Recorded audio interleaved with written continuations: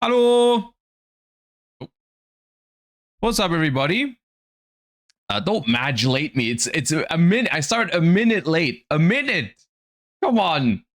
I just didn't see it was 12 already. What's up, everybody? Welcome to the Thursday stream. Hope everyone is doing great. I'm not sure. This is definitely not the last stream before Worlds.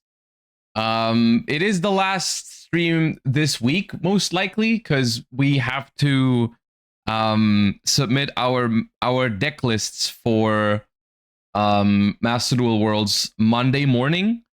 So like the next couple of days are gonna be like the decks where the days where we're gonna be finalizing the deck lists for Master Duel Worlds. So we're gonna be locked in. We're gonna be focused on that. So that's that. However, between Monday morning when we have to submit the deck lists and then the day I leave for Worlds is Wednesday morning. So I could stream on Tuesday. I think I will stream on Tuesday, just to like get my I can get my mind off of like the pressure and the tournament ahead, because like by Tuesday we'll have our deck lists submitted anyways, and then yeah. If we meet at locals, can you sign Fountain and Tip? I mean, yeah, of course. No problem. I can do that. Getting your mind off Worlds by playing Malice on ladder. Dude, I'm not gonna lie to you. I played locals yesterday. We'll talk about that in a second. Of course I posted it on Twitter as well. But like I used that to get my mind off of the format a little bit. Of course, now I'm gonna have to lock back in with Master Duel and stuff, but like, to be honest with you, I think on like there's no real point for me to grind Master Duel on stream right now, because like the majority of prep, the majority of testing has already been done. We just have to like finalize our deck lists, and I'm not going to be like playing the decks that I'm going to be using at Worlds on stream now, for obvious reasons, right? So I think we can kind of do whatever. But today we're gonna do a little bit of different things. We have new cards. The new Killer Tune card I think is pretty strong. We have to look at that. We have locals to talk about, so we can talk about that in a second, and then we can also talk about like Master Duel Worlds a little bit, like outside of the format, because like they announced the groups, which I think is pretty interesting, and it's a pretty scary group that we have, but we can talk about that. And we can also look at the introductions to like all the players and all that kind of stuff. But yeah. Have you already decided how many copies of Runic Fountain will be on your team? That is a team internal information that you will not get out of me today. Let's warm up. Also, Amaterasu, Zandok, Complete Voice 9, and Dverenith, thank you all so much for the subs. I appreciate the support. Welcome back to the stream, or welcome back as subs. Appreciate that. All right, let's guess some cards.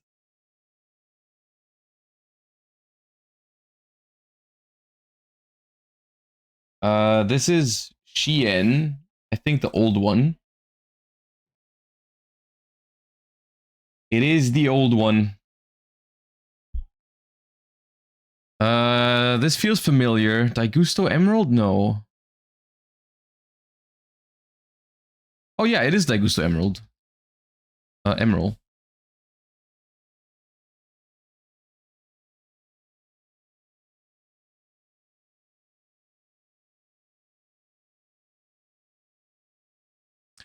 Cyber.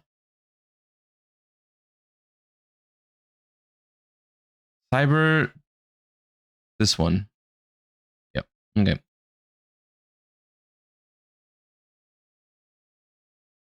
That's access code. Yeah.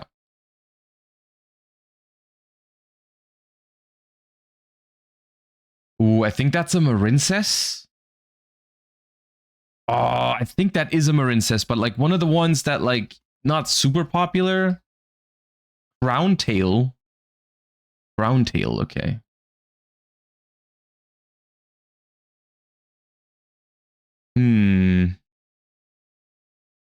Oh, it's a sarcophagus card. Curse of an... It could be Curse of Anubis, actually. Yeah, oh, good call. Good call. I was gonna waste some time on sarcophagus. This is the... Ooh, the new... One of the newer dinosaurs. Xeno... Meteorus? No, Xeno... Wait. It's not... Is it Ground Xeno? Because that's the spell. No. Transcendosaurus Meteorus? Ah.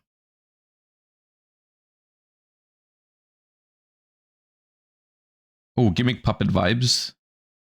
Is it a gimmick puppet? Is it ugly? Number 47, I think manipulator or... No, wait. 43? Manipulative souls. Not a gimmick puppet.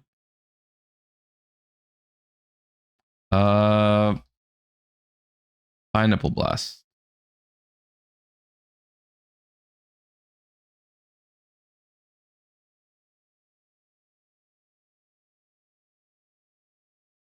Shark Fortress.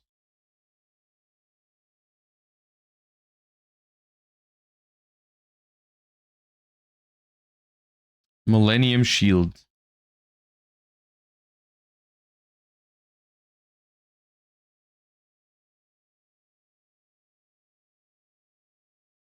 Lightsworn Aegis?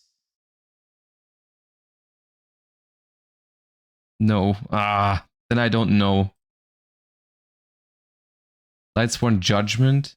Lightsworn Judgment.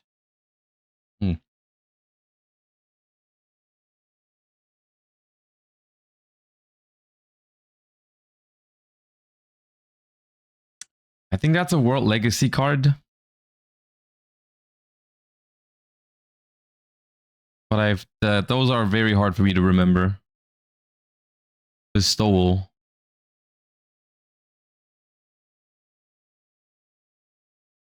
This feels like a Link monster to me. It really does feel like a Link monster. S4's Razor. Edge Razor. Okay. Is that a Link monster? I actually don't know. Boo Jin. No? Okay. Oh, that is Quillen.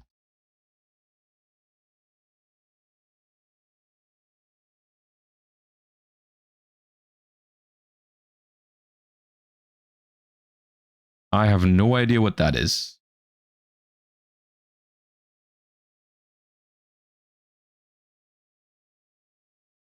Rank down. Dude. Every time I'm reminded of the fact that they made rank down magics because there wasn't enough rank up magics yet. That's meta noise.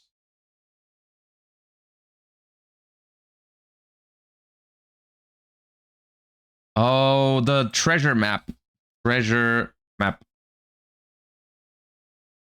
Could have guessed on that one without zooming. This feels familiar. Why does it feel familiar? What is this? Suship? It is Suship. Ira. Class carrier. Okay. Lone wolf. No? I really thought I had it. Wait, that is the card I'm thinking of. What is this called? Is it not Lone Wolf? It's not Silver Fang. Is it just Wolf? Oh, it's just Wolf. Okay.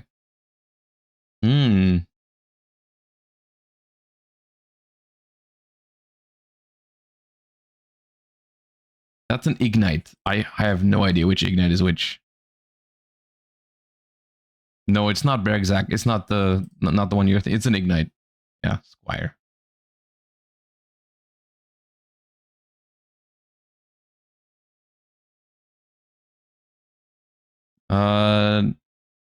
Is it Necros Divine Mirror? No, that's not in here yet. Is it just Necros Mirror?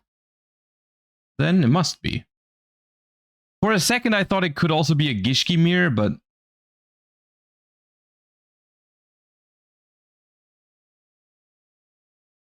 yeah, scrap. I'm pretty sure it's a scrap mind reader, I think. Yeah.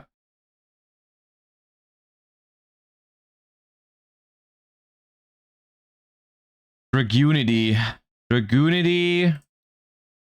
Dragunity. Arma Mistletoe. Yeah. The big one. I think big main deck monster.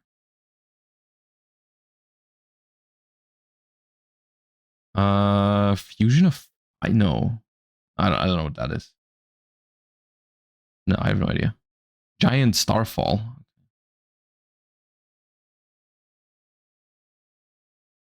Constellar. Do I try to guess the Constellar? Because I'm pretty bad at them. I'm also pretty sure this is an Xyz monster, but Pricepe. Pricepe? Oh, I don't know, dude. This is the bird. The vanilla, I believe. It's not peacock, it's winged crown, yes. Winged crown. Blue winged crown. Yeah. Like a 1600 vanilla or something.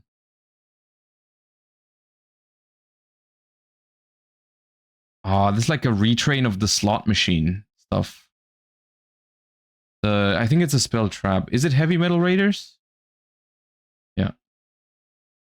Isn't that somewhat recent, or am I making that up? Is it like old? The set but heavy. Yeah, true. I've never seen this in my life. Gusto Thunbolt.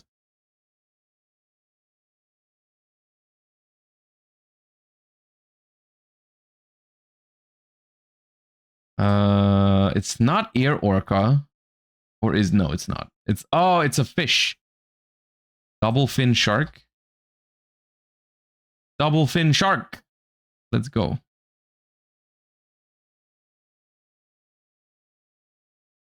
Is that another Starry Night? No, I don't think so.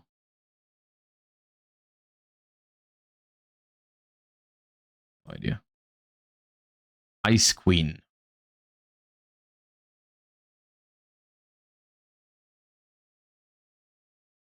Amorphage? Yeah. Oh, that's an Amorphage. Oh, that's the one. Isn't that the one they play? Oh, it's not an Amorphage. Okay, my bad. It looks so much like Amorphage. Like what's the one called? The red one. The little one that they play in Pendulum to lock you out of everything. You know what I'm thinking of.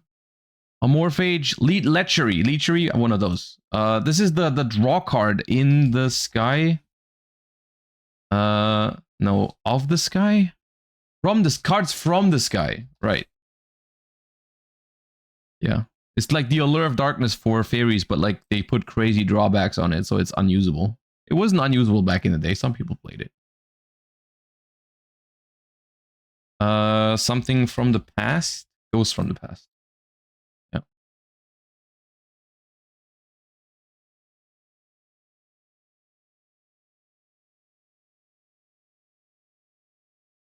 Melodious? No. Oh, it's Dream Mirror, I think. Not Dream Mirror, Sulfur Sulfur Gracia.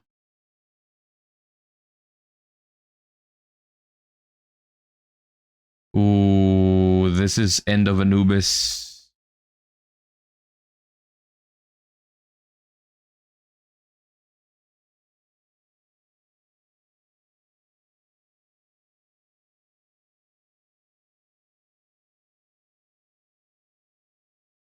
Um,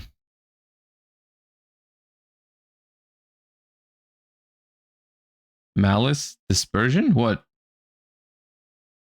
Isn't it just like Venom Snake or something? Urobonos, the avatar of Malice. Okay, never mind. It was not Venom Snake. Who are you?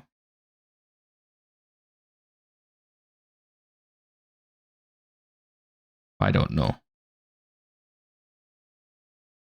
Oh, it's a Subterror. Now I see the color pattern. Okay.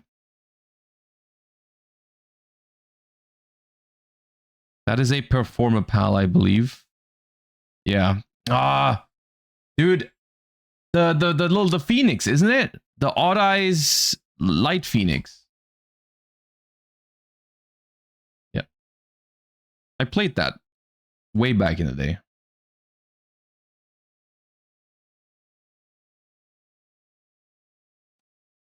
Trap card. Bye-bye damage. Yeah.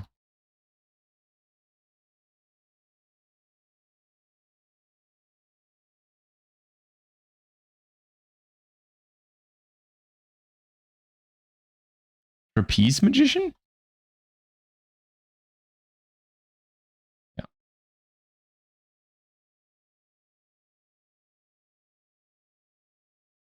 Trickstar Fusion, maybe? Yeah.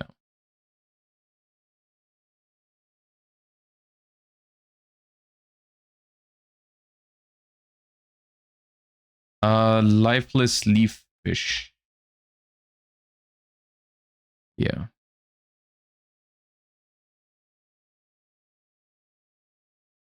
Super Heavy Samurai. The level 8 Synchro. Magnet? Yeah. Is that a level 8 Synchro? I think I was thinking of a different one.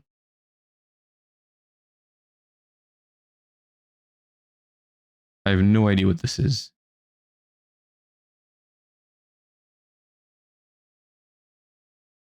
Kokosho of Ghost Destroying. I've never seen that. No, it's level 4. Okay. I was thinking of another one then.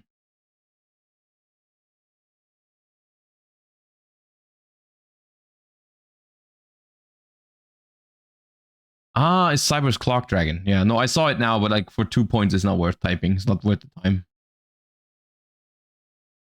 I think this is Flower Guardian.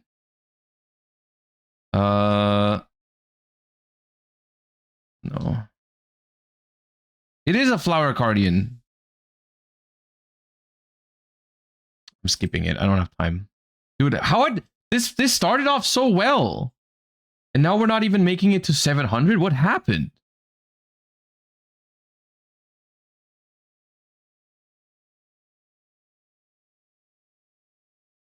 Oh, dude, I've seen you. You're an Ogdodic, I think.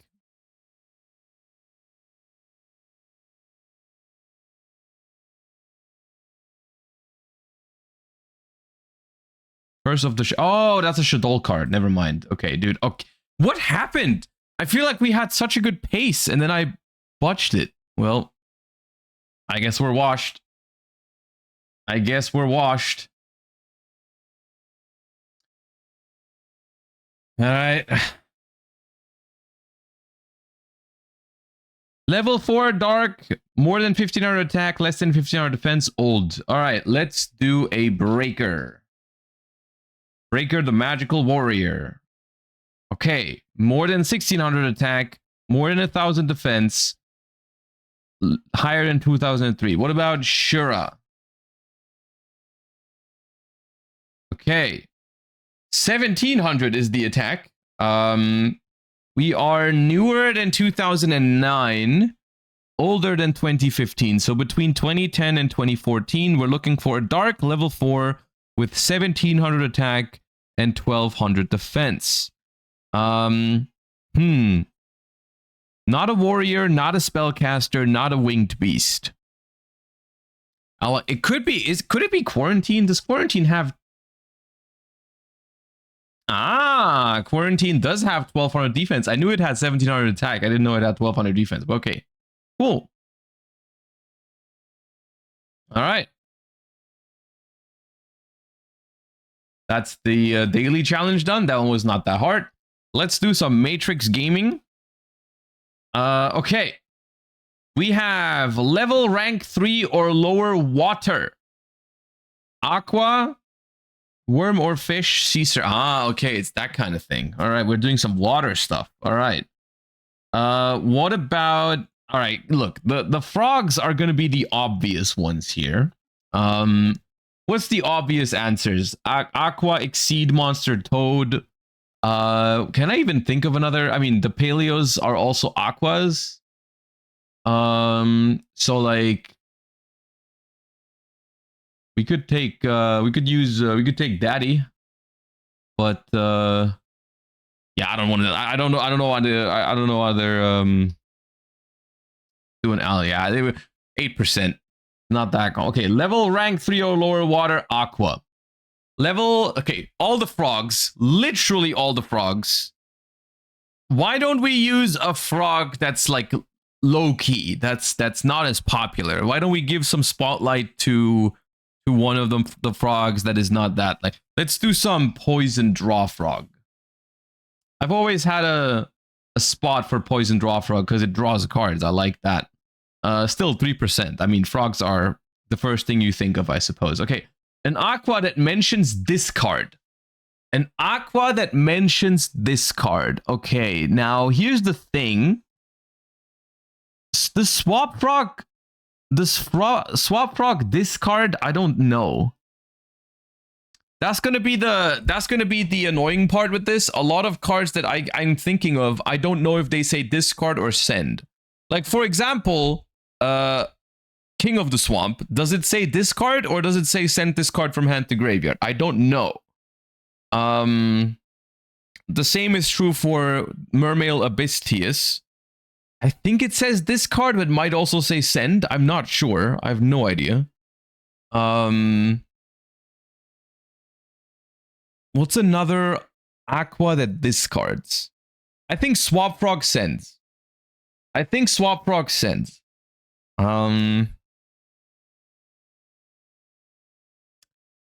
Moonling Glacier has a sea serpent.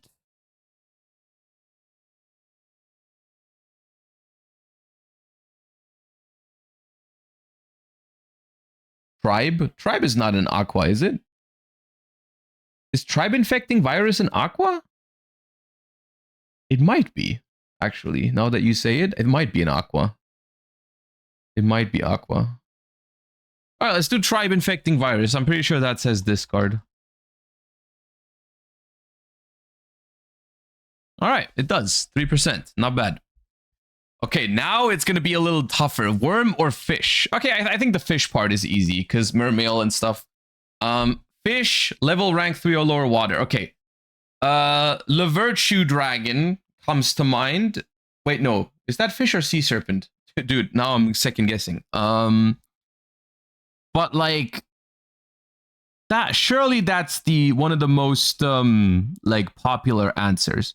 I can think of Submersible Carrier Arrow Shark, the thing that does some burn damage that they use in the Lightsworn FTK. I don't know how popular that answer would be. Can I even think of... Okay, I'm trying to not look at chat right now. Can I think of a single level rank 3 or lower water worm exceed? I think the answer is no. I think the answer is no, but I'll think about it for a second. A level 3 or lower... Oh, it doesn't have to be an exceed. Never mind. It doesn't have to be an exceed. That's the other column. I mixed it up. It can just be any... Okay, surely I can think of a level 3 or lower water worm.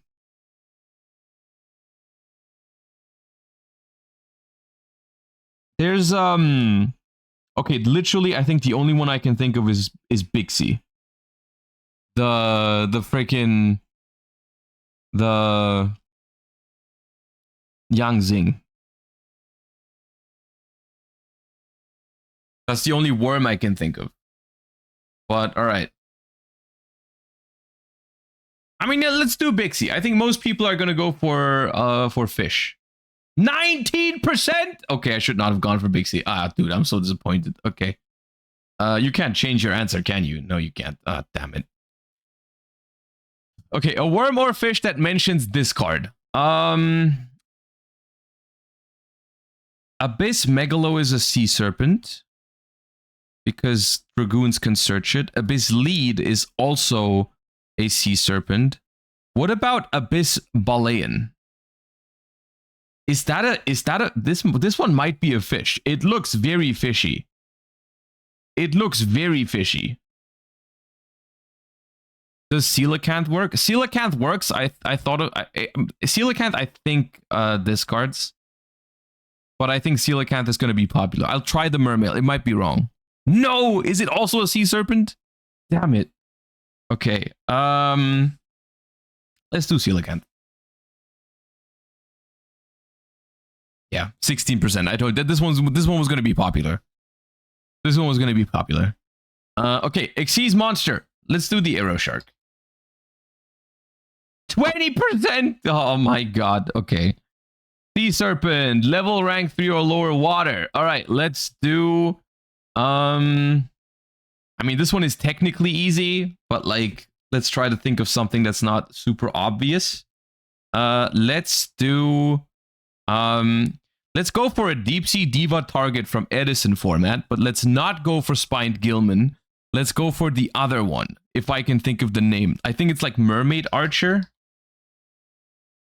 Yeah, let's go. 1%. That's the one I was looking for. Yeah, level 3 target for Diva in Edison. Okay. A Sea Serpent that mentions discard. Well, okay. What? What is Abyss Balean?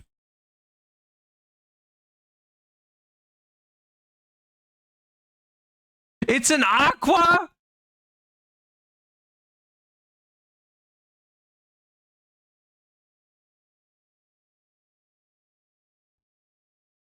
This is an aqua, yeah? You look at this artwork and you're like, yeah, no, that's not a fish. That's not a fish. We gotta make that an aqua. It's in the water. Checkmate. Yeah, no, you got me there. It is in the water. It is in the water. Okay, well.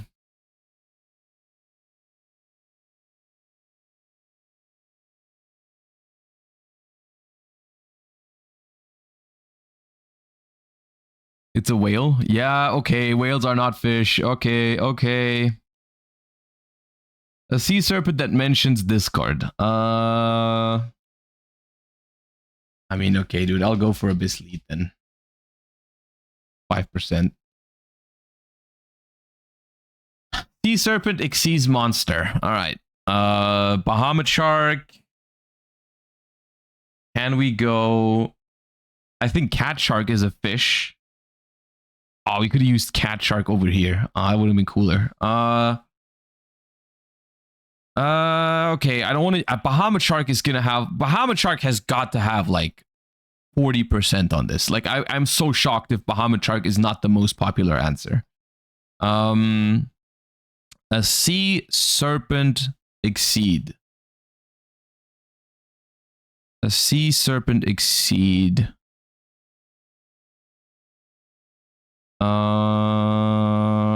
Levier is, I think, is Levier a sea serpent or an aqua?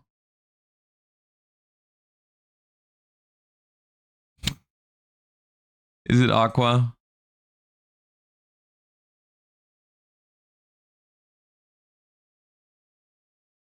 Yeah, it's aqua. Man.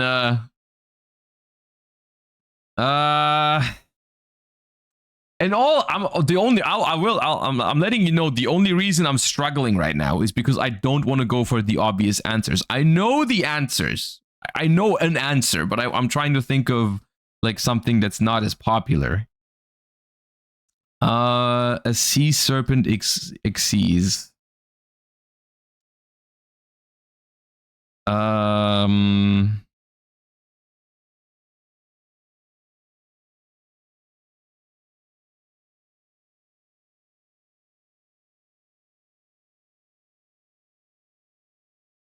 Mermail one. I mean, Mermail, like the problem with the Mermail ones is I don't know which one is which once again.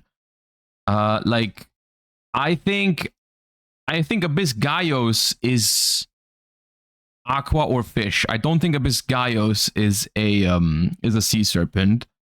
I could see Abyss Trite being... Okay, Abyss Trite was one. Okay. Dude, Bahamut Shark only at 16%? That's crazy. What else were people thinking of? Like what? Like, okay, Bahamut Shark 16%. What are all the cards that are taking up the other percentages? What did you guys do here? La Virtue Dragon? La Virtue Dragon is not a fish?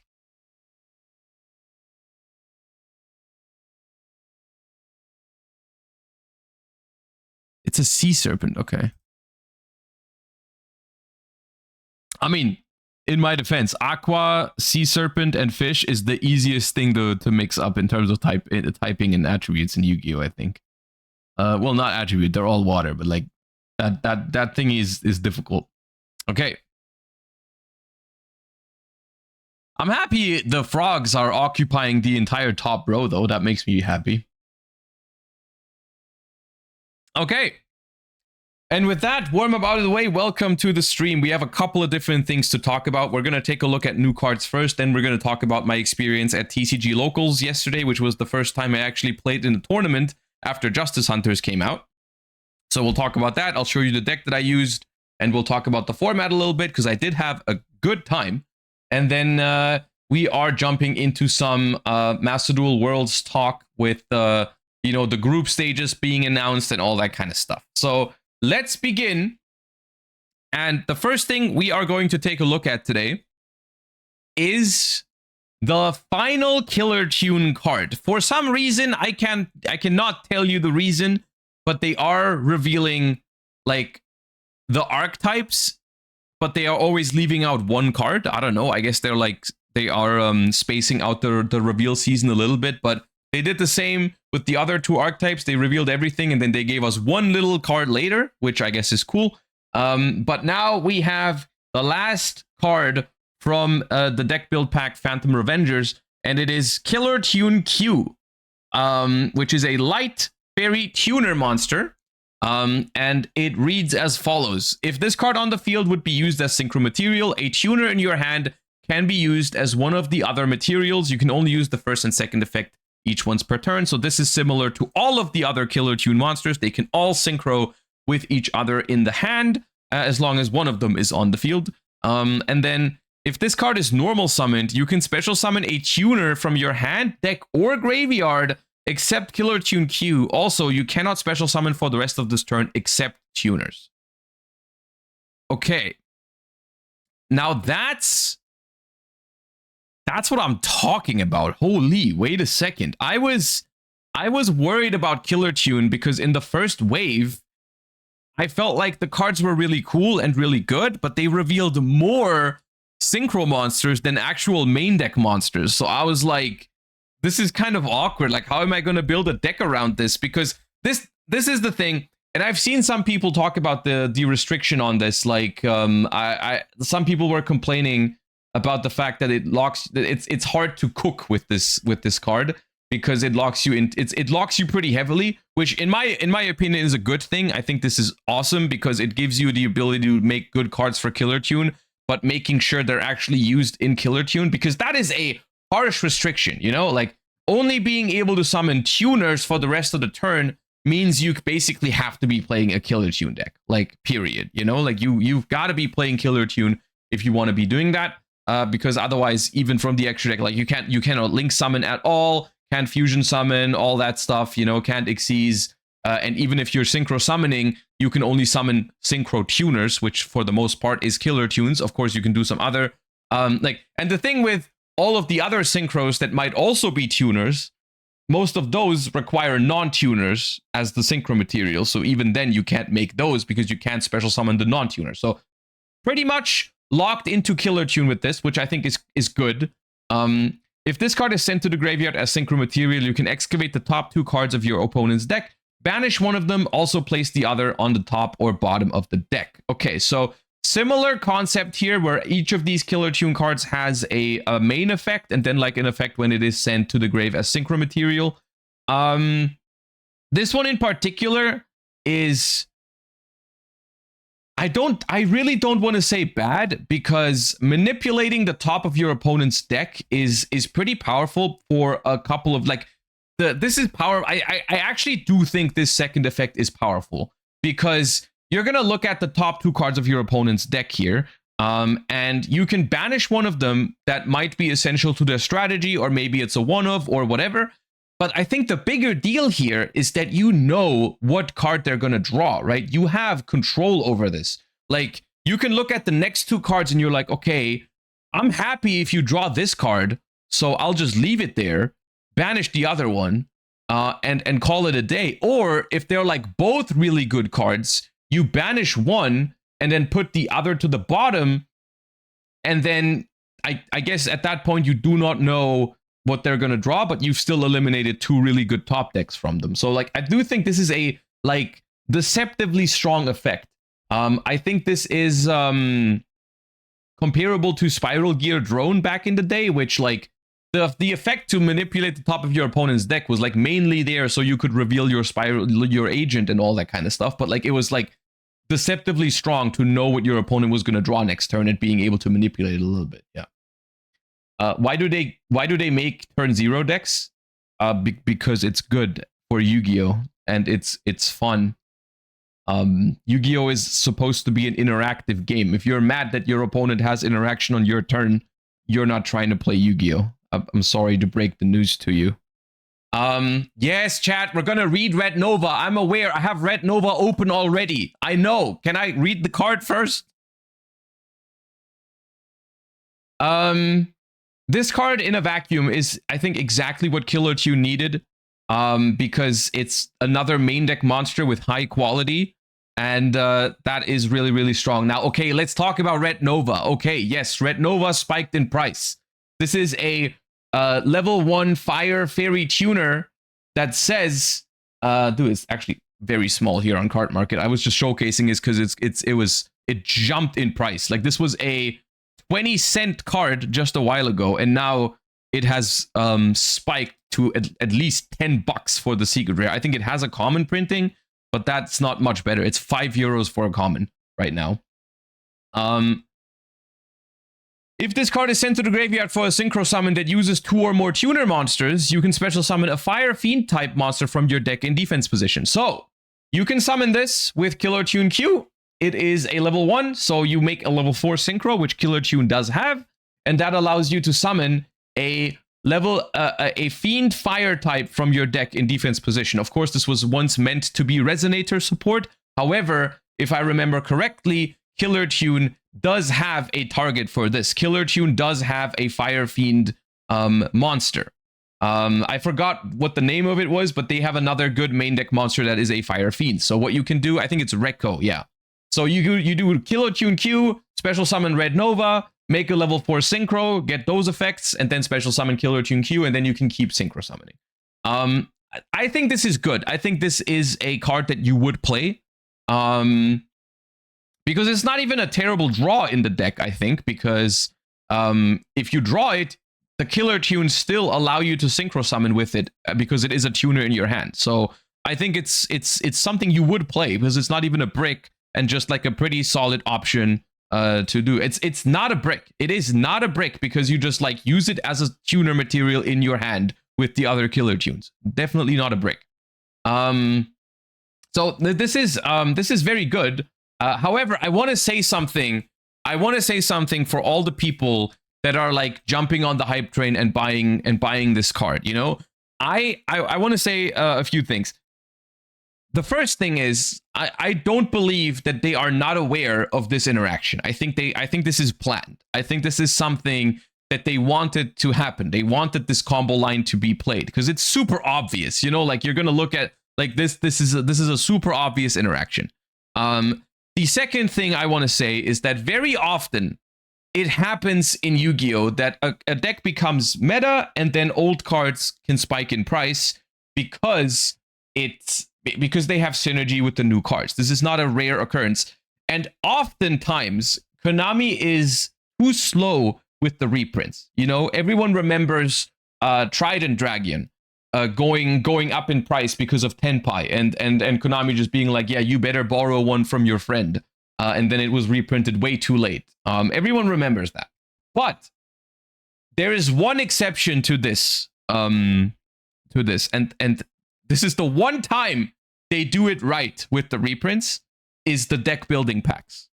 The deck building packs, because they are not only new cards, they are also filled with reprints, usually come with the reprints necessary to play the cards. Think of Justice Hunters reprinting Obedience Schooled, reprinting other cards that were like meant to be played together with the deck. I think it is, at this point, Paradise Smasher, yes, it is a very high chance that once Killer Tune comes out, this card is going to be in the deck building pack for it. Because this is like one of the most obvious interactions with Killer Tune Q. So if you are buying this card right now because of Killer Tune, I don't think you need to be spending that amount of money on. Of course, there is a chance I'm wrong. And if you want to spend €5 right now for a common that's probably going to be reprinted, then go ahead and do it. But I honestly think the chances that this is reprinted in the deck building pack is very high. I think this is usually, I think it makes sense to pick up cards ahead of time, even if they've gone up in price a little bit, if the stuff is coming out in a main set. Like if it's like Tenpai, for example, I think it made sense to pick up Trident Dragions in advance because they are not reprinting in a main set, which I honestly think is a mistake. I think I've been saying this. I think they should put reprints into main sets as well. Instead of pack fillers, they should just put like the cards that make sense with the archetypes, but that's a different discussion. Just in regards to Red Nova, because it is a deck building pack, I would not buy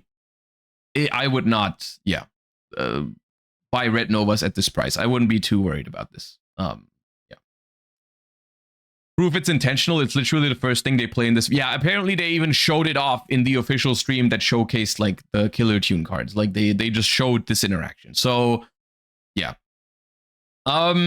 Anyways, that aside, let's talk about Killer Tune as a whole now with this new card. I think this card fills in a lot of holes that Killer Tune had. I think it makes a lot of sense. I think it is the perfect card for the deck to get. And I honestly think that Killer Tune is looking quite interesting.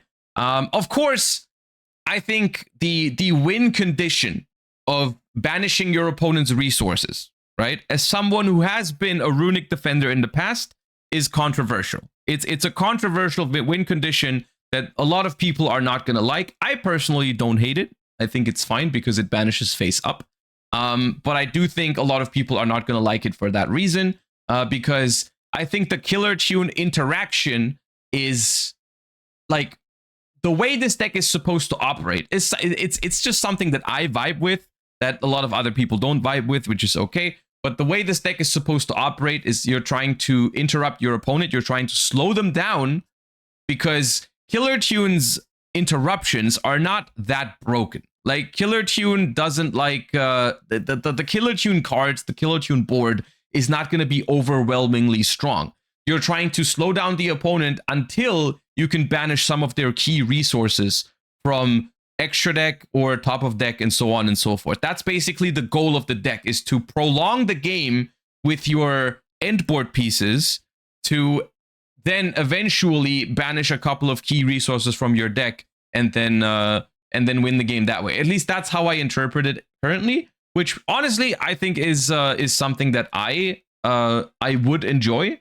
But I do understand if not everyone feels that. It does feel like runic a little bit in that regard.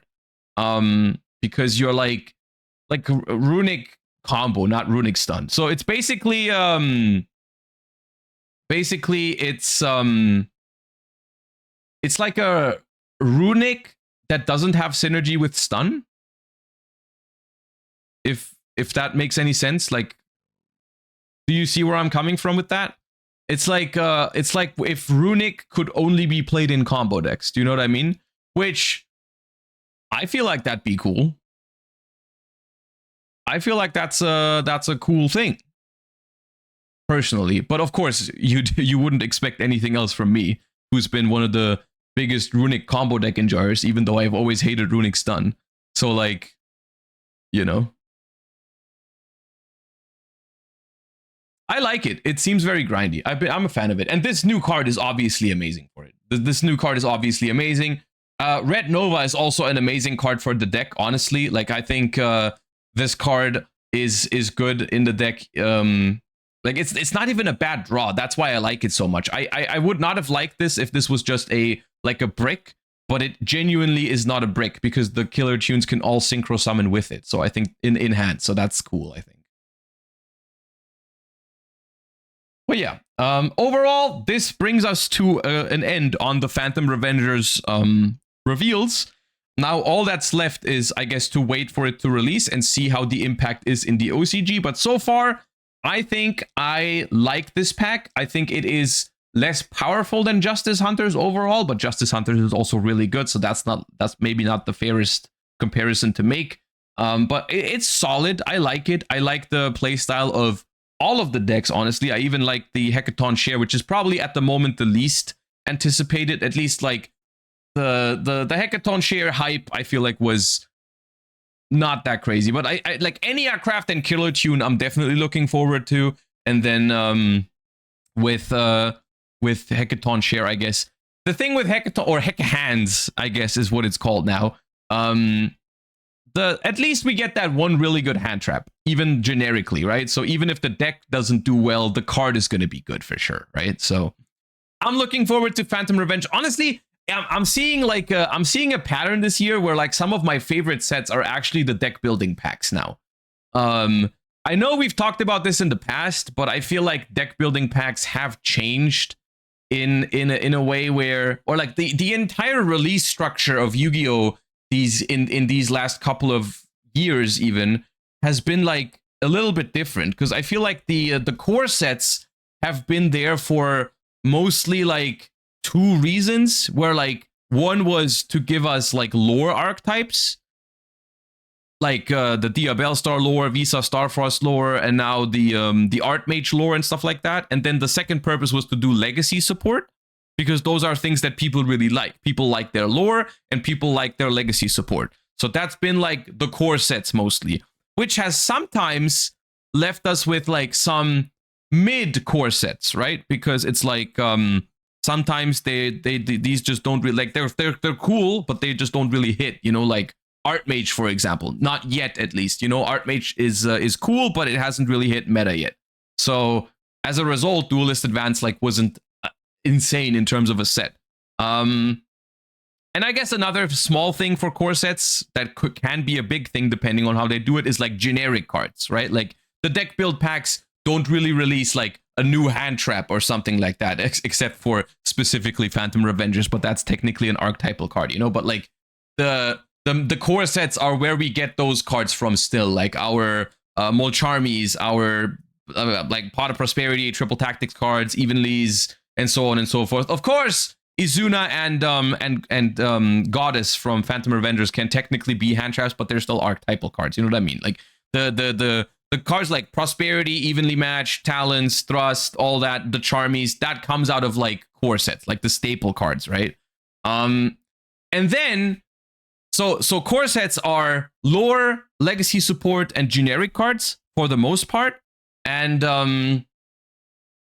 the deck build packs are where we actually get, it feels like, the innovative new archetypes, right? I can't be the only one who feels like that, right? Like here's where we get like a lot, like so many meta decks from recent years were from deck build packs, like so many. Like, of course, I can think of some core booster archetypes as well, but those were mostly lore related, like Snake Eyes or whatever. But like, yeah, okay, Tenpai, and then most of the other things that became meta were because of legacy support, like when Yubel became good, for example, or something. But like deck building packs, like holy shit, like we get so many. Like we got the Runic, the Rescue Ace, the Pearly, the Labyrinth, the Malice, the Ryziel, the Yummy, the Canine, the Dracotail, like all that. There's so many deck building packs, archetypes that are meta defining, which honestly, Vanquish Soul 2, Memento, I think that's a decent concept, to be honest with you. I just kind of wish like the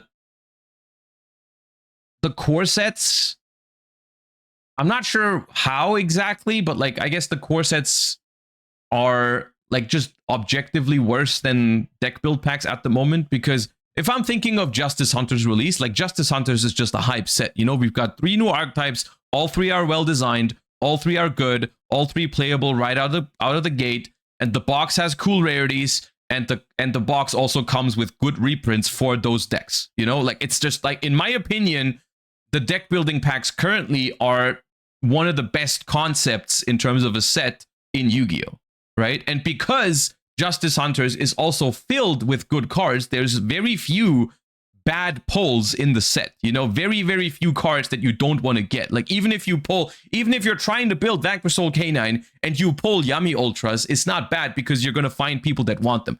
As a result, like, everything you pull is pretty good, and like nothing is extremely expensive. Even Izuna, which is the most anticipated card from the set, and even like a generically good hand trap, is like $30, which is, for the most expensive card in the set, pretty good.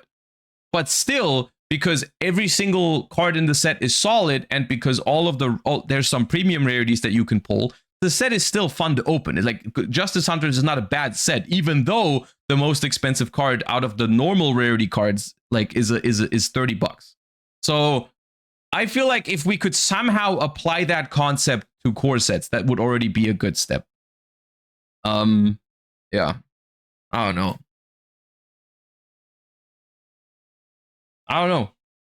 But like maybe the solution is then you have to make more good generic cards for the core sets, if that's what they really shine in. Because what I don't want them to do is just make more Snake Eyes to sell the core sets. Like, to make just like broken lore archetypes. But I guess like if they are capable of designing cool and innovative deck building pack archetypes, why would they not be able to do the same thing with the lore archetypes? You know, like, I don't know why, but for some reason, like, if you compare the work that they put into Yummy, like all that, although like Yummy, Dracotail, K9, Killer Tune, Eniac Craft, like, it feels like those archetypes just were designed with more love than Snake Eyes was, for example. Like I don't know. Yeah. If they just design the lore archetypes like these, then I guess I'm fine with Archmage and stuff. I do see an improvement in that regard for the core set. It's just that, unfortunately, I guess Archmage was not quite strong enough. But maybe it will be. Who knows? But yeah.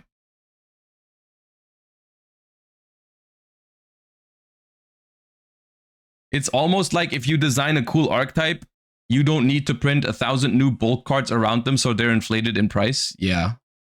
No, I mean, I think the deck building packs, I said it a moment ago, like, I think they're like one of the best between the deck building packs and rarity collection are like the best concepts in Yu-Gi-Oh that we have right now in terms of packs. Like, everything else is behind those in terms of like how the set is designed, you know? And I think one key component of that is just like the average quality of the cards that you're getting. Like, there's just not as many stinkers in those. And also reprints are a part of it, you know? Like, I think one of the biggest things they could do to help core sets is throw some reprints in there instead of some of the pack fillers. You know, like if you could pull a solid reprint that makes that like goes hand in hand with some of the cards in the set instead of the worst ultra in the set or whatever, that would be, yeah. Or just make them smaller in general. Just get rid of some of the bulk around it, you know? But yeah, okay. I digress.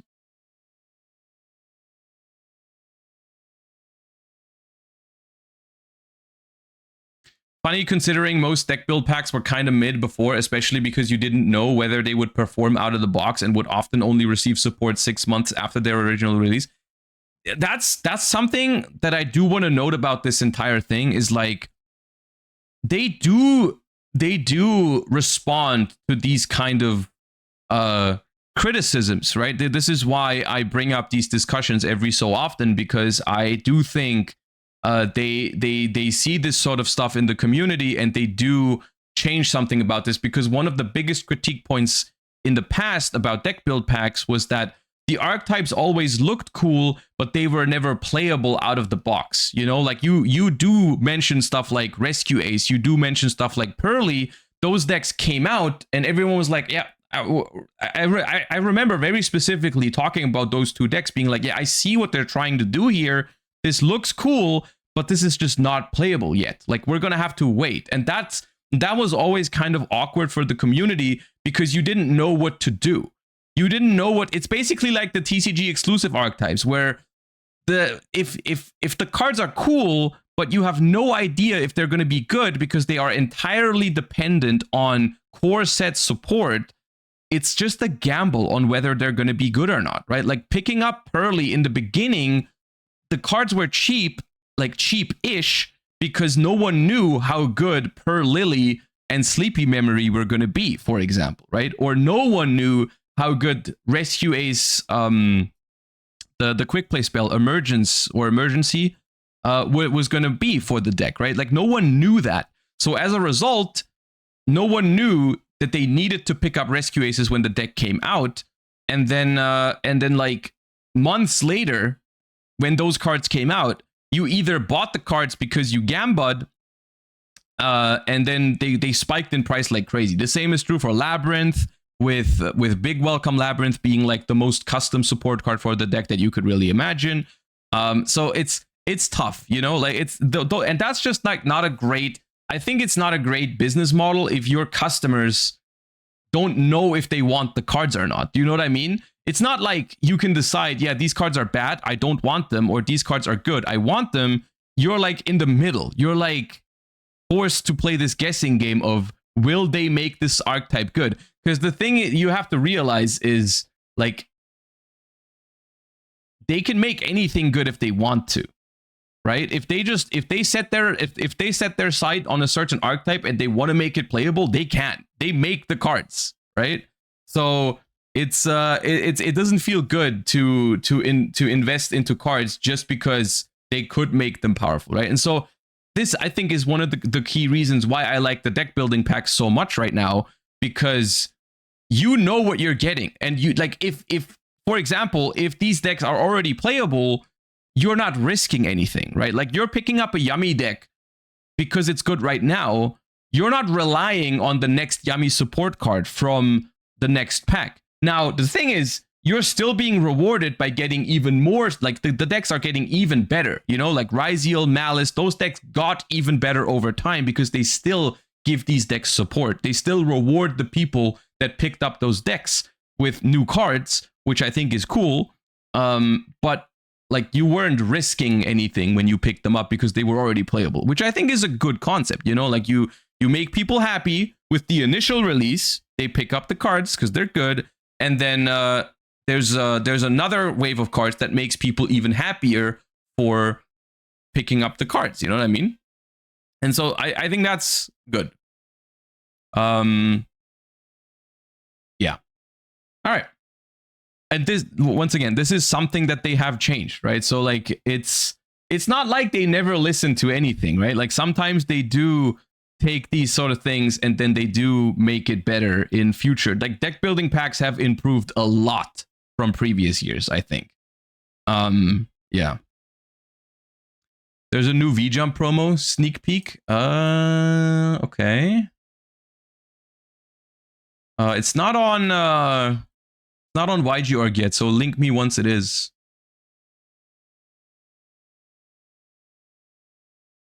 But yes, once again, I just want to repeat for the people that maybe just joined, Red Nova, personally, if you want my guess, which of course is never 100% accurate, it could be wrong, but because of how deck build pack works, and because deck build packs have reprints in them and usually reprint the good cards that are necessary to play the decks, like 95% of the time, I think there's a very high chance that Red Nova is going to get a reprint in the deck build pack for Killer Tune. So I would not recommend picking them up for $5 or $10 or whatever right now, because it might just be a rare in the deck build pack, most likely. So yeah, don't lose your mind over it. But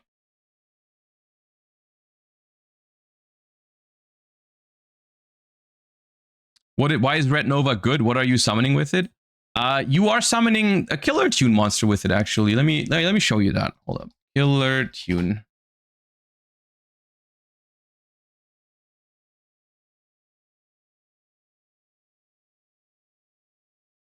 There's a main deck Killer Tune that you can search with it, which is Killer Tune Rekko, which is a Fire Fiend. So you can summon this one. And if it is normal or special summon, you can add a Killer Tune from your deck or grave to your hand. So basically, normal summon Killer Tune Q, special summon Red Nova from the deck, which is a level 1 tuner. Then you make the level 4 Synchro, which is, if this card is special summoned, you can add a Killer Tune card from your deck to your hand. So this adds 1 card. Red Nova special summons Rekko, which also adds a card. So literally adding 2 cards from your deck to your hand, and you have 2 monsters on the board. And then you go from there. I don't know exactly where you go from there. You have a level 4 and a level 3 on the field, which means these 2 together won't make a synchro, but you can synchro with the ones you search, right? Because they can all synchro from hand. So, like, you know, you actually do pop off with Killer Tune Q. Absolutely. So it's good. It is good. It's very strong. You're going to be playing Red Nova in this for sure if this deck becomes playable. All right. Oh, okay. It's the new V-Jump card, but no effect yet. All right. Well, I mean, I can't do much with that. I guess, give me your guesses what this card is going to do. What's the name of it? Treasure Panther. Okay.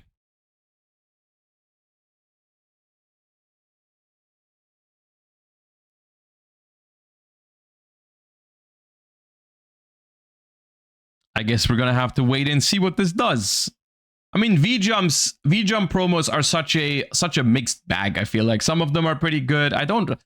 But like I would say like the majority of them are pretty bad. But then when there is a good one, it's really good. This looks like something that has Killer Tune synergy. Honestly, I was more agreeing with Like a Bird. I think it looks like a flip monster. I feel like something about chests and opening stuff up always, like treasure chests, always reminds me of flips. It is mentioned... Okay, it wasn't even a guess. It's just confirmed. It's mentioned that it supports flip effects and works well with the Mimighoul cards, which are being imported to the OCG in the World Premiere Pack 2025 in September. Okay, Mimighoul support even further, even after the card they revealed from the Megatins. Okay, interesting. Right, so it is confirmed flip support. Interesting. All right, I guess we'll see. I'll see what it does. I mean, I think it's fair to say that Mimighoul is probably going to need some help to actually be a meta deck. The funny thing about Mimighoul is also that like it's capped at how much it can be meta, you know, because at some point, imagine Mimighoul being a tier 1 deck, people would start playing Dominus Impulse even in decks that technically can't play Impulse, because you just side deck it and it's like, okay, half of my deck doesn't work anymore, but 100% of your deck doesn't work anymore, which is a deal I can take. You know what I mean? Because Dominus Impulse is, in terms of like, if you thought having to go up against like Lancia was bad in terms of an anti-card to your Malice deck, Dominus Impulse is Lancia, but 10 times worse because it locks you for the entire game. Like, it's so messed up, actually. Right? Like, if you get Dominus Impulse in Mimighoul, there's just no coming back from that in future turns. It's not like you can turn skip your opponent back somehow and then do it next turn or whatever. There's just no, like, there's no answer. So yeah. But that is a talk for a different day when we actually get the Mimighoul support and we see if it's good or not.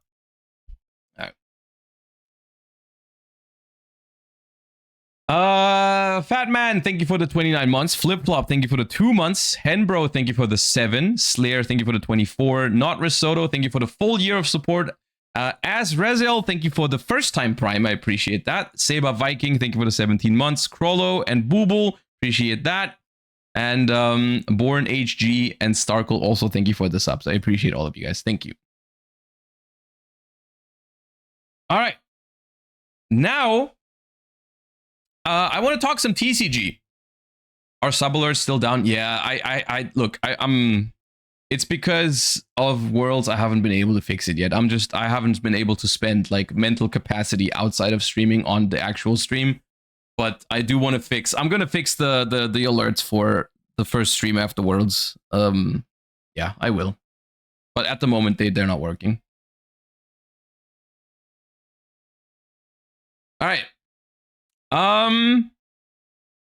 I tried getting my mind off of TCG a little bit, and off of Master Duel a little bit, and I went to locals yesterday, and I want to talk about that for a second. I'm going to give you guys a little deck profile of what I played, and so on and so forth. Let me do a quick YouTube intro for that, and then we'll talk about that in some more detail, because it was very, very fun. I cannot overstate how much fun it was to not get max seed for a full day and just play Justice Hunters format. It was awesome. But yeah, let me do a YouTube intro, because I do need to fill the YouTube channel a little bit while I'm focused on Master Duel Worlds. I haven't been making as many videos, or like the next week I'm probably also not going to be able to make many videos because I'm going to be gone. So let's do that. What is up, duelists? I have a Dracotail deck list today because I did go to locals yesterday and dabbled in Justice Hunters format. It was my first time entering a tournament in Justice Hunters format, and I want to talk about my experience because it was really, really fun. I'm going to show you guys the deck list that I used. Now, I will say it's nothing too crazy about the deck list because it was just my first time dabbling around in the format, and I wanted to try and see how the deck works and how it flows. I didn't want to do any crazy like experiments, but so I want to focus more on what I learned from locals and like how I expected the deck to perform and then how it actually performed. Now, I was able to win locals with Dracotail, and I also pulled an ulti for the first time in a long time, which is really cool. But let's go ahead and take a look at the Dracotail deck that I played. And most importantly, I want to talk about like why I put the cards in the deck, and then why, like, how they actually performed. So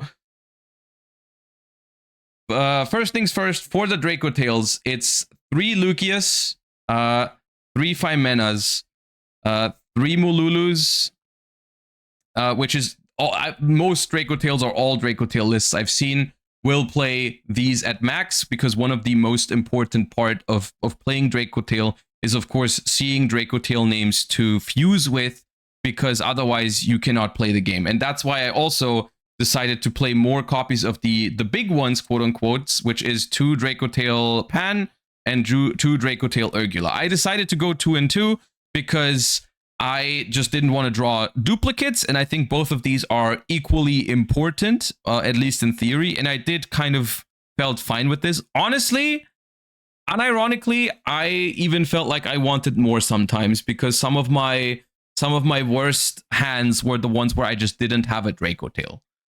For reference, I resolved Phimena to fuse on the opponent's turn 0 times, unfortunately, at locals, because every time I drew it, I just didn't have another Dracotail. I drew it a couple of times, but I just had no Dracotail with it. I don't know. I drew Phimena, no Dracotail, like multiple times, which was annoying to me. I'll talk about some of the directions that I could see this deck go in the future once I've showed you the list, because there's some things I've noticed while playing the deck. So that's that. So that's the Dracotail names. For the Dracotail spells, of course, you're gonna have 3 Rahu, 3 Ketu, and then 1 Flame and 1 Horn. I drew Horn like it was my freaking job, and somehow it was always Horn. It was never Flame. I've drawn Horn like 6 times in 4 rounds or something, especially going second. I lost 3 out of 4 dice rolls, which honestly, the format did not feel very dice rolly, which was super nice. It's not as bad if you're drawing one of the trap cards, as long as you can play.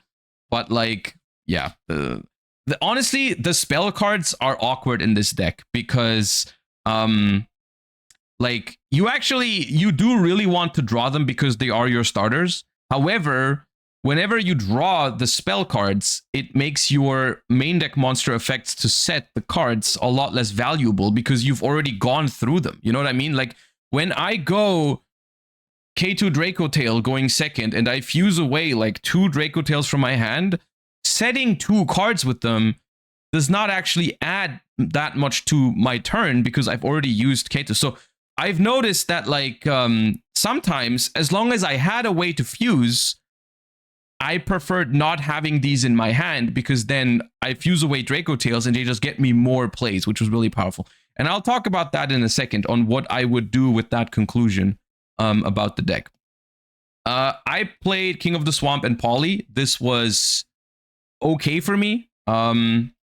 It was just something I've been wanting to try in the deck because I thought like it seemed really cool to be able to go into some different fusions from the extra deck.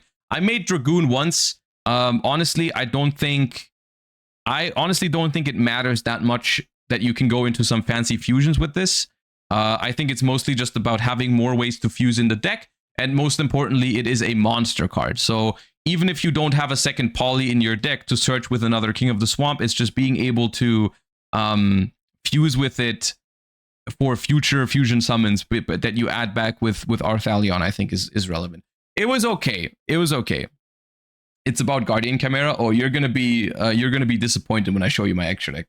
And here is 2 cards that I don't know if you should play, but I was never gonna go to a tournament with this deck for the first time without these cards, and those are Shaddoll Beast and Cap Shell. Now hear me out, okay? Both of these cards say draw a card,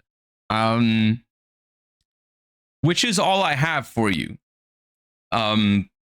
Now I will say I played Shaddoll Beast. There's no Winda in my extra deck because there's just one Shaddoll Beast in my deck. I have no way to search it, no way to do anything with it. I did not feel like it was worth including a Winda in the extra deck for just the one Shaddoll Beast. The plan is basically with both of these, because Cap Shell is the same thing. If it's sent to the grave for a fusion summon, you draw a card. Is you want to fuse these away for Arthalion and then add them back and draw a free card over and over and over again, right? Like you just send these as extra materials from your hand, they replace themselves and you get them back. So you just like accumulate card advantage over time if you have one of these, or ideally both, which I thought was cool. I didn't want to go like all in on this concept. I didn't want to play like multiple of each of these because if you draw these without a way to fuse, of course they don't do anything. So I didn't like feel comfortable playing a bunch of these because I feel like it's already a problem if you can't fuse. But like I said earlier, sometimes the main deck Dracotail names, like the graveyard effects, they become redundant. Like if you can play and if you can fuse in this deck, I felt like you get to a bunch of fusion summons per turn. Like you can do a fusion summon with Phimena, with Mululu, with Rahu, and maybe even with K2 if you're going second, or your opponent plays on your turn, which is 4 fusion summons a turn, hypothetically. But like fusion summoning away Dracotails 4 times in a turn is not really worth it. You don't get enough value out of setting all of those like spells over and over again. So I wanted some other fusion material that I could use and accumulate some card advantage with. So that was a cool idea in my book. And I liked these whenever I drew them. I didn't draw them often because they're just one-offs each. But whenever I did do some stuff with these felt nice. They felt nice. They felt like I was able to maintain a lot of card advantage with these and draw into some non-engine with them. Speaking of non-engine, I played 3 Fuvas, no Perulias. I don't think Perulia is like that great in the current format. It still makes sense to play Perulia in this deck in particular because you can just fuse it away. But I was a little too worried about like drawing Perulia and no way to fuse it, which did happen with Fuva a couple of times. But Fuva, I think, is really good in this format. So I played Fuva. Nib was my favorite card in the deck yesterday because it just has awesome synergy with Dracotail. Of course, going second, if it's your only hand trap in the current format, it's not always great. I did play against a Vanquish Soul Canine who I would say they lost to just Nibiru, which I think was preventable if they played the line a little safer, but they decided to risk it, and then they got punished by the Nib. But in general, this deck just can do a lot of cool things with Nibiru because you can add it back from your graveyard with Arthalion. You can return it back to your hand from the field even with Dracotail Horn, which is really neat. And you can even bounce it back to your hand with like something like a Typhon sometimes. There was one game where I considered that. I had Nib and Arthalion, and I could have like made Typhon to return it back to the hand, but then of course I would have had a Typhon on the board and not being able to Nib on the next turn would have kind of sucked. So I didn't do that, but you can hypothetically. But it's more likely you return this with Horn or with Arthalion, which is really nice. And then it's just 3 Ash and 3 Valor. I didn't want to go like crazy on the hand traps because I just don't feel like hand traps are that great this format. I rather wanted some more engines and way to fuse, like the Cap Shell, the Beast, and the King of the Swamp package. But I really like these two because Valor in particular, I think, makes sense in this deck because it's not once per turn, so you can loop it with Arthalion. Like basically the Valor duplicates when you go first, which I think is cool. And in general, I think the pairing of Valor plus Nip is pretty strong this format, right? Like, especially the Canine engine has great ways to play around Nibiru by just making a Ripper. But if you can Valor the Ripper, force them to use the negate, and then nib them later, I think that is actually a quite strong play. So I do like the combination of these two. And then Ash just like as a generically strong card. I will say Ash was not great for me. Overall, it didn't feel like it had insanely high impact. It was never bad. It was just like all right. But I just wanted to play it because you can like Ash a Charmy on your first turn or Ash an Azuna on your first turn and then still add it back with Arthalion, which similar to Valor, that can be really nice. But yeah, overall, 12. Of course, you want to play Monster non-engine in this deck because you can recycle it and it makes a lot of sense. So I did want to play those. The last card in my deck was 1 Talent, which I think is really cool in this deck. I like drawing cards. I like being able to maintain card advantage if I get ashed on my only starter. I know it's a spell that when you go second, you can't really make great use of it to fuse with 5 mana. But like I think this format, the way I interpreted this format was like that most decks don't actually make like crazy auto win boards when they're going first, and you can actually play into stuff. And I do really like talents in these kind of formats because it's like if I maybe Valor my opponent once on like some choke point and I have a talents to recover the card advantage that I lost from the effect Valor, it helps me play into board. Sometimes you can take, sometimes going first you can afford to look into their hand. But like it was mostly there to just draw extra cards to maintain card advantage because this deck always needs to maintain some cards in hand. It's a little bit similar to Vanquish Soul in that regard, that like once you run out of monsters in hand, you just cannot really fuse anymore. So like you need to be worried about your hand size at any point. The extra deck is just something where I didn't know exactly what to do because I haven't entered a tournament with this deck before.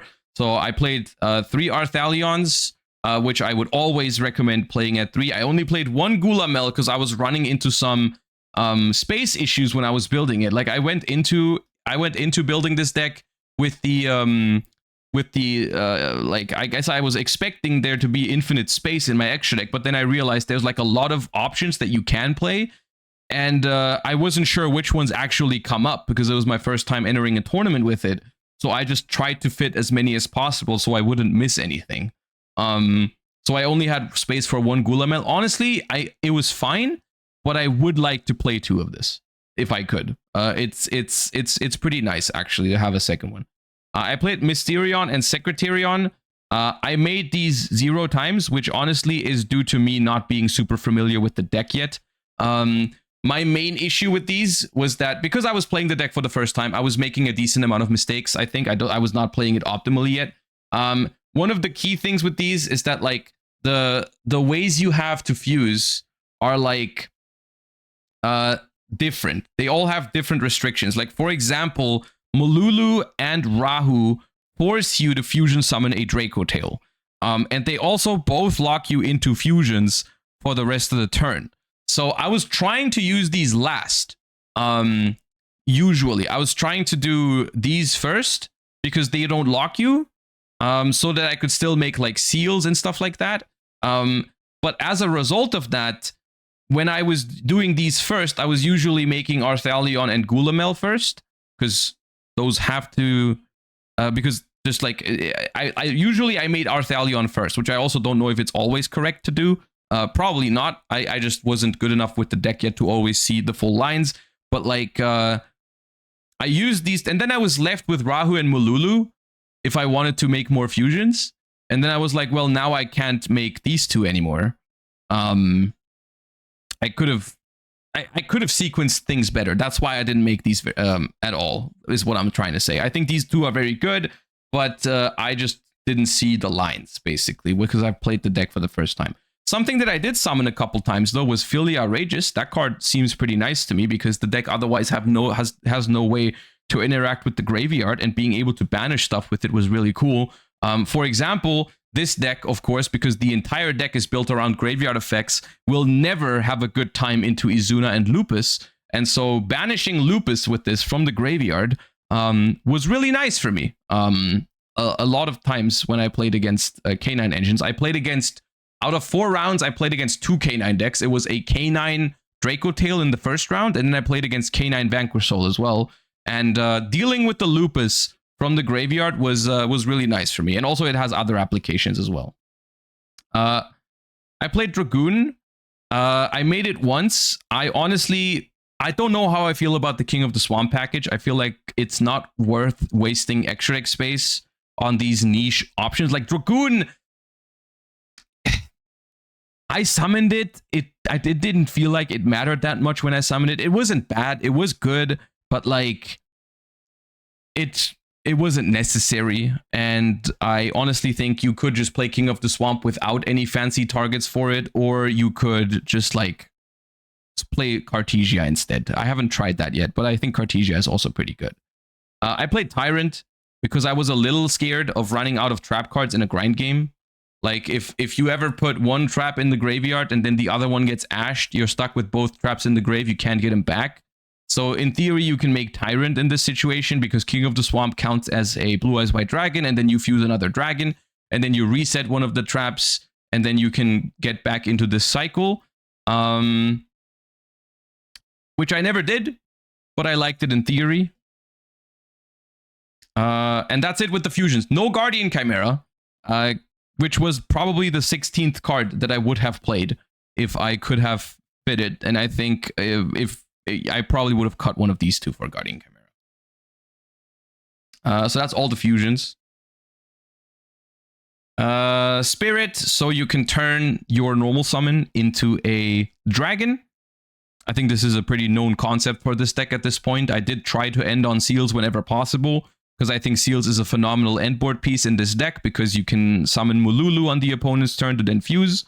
Artemis, to turn your spellcaster into a link that can be used for SP Little Knight. So of course, alongside these two, SP and Seals. I valued the link options a little bit more than extra fusion options. I did think all of this was really nice, and this came up for sure. Cross Sheep is here because it gives you a follow-up even if you run out of Dracotail monsters. I think it was something that Jesse mentioned in his deck profile, where it's like sometimes you have like a Nibiru on the board and you draw like an Ash Blossom for a turn, and you're like, okay, well, I don't have access to Dracotail, but actually you do, because you can normal summon the hand trap, you make Cross Sheep, because 2 monsters were sent to the graveyard at the same time, you can bring back the fusions, you put them where Cross Sheep points, and then Cross Sheep brings back your engine. I think that's neat. And I played one Typhon, which for the grindy nature of this deck, Typhon was amazing for me. Like being able to, I think I underestimated even the ability of this deck to play into boards. Like this deck plays into boards really well as long as you can resolve an effect to fuse, because you just get like so many cards out of one effect to fuse. And specifically going second, if you try to play without Rahu in the beginning, by resolving K2, because K2 is basically Rahu but better when you're going second, and it does not lock you. You are still free to go for SP or Typhon, which I thought was really, really good. So that's the extra deck. I think moving forward, I would play all of these again for sure. I would probably replace these two, and what you replace these with, I think, depends on what direction you take the main deck. I mean, of course, if you play the Poly, you can consider Guardian Chimera. If you don't play the Poly, you definitely play a second Gulamel, I think, and then the other one, I wouldn't know right now what you would make. Well, yeah. All right, that's the extra deck. The side deck I kept pretty straightforward. It's all monsters because I didn't want to side deck any spells for the monster deck. I played 3 Fenrirs for going first. It's, I think, an awesome card in this format. I was considering main decking this, honestly, but I was a little too scared of like having a Nibiru on my board or fusing with Fimena when I'm going second and not being able to summon Fenrir. But I think Fenrir is awesome in this format.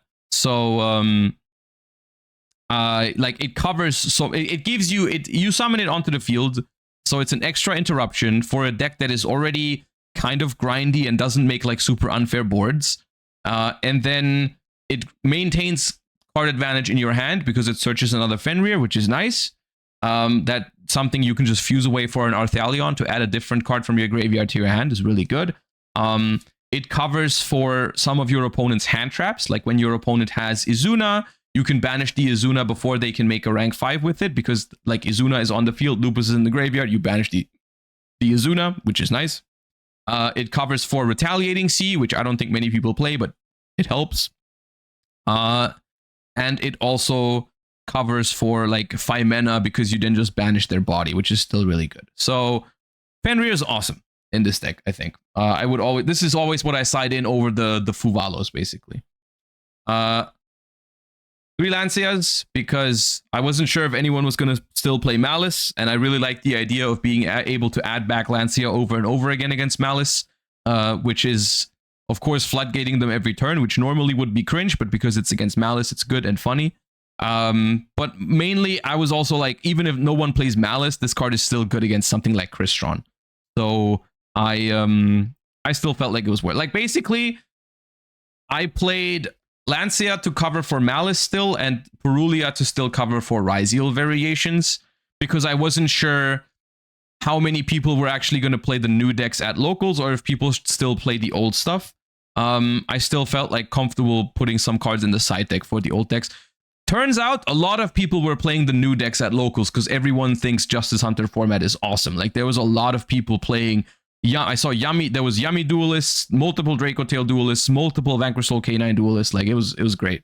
But yeah, I decided for Purulia over Droll because this deck likes drawing cards. I like drawing cards, and I think this has like more applications in other matchups, whereas Droll would be very targeted for Ryziel. I guess you can Droll Vanquish Soul K9. I'm not sure if I love that. I think I would rather just Purulia Vanquish Soul K9. So that if they want to go for K9 stuff, they just give me more cards, which I'm fine with. Then I played 3 Bells.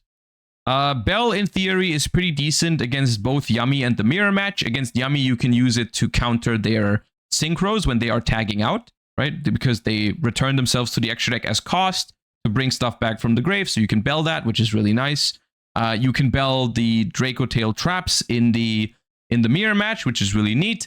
And then, because it cuts them off of their cycle, and you also stop them from drawing a card, as well as I was also, coincidentally, I played against Memento, and it's pretty good against Memento to beat either Gatic or Memento Fusion. So, that was good. And then, you knew I was going to put this card into this deck, right? Like, if any deck in the format can realistically play Phantasme right now, I'm going to play Phantasme. This card is awesome in this deck. The only thing I would have liked is I would have liked to fit Bystials in here somewhere, because I love the idea of being recycling Bystials with Arthalion. I think that's awesome too, especially Magnamood, because Magnamood can actually search like Engine in this deck. So like, I would have loved to play a Magnamood. Probably could have cut like one somewhere, like a 1 Bell or 1 Phantasme or 1 Purulia for a Magnamood. or just fit the Magna in the main deck as well. So yeah. So basically, as you can tell, the list is nothing super crazy. So I don't want to go into too much detail. Like, this is not, I understand this is not like a crazy deck build that I've made. You know, this is like a lot of the like standard-ish concepts that people have been doing in Dracotail now. I want to talk more about my experience with the deck rather than like why I built the deck the way I did, because I genuinely don't think this build is anything crazy. And while it was only locals, I still always think like the first time you actually play a deck is always the one where you learn a lot about it. Of course, there's still more to learn for me about Dracotail, but I think it was still an awesome experience. And I want to talk about some of the issues I faced, maybe some of the things that I could, maybe directions that I can see this deck going in the future, because I think this deck is still very currently being played in a very standard fashion, and there's still a lot of ways to explore it. In general, let me sort this a little bit.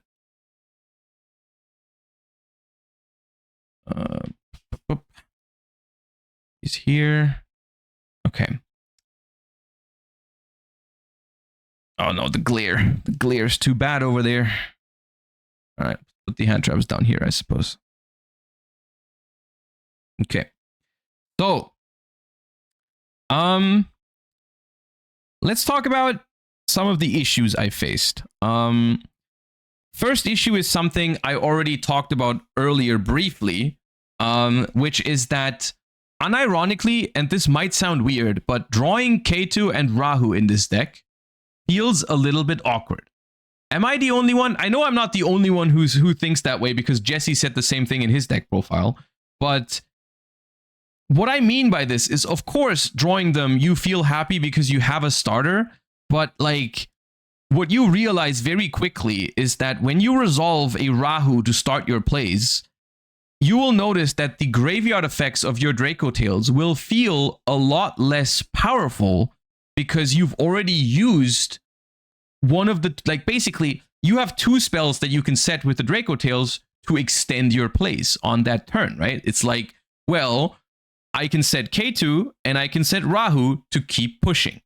However, if you have already opened one, or worst case, even both of those, you can only set 1 or 0 spells that you can still use to play on that turn, right? Because they're all once per turn, obviously, for very good reason, but like, you won't get value this turn for those cards. Of course, you can set the trap cards then, but those will not help you extend. They won't help you push through things. Of course, you could argue like the deck, yeah, a third spell would help so much. Of course it would. But I mean, this is already why I think like the third trap is going to be a decently big deal. But here's the thing, right? My first thought when I walked out of locals and I thought about my deck on the way home, I was like, what if you cut these down a little bit? Which sounds really counterintuitive because they're great starters, don't get me wrong. But like, what if you find other ways to get things going and like fuse away and then set them from your deck so you don't draw them as often? Because your turns genuinely are better if you start fusing with other cards. But then I thought of a different thing, which was like, I still, even with the trap cards recycling your stuff, I still ran out of things to set in multiple games. Now, I will say, this might be due to me not playing the deck perfectly. Maybe I missed some ways to play things better and like finish games out quicker. But like, I felt like some games were really close because I won like 1 or 2 games with 0 Dracotail spell traps in my deck. Literally, I was literally out of spell traps. I could not have used a single Dracotail graveyard effect in that game. If I hadn't won it on that turn, I was like out of things. Like, I had nothing left when I won, right? And so I was like, okay, if I had played 1 less Rahu or 1 less K2, I would not have been able to win that game, you know? So that got me thinking, because I was like, okay, maybe the future of this deck is like, maybe the future of this deck lies somewhere over 40 cards, genuinely. Because then you draw the trap cards less, which is awkward to draw the trap cards. You don't draw the spells as often, which if you as long as you keep the deck consistent with like other ways to start your plays off, I think you're going to be fine over 40. The next issue that you face then is you might not draw enough Dracotails, because honestly, the hands where you don't draw a Dracotail are the worst hands. Like I've had this happen a couple times, and I played more Dracotails than standard, right? I already played an extra Urgula in an extra pan than what the standard is. I think if you want to take this deck over 40, you probably would have to play 3 and 3, which I honestly don't think is unreasonable. I think these two, even though they don't start your plays, as long as you have a way to fuse, drawing these is still amazing, especially Urgula, because it's just like Urgula, I think, is by far the best one to fuse with on your first turn, because it retrieves a monster from your grave to your hand as well. So I think it's awesome. And Pan is obviously the best disruption. Of course, by going a little bit over 40, you're also going to reduce your chances to draw 5 mana. But I do think, like, while 5 mana on turn 0 is awesome, no questions asked, this deck, if built and played properly, I can imagine this deck playing into boards quite well. Even if you didn't 5 mana on their turn 0, I think you can still play into boards decently. You can maintain card advantage and all that. I think it could be a way to take this deck in the future. In regards to the Shaddoll package, I think it is interesting to play Shaddoll Beast in this deck. I liked the concept of Shaddoll Beast a lot. However, I honestly never felt like I needed to window lock my opponent. So I never felt the need to play more Shaddolls to just like lock my opponent. If anything, you can play, because that's another way you can fix the problem of not getting enough value out of your Dracotail graveyard effects, is just fuse with other monsters, right? Like play other monsters that get you value when you fuse with them, right? And that is something that Shaddolls could provide. You know, like you could play more Shaddolls with the argument of, well, I can perform 4 fusion summons in a turn sometimes, or maybe even 5 if I draw King of the Swamp. Like I can perform 5 fusion summons in a turn, which you don't always have to do, but like you can. But like I just don't have enough Dracotails to fuse with that get value, right? So you could think about playing alternative ways to fuse, like alternative fusion material, like extra Shaddolls or whatever else there is, right? I think that is a possibility for this deck. In terms of King of the Swamp, I think my main takeaway from this tournament is you definitely need to play extra ways to fuse. I would not be happy with this deck if it wasn't for King of the Swamp. I think you need an extra way to fuse. It doesn't have to be King of the Swamp though. It could be Cartesia. It could be maybe Patchwork. I don't know. But you definitely need a way to fuse 100%. I don't know. I don't think you care that much that Cartesia is a normal summon. I think a lot of my hands I was fine without normal summoning the Lucius. I think that's okay. I think it's manageable. So I think Cartesia could be a way to take this deck. The hand traps in general felt good. I did not want to draw more hand traps necessarily. I felt like Nibiru was awesome. Puvalos is awesome right now. Valor felt decent, nothing too crazy. But I mainly played it for the being able to recycle it. I think Magnamood goes crazy in this deck. I would like to play Magnamood. Maybe I would play Magnamood over Talents or Magnamood like 41 or whatever. I think it's fine. But like being able to recycle Magnamood over and over again is awesome.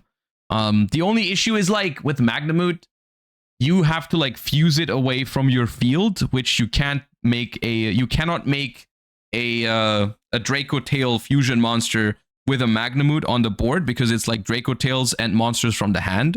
So you'd have to make like Secretarion or Mysterion, but those are good still. So I could see Magnamood having a place in this deck, in particular because I think it's pretty decent against Yummy, to just banish their stuff over and over again and keep adding it back to your hand. I just love the grindy aspect of the deck, so that's what I want to lean into. But yeah. Another thing I quickly want to mention is an outlook to the future, because this deck has already announced support or received support in the OCG. From my experience, getting another main deck monster, even if I believe it's called Dracotail Frixel, even if Frixel is not amazing in terms of its effect, it does create follow-up, which I think, like, getting your monsters back from the graveyard is good in this deck. So I think Frixel is good. Just in general, having more Dracotail names is awesome. So I like that a lot about it. As well as I think getting a third trap is awesome. I think the third trap also being graveyard interaction that this deck normally doesn't really have, except for the Philia Rages, is very, very good. Of course, the problem is it's already kind of awkward to draw the trap cards in this deck. Like the trap cards are high quality cards, but they don't let you play. So especially going second, having a trap in your hand is weird. However, I think you definitely want to be playing the third trap, because it gives more value to your graveyard effects. You have another thing you can set. I think that's awesome. I think that with that, honestly, I would even more consider going over 40 cards. If I can add extra names to draw with a higher likelihood, I think I'd be more willing to go over 40 cards. Of course, then you have to do the math over and over again, like see how many, like what do you add? Do you maybe add an extra hand trap to make sure you still draw enough hand traps? Do you add another way to fuse so you don't open no way to fuse? So on and so forth. Where the exact number is going to end up, I don't know, but I do think the future for this deck could be slightly over 40 cards to make sure you don't draw the trap cards as often, and you also actually don't want to draw these all the time, because you then don't have value from your graveyard effects. That was my takeaway from this deck. Yeah. Generally, I had an awesome time. Justice Hunters format is one of the most fun I've had playing the TCG in a long time. Even though I already enjoyed playing Vanquish Soul at Euros, that was already awesome. Justice Hunters format is something else. I honestly, if you had asked me last year around this, I always mention this in these discussions, I'm sorry, but if you had asked me like, how good do you think Yu-Gi-Oh is going to be in a year? If you had asked me that during Snake Eye, Tenpai, and Yubel format, I would not have expected it to be this good. Like, I know they can turn things around. I know they can make things better, but I honestly, I am impressed with how good it is now compared to what it was a year ago. So, no, it was awesome. I am so happy for Justice Hunters format. It's been great. It's been a blessing. And that goes for all the decks, by the way. It's also like I watched someone play Yummy a little bit at locals, and that also seemed awesome. There's like so many decisions to be made. Like even if Yummy builds and Vanquish Soul K9 builds are more standardized already, the deck building portion is not that interesting, but the gameplay is great. Like I was playing this deck and I was seeing so many things I could probably improve the next time I play it. And I was watching other people play Vanquish Soul K9, and I was watching other people play Yummy, and I'm like, dude, this format has so much decision making in it. This format there's so much skill in this format. It's just awesome. I don't know what else to say. I think it's awesome. I want to play more TCG. I think once we're done with Master Duel Worlds, this the focus of this channel is probably going to shift a decent amount, because I currently am planning to do the Worlds grind for the TCG next season. I'm already booked for like multiple regionals in September. I'm gonna be I know I've said this in the past, but I'm gonna be seriously looking into more ways to make TCG content on stream as well. I've already looked into like potentially getting like a GoPro to film my locals, and then we can talk over my matches on stream and all that kind of stuff. It's just like it's just a mix of the TCG just being awesome right now, and then like I log into Master Duel and I get Malice comboed with Appaloosa, Link Decoder, Maxi Legal, double Called by the Grave, triple Talents. It's because it's not just Maxi that's the thing in Master Duel. There's so much else. It's just like there's a different philosophy that they apply to Master Duel than they do in the TCG, and I think it's like over time you really feel it. You really feel it, like, because maybe the individual decisions you might think like are not that big of a deal. Like, oh well, Called By is at 1 in the TCG, it's at 2 in Master Duel. What's the huge difference? Like, okay, well, we have Baron in Master Duel, but we don't have it in TCG. Not that many decks play it at the moment, but it's just like the general like philosophy of Master Duel is just something that I don't agree with that much. I still enjoy playing Master Duel, but it's just like the longer I basically the longer I play TCG, the better I feel. The longer I play Master Duel, the more I want to play TCG. I don't know. I think Master Duel is still great for what it is. I think it's awesome that it gives you a way to play Yu-Gi-Oh from home and all that kind of stuff. I don't think we're gonna move away from Master Duel completely. Basically, I don't want to. You know what? Let's stop doing this. Let's not direct too much negativity at Master Duel, because I genuinely think Master Duel is it's good that it exists, and I think if people enjoy Master Duel, that's awesome. I don't want to direct negativity at Master Duel. It's more so I want to direct more positivity at the TCG. Is the way I want to look at it going forward. It's like, it's not that I don't want to play Master Duel. It's more like I want to play TCG more. You know what I mean? And I think that's a better way to put it. It's just like the TCG is awesome right now, which is why I want to do more TCG. And that's it. You know, and you know what? These formats, these cards are going to be coming to Master Duel eventually, and then maybe Master Duel is also going to be awesome in that period. So that's that. All right.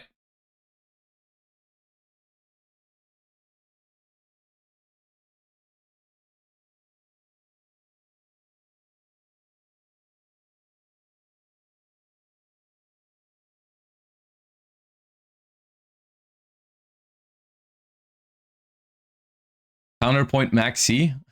I mean, we are going to talk about Master Duel next, because there's a few things I want to talk about. First things first. First things first. Can you load Master Duel? Hello. I want to talk about Worlds, and of course we are past the point where I need to be testing for Worlds on stream at this point. This is not something I'm going to do in this upcoming week, because, I mean, for the most part, the testing for Worlds has been done. We haven't finalized our decks yet, but the deck submission is soon, and I'm not going to be playing the decks that I'm currently considering for Worlds like on stream right now. That's not for obvious reasons. But I do want to talk about Worlds a little bit, because I'm getting more and more excited at this point. Worlds is literally less than 1.5 weeks away. Which also is going to impact the streaming schedule, obviously, for the upcoming days. Today is going to be the last stream of the week, because we have to submit our deck lists for the World Championship on Monday morning. So we are going to be locked in these next 3 days to finalize all the deck and card choices. And that's going to be that. But then once the decks are submitted on Monday morning, I'm assuming I'm going to be too tired on Monday to stream, because I think the cutoff time for us, because of how the time zones work out, is going to be like 5 in the morning for us. So we're going to probably stay up late to finalize things. So I'm probably going to be tired on Monday to stream. But I don't leave for the World Championship until Wednesday morning. So I think what I want to do is, like, once the decks are submitted and I've like had some good sleep on Monday, I think I want to stream on Tuesday, because I don't want to leave you guys without a stream for the entire week. We're gonna do like one final stream before Worlds. Then of course I'm gonna be gone for Worlds on Wednesday, so I can't stream then. And then after Worlds, I'm gonna be doing, of course, a recap stream for sure the week after Worlds. And then depending on how it is, because I'll you know, you may have noticed, but the period before Worlds is always like some of the most stressful for me, because of course you're like preparing so much and all that kind of stuff.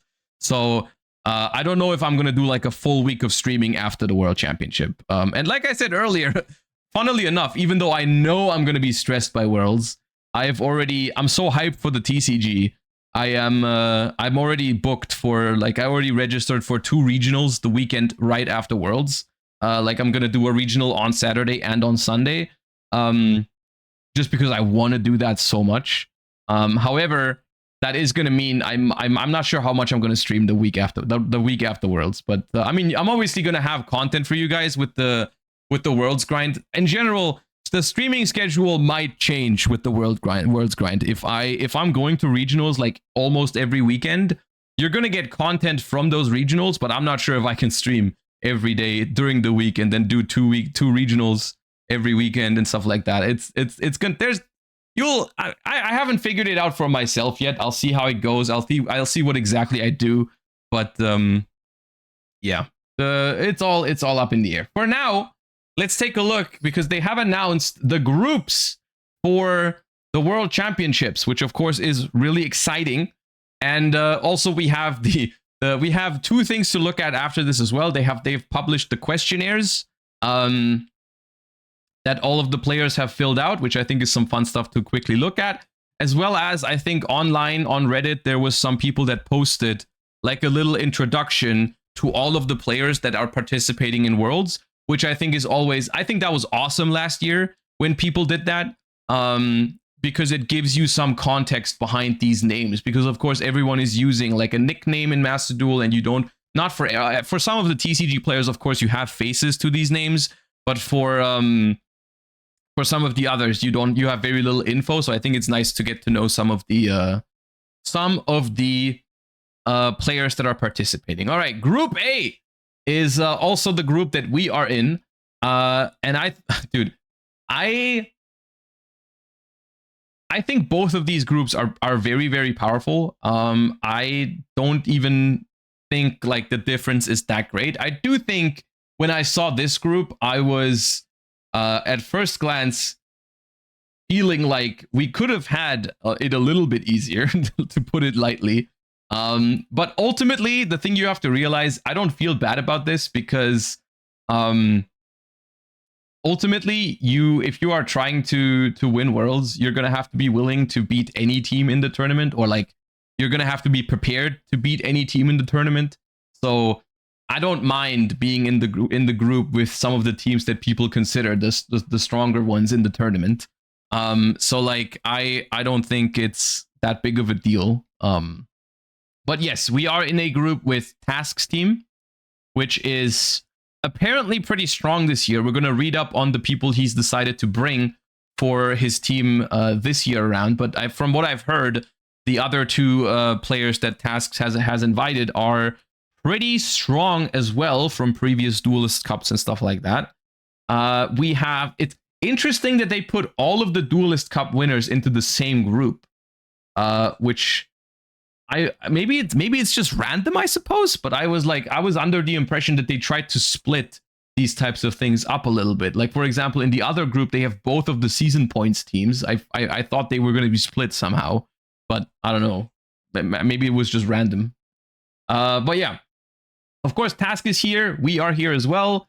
We have the Duelist Cup team from December, which I don't know their usernames off the top of my head. I think it was Shoma. I think they are from LATAM. Then we are in a group with the other Japanese team, which is, I guess there's 4 Japanese teams in total, right? I think both of the season teams are also from Japan. So I guess both groups have 2 Japanese teams, which is alignments, which once again, I'm going to have to read up on some of the people in this team because I don't know exactly who's there. Then we have Herman, Luca, and Nesh in the group, which of course have been tearing up the European Challenger Cup scene, especially the 3 versus 3s. So that's going to be quite the challenge as well. And then we have, of course, also from North America, Team Chiba Corp, which is Joey, Pack, and Enzo. So I do think, all things considered, this is a pretty tough group. And it's going to be, I could see almost any combination of 2 teams from this moving on to the top 4. It's Tusk. It's tough. It could also just be Tusk. No, it's tough. I think everyone here is really good. The thing is, though, like, the other group is also really strong, right? Like, we have Team 7, obviously, who's very, like, they're very strong. There's Team Fala Galera from Latin America, which is Judeo, Paulo, and Gabriel Nets, which is also a crazy strong team. You have the 2 season points teams, which I think are also very, very tough opponents, because season points means it's all 3 of these players have been all 6 of these players have been super consistent in Duelist Cups over the entire season. And they're both OCG, I think, Japanese teams. So also really tough. You have Bronas's team, which is also very respectable, very good Challenger Cup player, of course. And then you have Team FCG, which is RJ, who is, funnily enough, also the team that we lost to first round last year. Like we lost to Team FCG last year, first round. We lost to RJ. So like, arguably, I don't see a huge difference between these 2 groups. Like this is also a stacked group, right? So like, I don't know. Of course, every team will be good at the game, but on paper, Group A looks tougher. I mean, you could argue that Team Chiba Corp and Team Fala Galera are both in a similar, like, I would say these 2 teams are relatively similar in terms of power level, because they are both, I mean, of course, yugioh mainly a Master Duel grinder, but the rest is mostly TCG players, where it's like,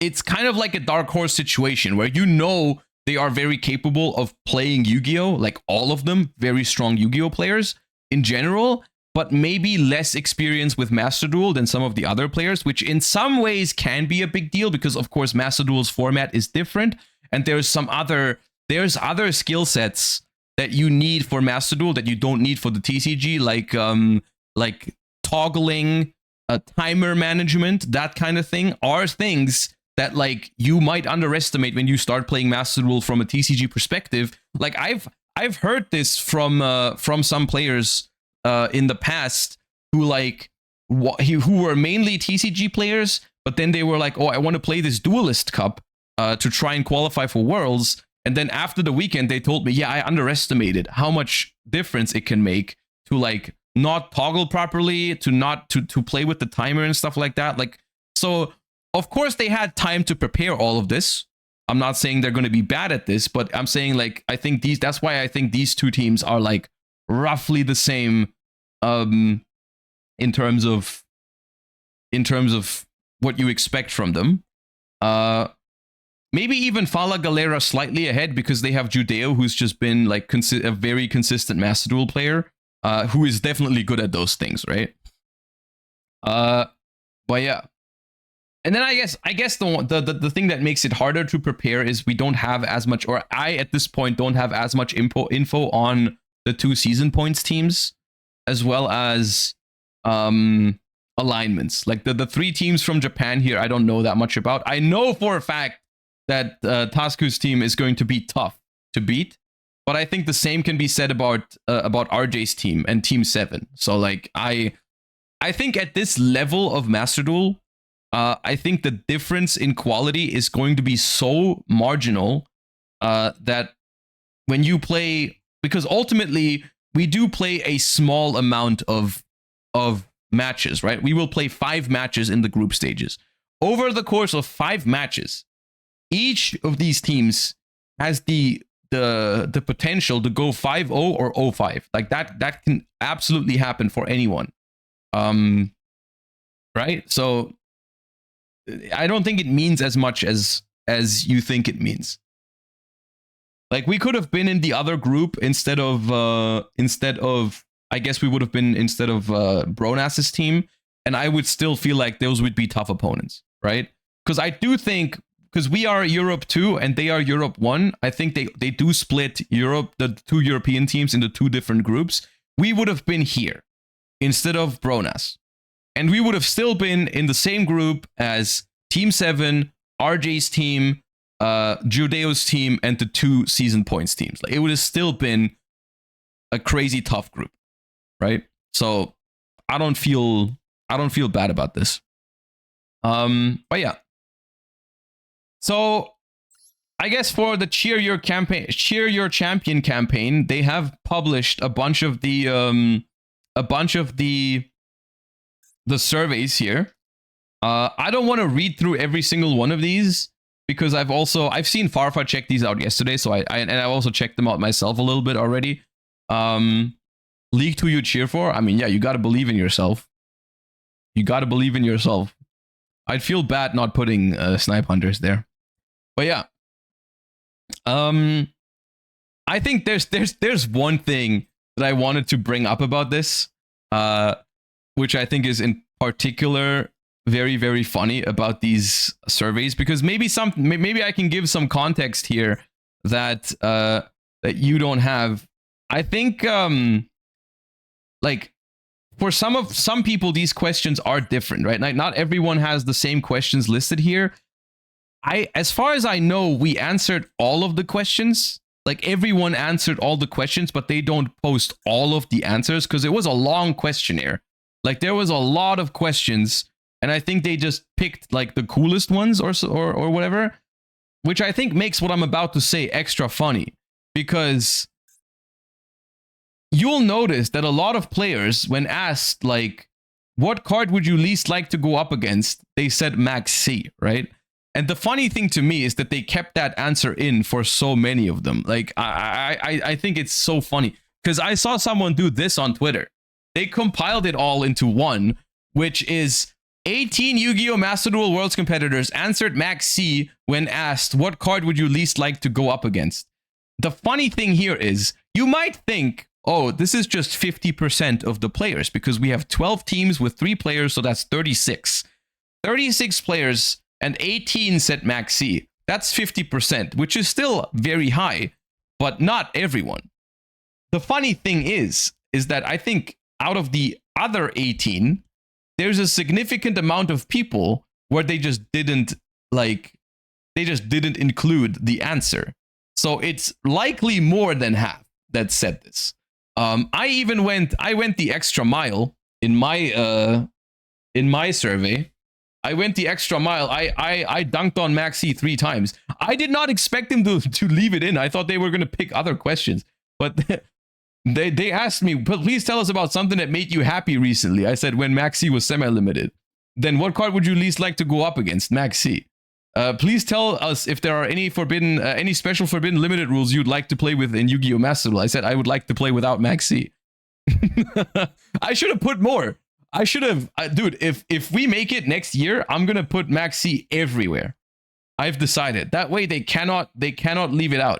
I'm going to put Max C everywhere. I'm going to do it all. I'm going to put like, please tell us your favorite event in Yu-Gi-Oh! Master Duel. I'm going to put Dice Rally because Max C was banned.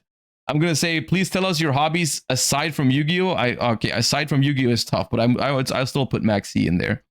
I would say like, learning everything about cockroaches or something. What do you want most right now that money can buy? All of the outs to Max C. All that. I'm gonna go all. I should have gone all in. I regret not going harder on Max C. Oh no.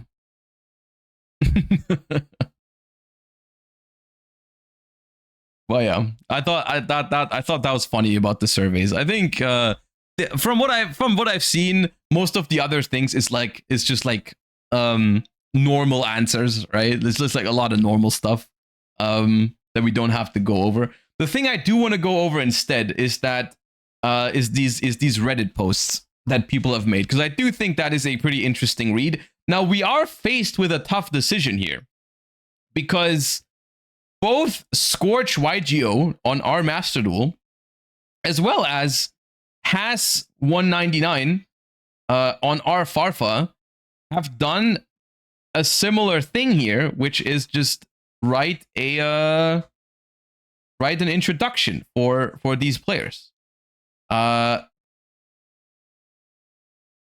Has is more goated. Read his. Okay, yeah, because Has is.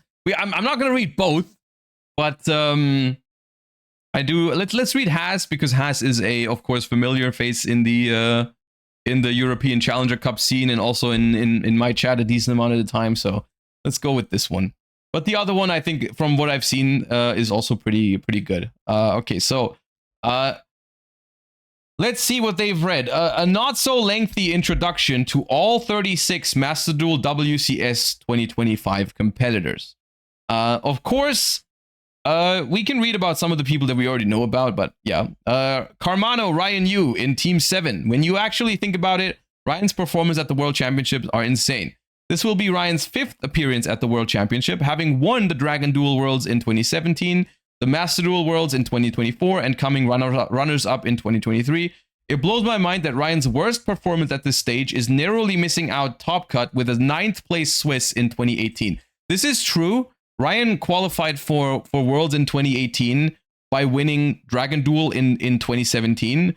And it's like this moment where the Dragon Duel World Championship ages up into the real World Championship. So it's always the question of, well, are they going to be able to perform at the real World Championship? And I think like Ryan made a very impressive like development between like winning Dragon Duel Worlds in 2017 with Chainburn to actually competing with the big boys arguably in 2018 and almost making top 8 there as well, which is impressive. Ryan is perhaps the best Master Duel player of the 23-24 season after winning 2 Duelist Cups back to back.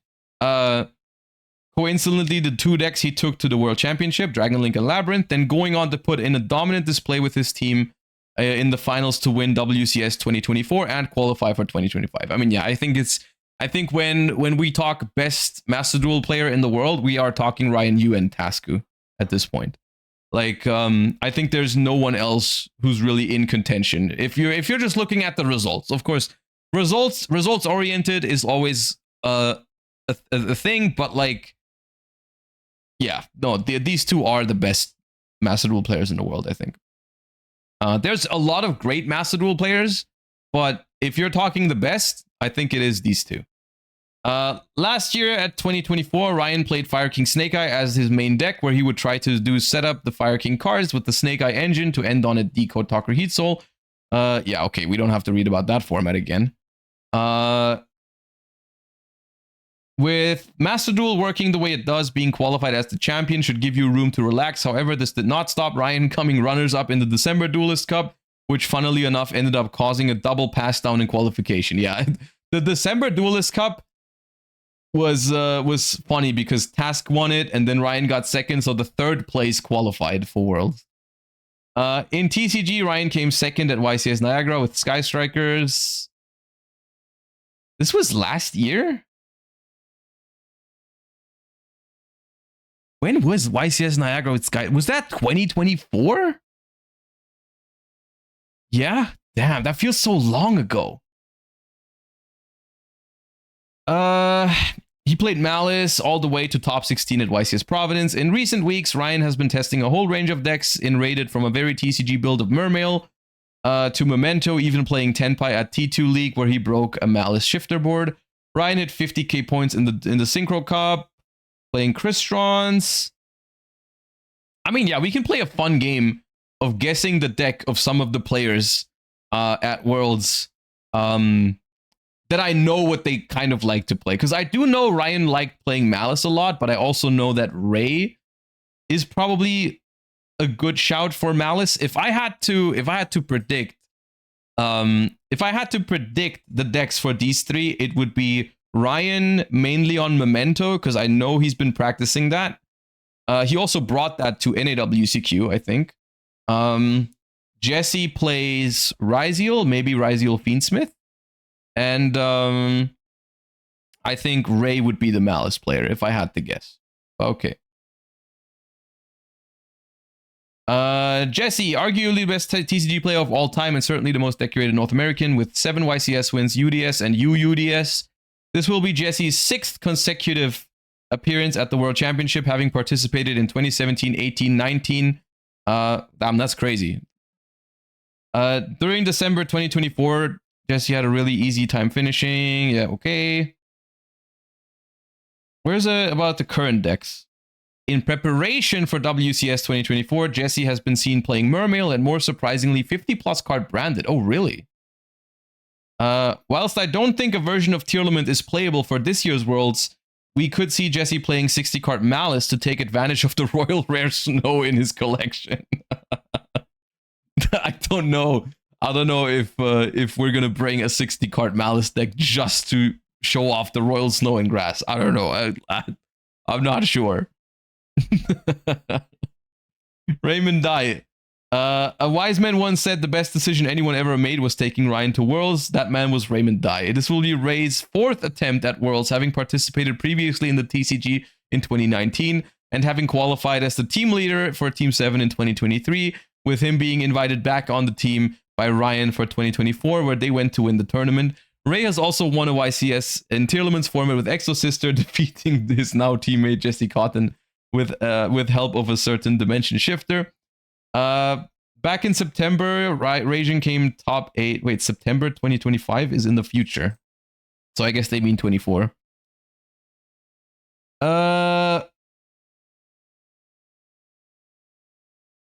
With 60 card tier being significantly weaker, it could open up a line for Raymond to play his beloved Sky Striker, which he pulled a Royal Alt Art Hayate.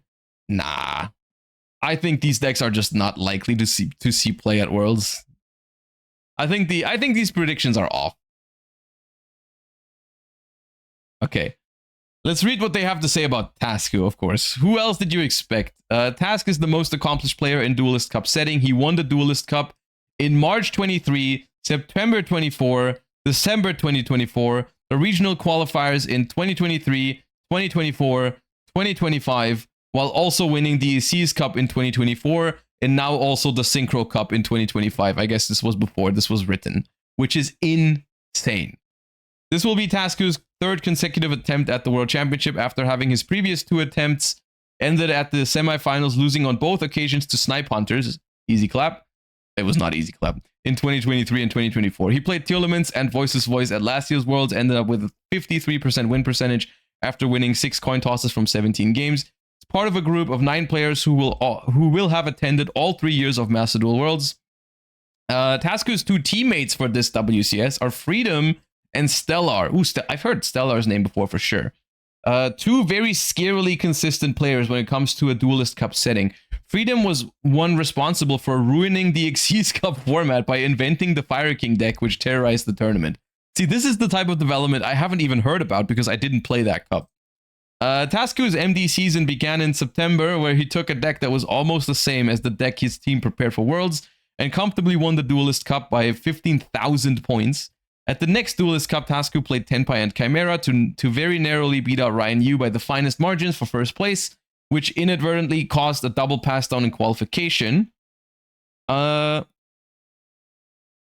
the 3rd time in a row, Task won the regional qualifier. This is the crazy thing, right? He won the regional qualifier while already being qualified. I think that's what like impresses me the most, is like, it's so much work and so much grinding to win a Duelist Cup, but then doing it when you're already qualified, like just for the sake of it, is crazy to me. Task has done the unprecedented and reached 100,000 points in a Duelist Cup setting, shattering the previous record by Ryan Yu in March 2024, which was 86. This was in the Synchro Cup. He finished the Synchro Cup with over 100,000 points. Task has been spotted playing Malice on the rated ladder. Oh, Task has been spotted playing Malice. Okay. Stellar. This will be Stellar's 2nd appearance at the World Championship, having already qualified at last year's regional qualifier with the pass down from Tasku. At Worlds, he played Fire King Snake Eye, with his 2nd deck being Super Heavy Samurai. Were we in the same group as them by any chance? Because I remember getting dunked on by Super Heavy Samurai. Was that Stellar? I feel like it may have been. Because I got destroyed by a Super Heavy Samurai. Yes? Okay. In September 2024 Duelist Cup, Stellar got 63rd, playing... Stellar was against Coelacanth and Mermail for the region qualifier. However, for the Synchro Cup, he was all for it. Okay. Freedom. Some people consider him the brains behind a lot of Tasku's decks. Oh!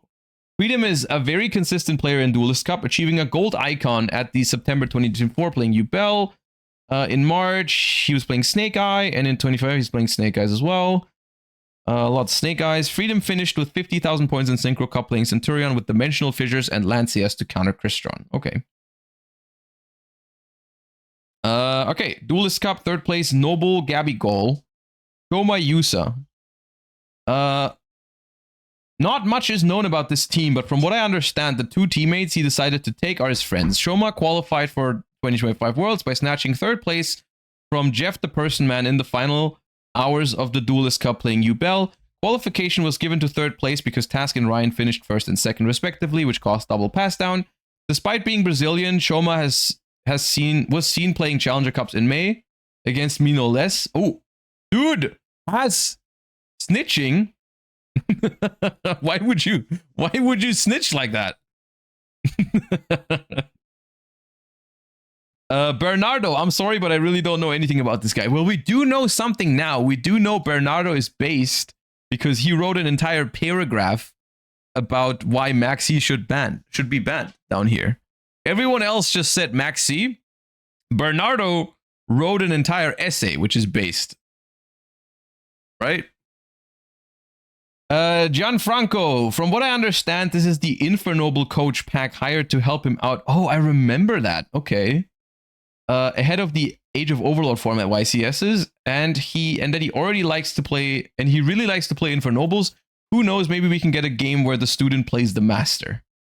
Well, I mean, I don't think Infernoble is going to be the deck of choice, but we'll see.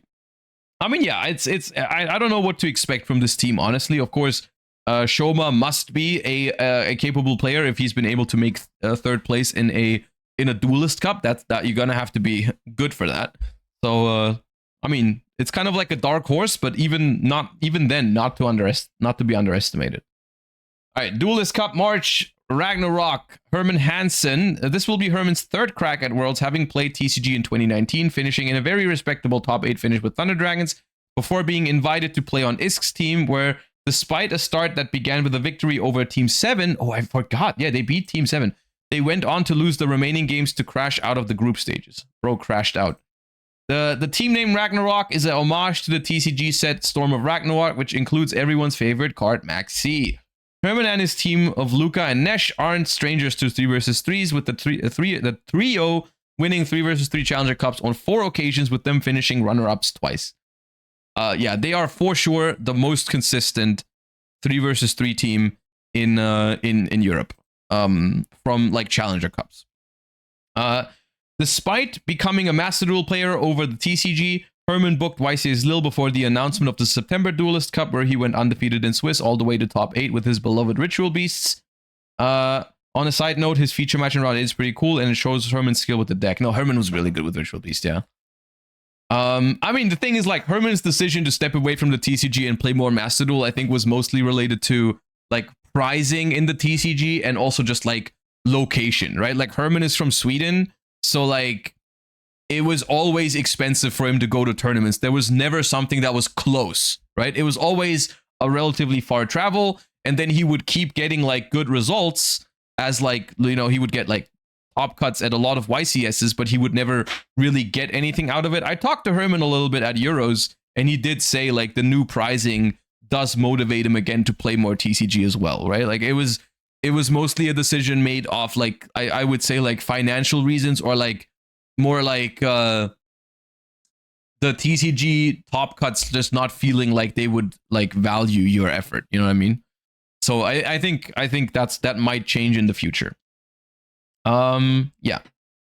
As I'm writing this, Herman and his team have just won another 3 vs 3 Challenger Cup, beating out Abahmut's team, who finished third place at the WCQ for Europe, very comprehensively in the finals 5-1. Yeah. Luca, after very agonizingly losing out to Eric Topol by a handful of points at last year's regional qualifiers, Luca will be invited by his regular Challenger Cup teammates, hoping they can translate their dominance at the 3 vs 3 scene onto the world stage. Luca in 2024 made the trip to Las Vegas alongside Yoho and to team up with UDS belt holder David Flores, and the trio finished at a respectable top 16 finish. I think Luca just mainly plays One Piece now in terms of TCG. Yeah. I think he's been pretty successful in One Piece as well, from what I've seen. I think he either won or got second at Euros, or one of their YCS equivalents. I'm not sure. I think he won, like, a YCS in One Piece, like the equivalent, basically. I don't know what it's called in One Piece, but I think he won one of those. Nesh, ever wondered which guy popularized Zombie Vampire and Snake Eyes? Well, it's this guy who's the source of all our pain. Thank you, Nesh. During the September Duelist Cup, Nesh finished 14th place, playing a very unique list of Fire King Snake Eye, using the Horus engine as a way to get more access to Zombie Vampire, which is Prosperity for 4, or 8 in the mirror, from extra deck, whilst also giving yourself deck knowledge about the opponent with regards to establishing a board. Whilst Nesh doesn't often play Master Duel tournaments, mainly because he only signs up for he oversleeps, he's an accomplished TCG player, having finished top 16 in the prestigious Dutch Nationals of 2023 and top 64 at the European Championship. He and his team are one of the favorites going into the World Championship from a Western perspective. Yeah, I mean, I do think Herman Nesh and Luca have definitely established themselves as one of the best Master Duel teams from Europe, for sure. All right, this is what I'm really interested in, and that's the Japanese teams, because I know very little about these. Oh yeah, so we have Kino Koko, Game Endeavor. These past few months have been a breakout for Game Endeavor, coming 53rd place at the March Duelist Cup with Labyrinth. He followed that with a 9th place rated finish with the Lights. Oh, the Lightsworn FTK. Okay, see, this is interesting to know. A 6th place with rated in Snake Eyes before coming 4th overall and 2nd in Japan, only finishing behind big names such as Tasku, RJ, and Gimlet at the regional qualifiers with a somewhat unconventional build of Snake Eyes playing triple Oak. Oh, finally Oak is banned now because of this guy. I believe Gimlet, correct me if I'm wrong, but I think Gimlet is not at Worlds this year, right? Which I think is just a little odd. I think Gimlet is like the one player that I feel like is definitely missing at Worlds. Of course, there's other great players in Master Duel that are not at Worlds, but it's like you have like this Worlds has been like this convention of like, okay, well, Team 7, Snipe Hunters, RJ, Tasku is always there, you know, like there's a couple of people that you just expect to be there. Judeo. Gimlet, I feel like, is missing this year. I feel like Gimlet is probably the best Master Duel player who is not at Worlds this year, I think is a fair way to put it. But yeah. Qualification for Game Endeavor came at a shock to the point where he put out a tweet asking to recruit people who were eligible to play for his team before deciding on 2 World Championship participants from last year, Arata and Goyoku. Arata, Nobuhiro Shino. Nobuhiro's 2nd appearance at the World Championship after featuring on Stellar's team last year. Arata's 2 decks were Tearlaments, where he won 3 from 8 games, with the 2nd deck being Voiceless, which yielded a paltry 1 win from 7 games. Okay. I mean, to be fair, in their defense, last year, there was a pretty big quality gap between like the Snake Eye deck and the so whoever was not the Snake Eye player, most of them did have not a great win rate, I think. Well, yeah. Arata finished 69th. It's like this year, I think, honestly, this year, I think, if you want my personal prediction, I think this, except for Emre, yeah, Emre the GOAT. But like this year, I think every team is going to have Malice and Ryzeal, and I do think the 3rd deck is like, whatever people find outside of Malice and Ryzeal, the 3rd deck is going to be weaker than those other 2.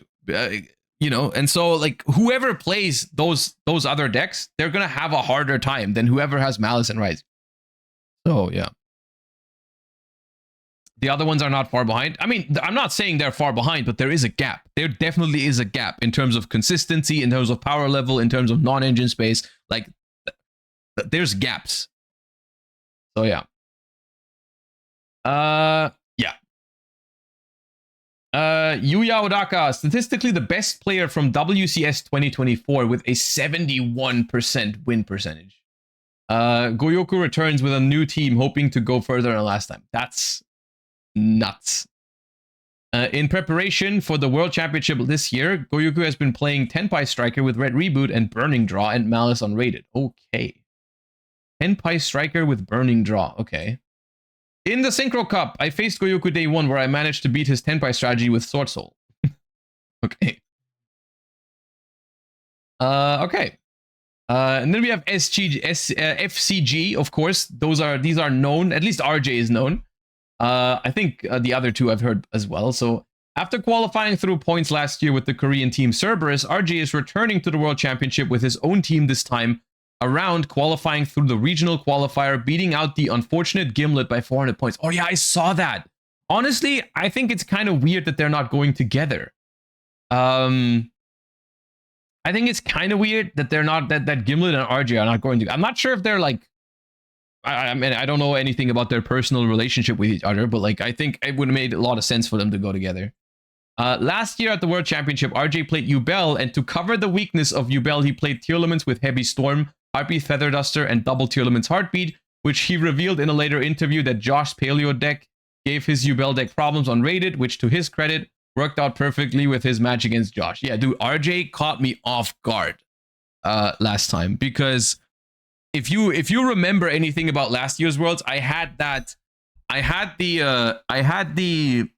Yubel counter ready. My Labyrinth deck was crazy against Yubel, and we played against RJ's team round 1 of Worlds.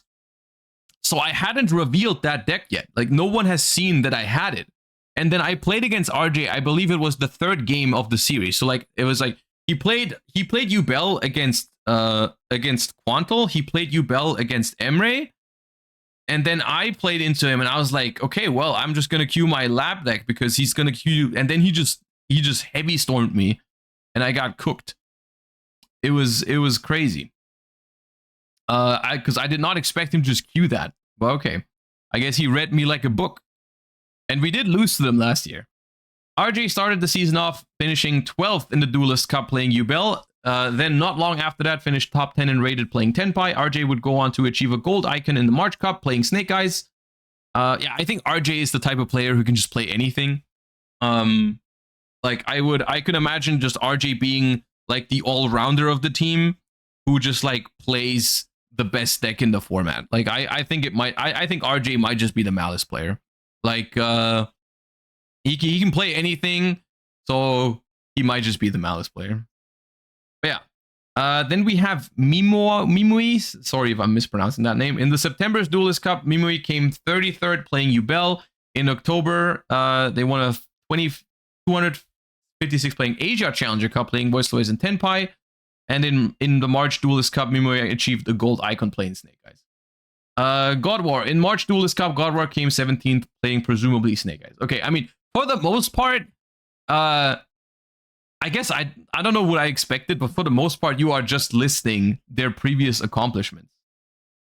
Which is like, it makes sense, but it's, I don't know, there's very little info on these still, even after this. Like, okay, they finished 17th playing Snake Eye. I'm like, okay, that's cool. But anyways, Chiba Corp. The other post had more info. Did it?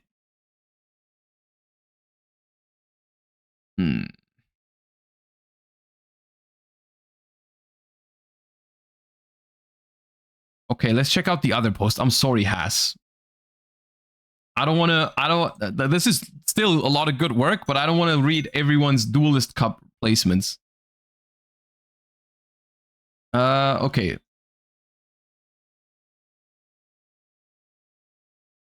Right. Okay, let's see.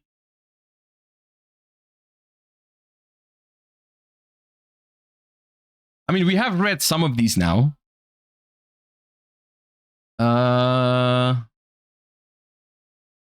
Okay, let's at least for the Japanese teams, let's check out what they said. I mean, we don't have to read about Tasku again, but Freedom. You want to hear a pretty crazy fact? During the main season, not including Synchro Cup, Freedom had a better average Duelist Cup performance than Tasku. Ooh. While the captain had one bad run, 54th place. Damn. My goat washed. Freedom's results were as follows. 4th, 22nd, 8th, and 6th, playing Snake Eye at the last two. This also makes him the player with the most season points worlds-wide, so he could have easily attended the World Championship in his own right. So this is what I meant earlier when I said I think Tasku is bringing the big guns this year. I think Tasku's tired of losing to Snipe Hunters in top 4. So I think this year around he picked up like some really it feels like in 2023 he brought like some popular players in Japan. Like it was the like one of them was the like I think like content creator even. It was a content creator and it was a previous TCG world champion, which is still good players. But I think, and then last year I think he went with like 2 closer friends, and I think this year he's just like, dude, I don't care anymore. I'm putting together the squad, you know, like I'm gonna bring the people, you know what I mean? Yeah. Another fun fact about him, apparently Tasco already approached him last year about teaming up, but Freedom declined because he felt he wasn't good enough as a player. That takes some that takes a lot to say that, you know what I mean? At the time, he had not been super well known, only having a few top 100 finishes, but this season he went through his anime training arc and it looks like he feels ready. All right. Freedom has also seems to be a good deck builder. Okay, yeah. Stella first made waves last season when he qualified for Worlds via the WCQ. His team ended up performing quite poorly, being the only ones to not win a single match in the entire tournament. But once again, I think this means nothing. At this stage, winning or losing out of 5 matches at this level, it means nothing. Like, yeah, it really does mean nothing. While his season was worse than the ones of his teammates, he still had stellar performances, getting 2 top 100s and 2 top 10s, including a second place finish at the Synchro Cup. Deck-wise, he has been playing a lot of Mermail recently, so him bringing that deck to Worlds seems like the most obvious scenario. That would likely leave Tasku and Freedom with Malice and Ryzeal. Personally, I feel like Tasku would lean more towards Malice, but that's just a guess. Okay. All right, let's see. Bernardo, honestly, I got nothing. Okay. Gianfranco, interestingly, this is the player we know most about this team. Probably just the Infernoble stuff. Yeah, I don't want to read every player that we've already read the second time. That's too much time. But the Japanese teams, I think they seem to have better info indeed. Who also goes by Endeavor or Endea Online, was the Japanese player who entered invite at WCQ. For choosing his teammates, Kinokoko accepted applications via DM. He eventually settled on 2 players who were already attended last year's Worlds. This whole process sparked a bit of drama on Japanese Twitter, where people were debating the fairness of one person qualifies, the other 2 don't have to do anything. I mean, this in general is something that I don't know how to feel about this in Master Duel either. Like, I think it's fine. At the same time, it does beg the question of like for example, for me, it feels different to go this year than it felt the last 2 years. Like, it felt like the last 2 years I put in the work to get to Worlds, and that felt good.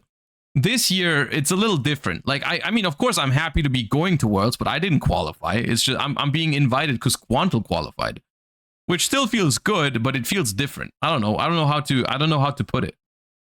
But yeah. Some people were also questioning if it made sense for the Duelist Cup and Worlds formats to be so different. No, let's you know what? You're onto something. Let's make Worlds 72 hours. Everyone's locked in a room. You can't sleep, and you just have to play as much as you can, and you are just randomly being queued against one of the other 35 people. Let's do that.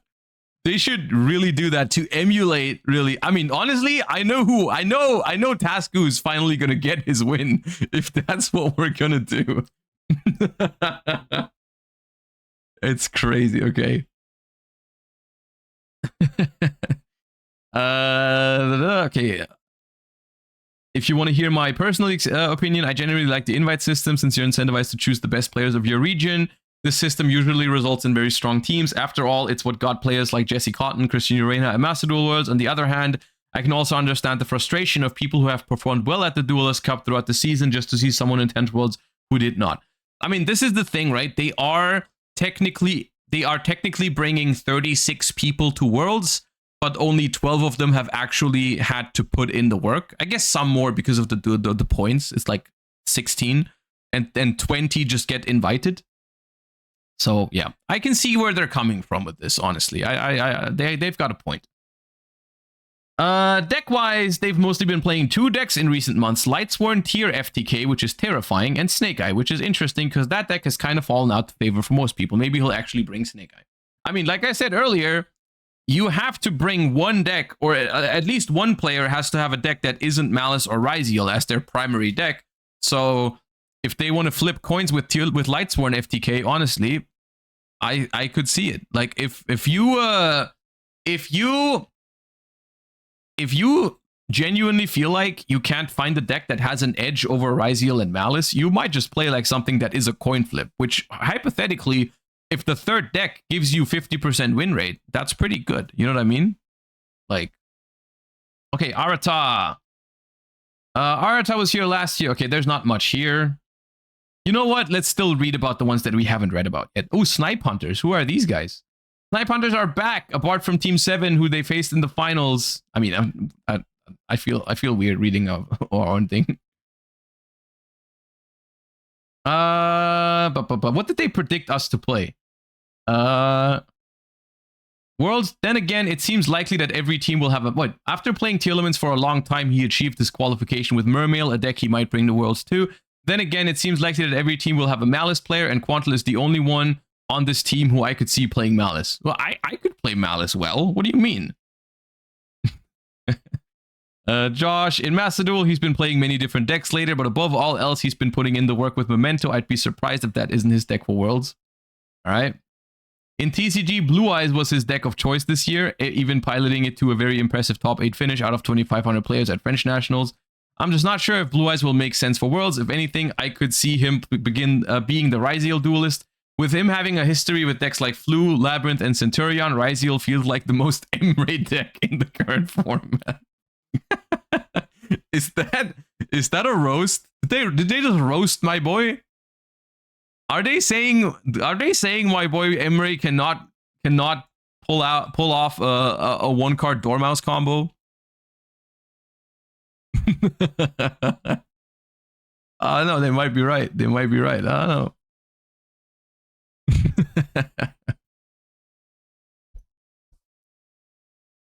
I mean, Emre is going to be on Flu as always, no? All right. We've already read Team 7. We've already read FCG. But let's read the deck predictions.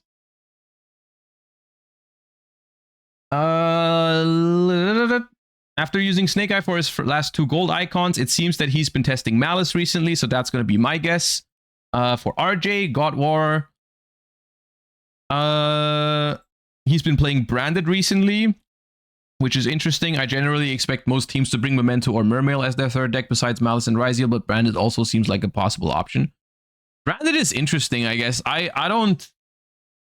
could see Branded being a pick, yeah. I think Branded, Memento, Mermail, also Blue Eyes to an extent, Tenpai, like those are decks that you could see being like, they're not on the same level as Malice and Ryzeal, but those are the ones where the gap is the smallest, I think.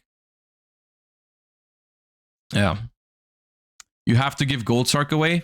You do have to potentially give Goldsark and Allure away, I know. But there's ways around that, I think. You could play like a smaller deck count for Branded, or just play without Goldsark. I think it's possible. Yeah, I think Branded is an option for sure. In the team matches that these 3 have played recently, Mimoe was the Ryzeal player. Okay, so their prediction is Malice, Branded, Ryzeal. All right, sure. Makes sense. Judeo, given that he played Mermail so much recently, this seems like a possibility for Worlds. The deck has little need for generic cards and is tailor-made for the format. I could also see Malice, though. In terms of decks, I feel like it just has to be Ryzeal with this. Paulo is the Ryzeal player. Right now, I'm telling you, Paulo in this format can only play 2 decks. He can play Ryzeal, or he can play super high non-engine count Malice. Like I could see Paulo pulling up with Malice and just like cutting every extender and just playing all the 1-card combos, like friggin' 1 March Hare, no Bestials or whatever, and just playing like all the hand traps. I think Paulo in general, I think Judeo might have goofed with inviting Paulo to Worlds, because Paulo Paulo is this is satirical, by the way, but Paulo is a nightmare for the shared card pool, because once you add Paulo to your team, your options of shared cards in terms of hand traps like are basically zero. Like, I think basically Nets and Yugioh have to be on board breaker decks to fully enable Paulo. I think Nets is just gonna have like Tenpai, and Yugioh is gonna have Mermail with maybe some board breakers. Because ain't no way Paulo is not gonna play like all the hand traps. Paulo's first deck is gonna be like Malice with 25 hand traps, and the secondary deck is gonna be like Fiendsmith Control with all the other hand traps. Like, I can't. There's no other way. No, I'm joking. I mean, Paulo has won YCSs with combo decks too, like with Snake Eyes. I mean, Snake Eyes did still have hand traps, but still. Gabriel Nets, rounding out Yugioh's team, we have Gabriel Nets. He's an interesting case. Being a Brazilian living in the UK, he competed in last year's TCG Worlds representing Europe. Now he's part of Team Latin America, making him the second player in history to have represented 2 different regions at Worlds. Making him the same. Dude, how do you drop a fun fact like this without telling me who the first was? How are you going to say he's the second player ever to do this, and then I don't know who the first one was?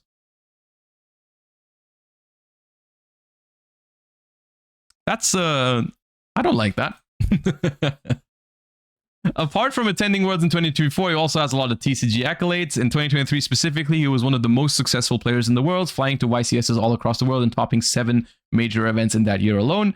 Gabe also has a reputation as a very skilled deck builder. Maybe most notably, he's credited as being one of the main innovators behind the 60-card Adventure Synchro Pile base that saw some success in early 2022. Yeah. Deck-wise, I feel like people often consider him a combo player, but looking at his results, he had done well with pretty much any type of strategy. I could see him being the Malice player of the team. That said, there's also a world where Yugioh brings Malice and Gabe plays something else entirely, maybe Memento. I think the most likely combination for this team is Yugioh on Mermail, Paulo on Ryziel, and Nets on Malice. I could see that. Yeah. The only thing I'm a little uncertain about is that Gabriel is not a Master Duel player, and even in the TCG, he hasn't been playing super actively the past year. It's going to be interesting to see how well he'll adjust to the format. This is what I meant earlier when I said it's a little bit of a dark horse, because it's there's other skills related to Master Duel, like timer management and such, that I'm not sure how good he's at, but he might also have been learning that. Like, maybe he's been grinding Master Duel like crazy for weeks now, so it's possible. All right, Team Brotdose, which for all the non-German speakers is a very funny team name because it's Team Lunchbox, which I think is funny. His account is in Rookie. I mean, maybe he's been practicing on a different account, or he's been practicing in dual rooms with like Yugioh directly. Like, who knows? Yeah, no, the Team Lunchbox. Bronas, we have 3 European teams this year, and I think this one flies under the radar the most. They might not have names as flashy as Herman or Josh in their lineup, but make no mistake, they are not to be underestimated. The team captain Bronas has slowly but surely been establishing himself as one of the most prominent Master Duel players in Europe, already had a lot of success in Challenger Cups, and the recent WCQ is able to come in first place in the region. Bronas qualified with Snake Eye, and I think has recently been playing Ryziel, which I could see being his deck of choice. He topped YCS Birmingham back in February with Fiendsmith Ryziel. I didn't know that. Okay. So he certainly has practice with that archetype. I could also see Bronas on Fiendsmith Ryziel, because I know Bronas is a fellow gentleman of choice, of taste, who's enjoying the Fiendsmith cards a lot. So I could see him playing Fiendsmith Ryziel. You might remember Vince as the Italian kid who won YCS Dortmund 2022 during full power Ishizu tier format, defeating a certain Josh on feature match in semifinals. Since then, he's been able to add a few more tops to his collection, though he hasn't had a second deep tournament run yet. He's also slowly but surely become more of a Master Duel player, having a very good run with White Forest at the March Duelist Cup. At the WCQ, performed well on the first 2 days, but wasn't able to keep up on the third. Interestingly, he was involved with developing the Mermail deck used to great success by Yugioh, which speaks to Vince's ability as a deck builder. He himself said that this is his greatest strength, and since they will have to come up with 6 deck lists for Worlds will have a lot of opportunity to put that skill to good use. As for the deck he'll use himself, I think he's been playing mostly Memento recently. This is, I played against Vince in T2 trials, and he was playing Memento. But yeah, it's I could see him playing anything. Christian Thomas, from about 2017 to 2023, Chris was one of the most prominent TCG players in Europe. Most recently, and also most notably, he came in second at WCQ in Europe, losing to Jess and her plants in the finals. This allowed him to compete in Worlds in Tokyo. Ever since then, Chris hasn't been attending TCG events. Yeah. I think that finals loss at Euros and then not doing so well at Euros was kind of tough for Chris. While he has been playing some amount of Master Duel in the meantime, he hasn't been able to top one of the Duelist Cups. So this will be his first big showing in a while, and I'm curious how he'll do it.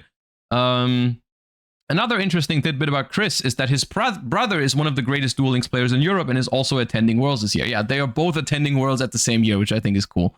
And I think it's funny because his brother is Sniffus at in Duel Links. He's been one of the best, I think, Duel Links players for a long time, but has never been at Worlds.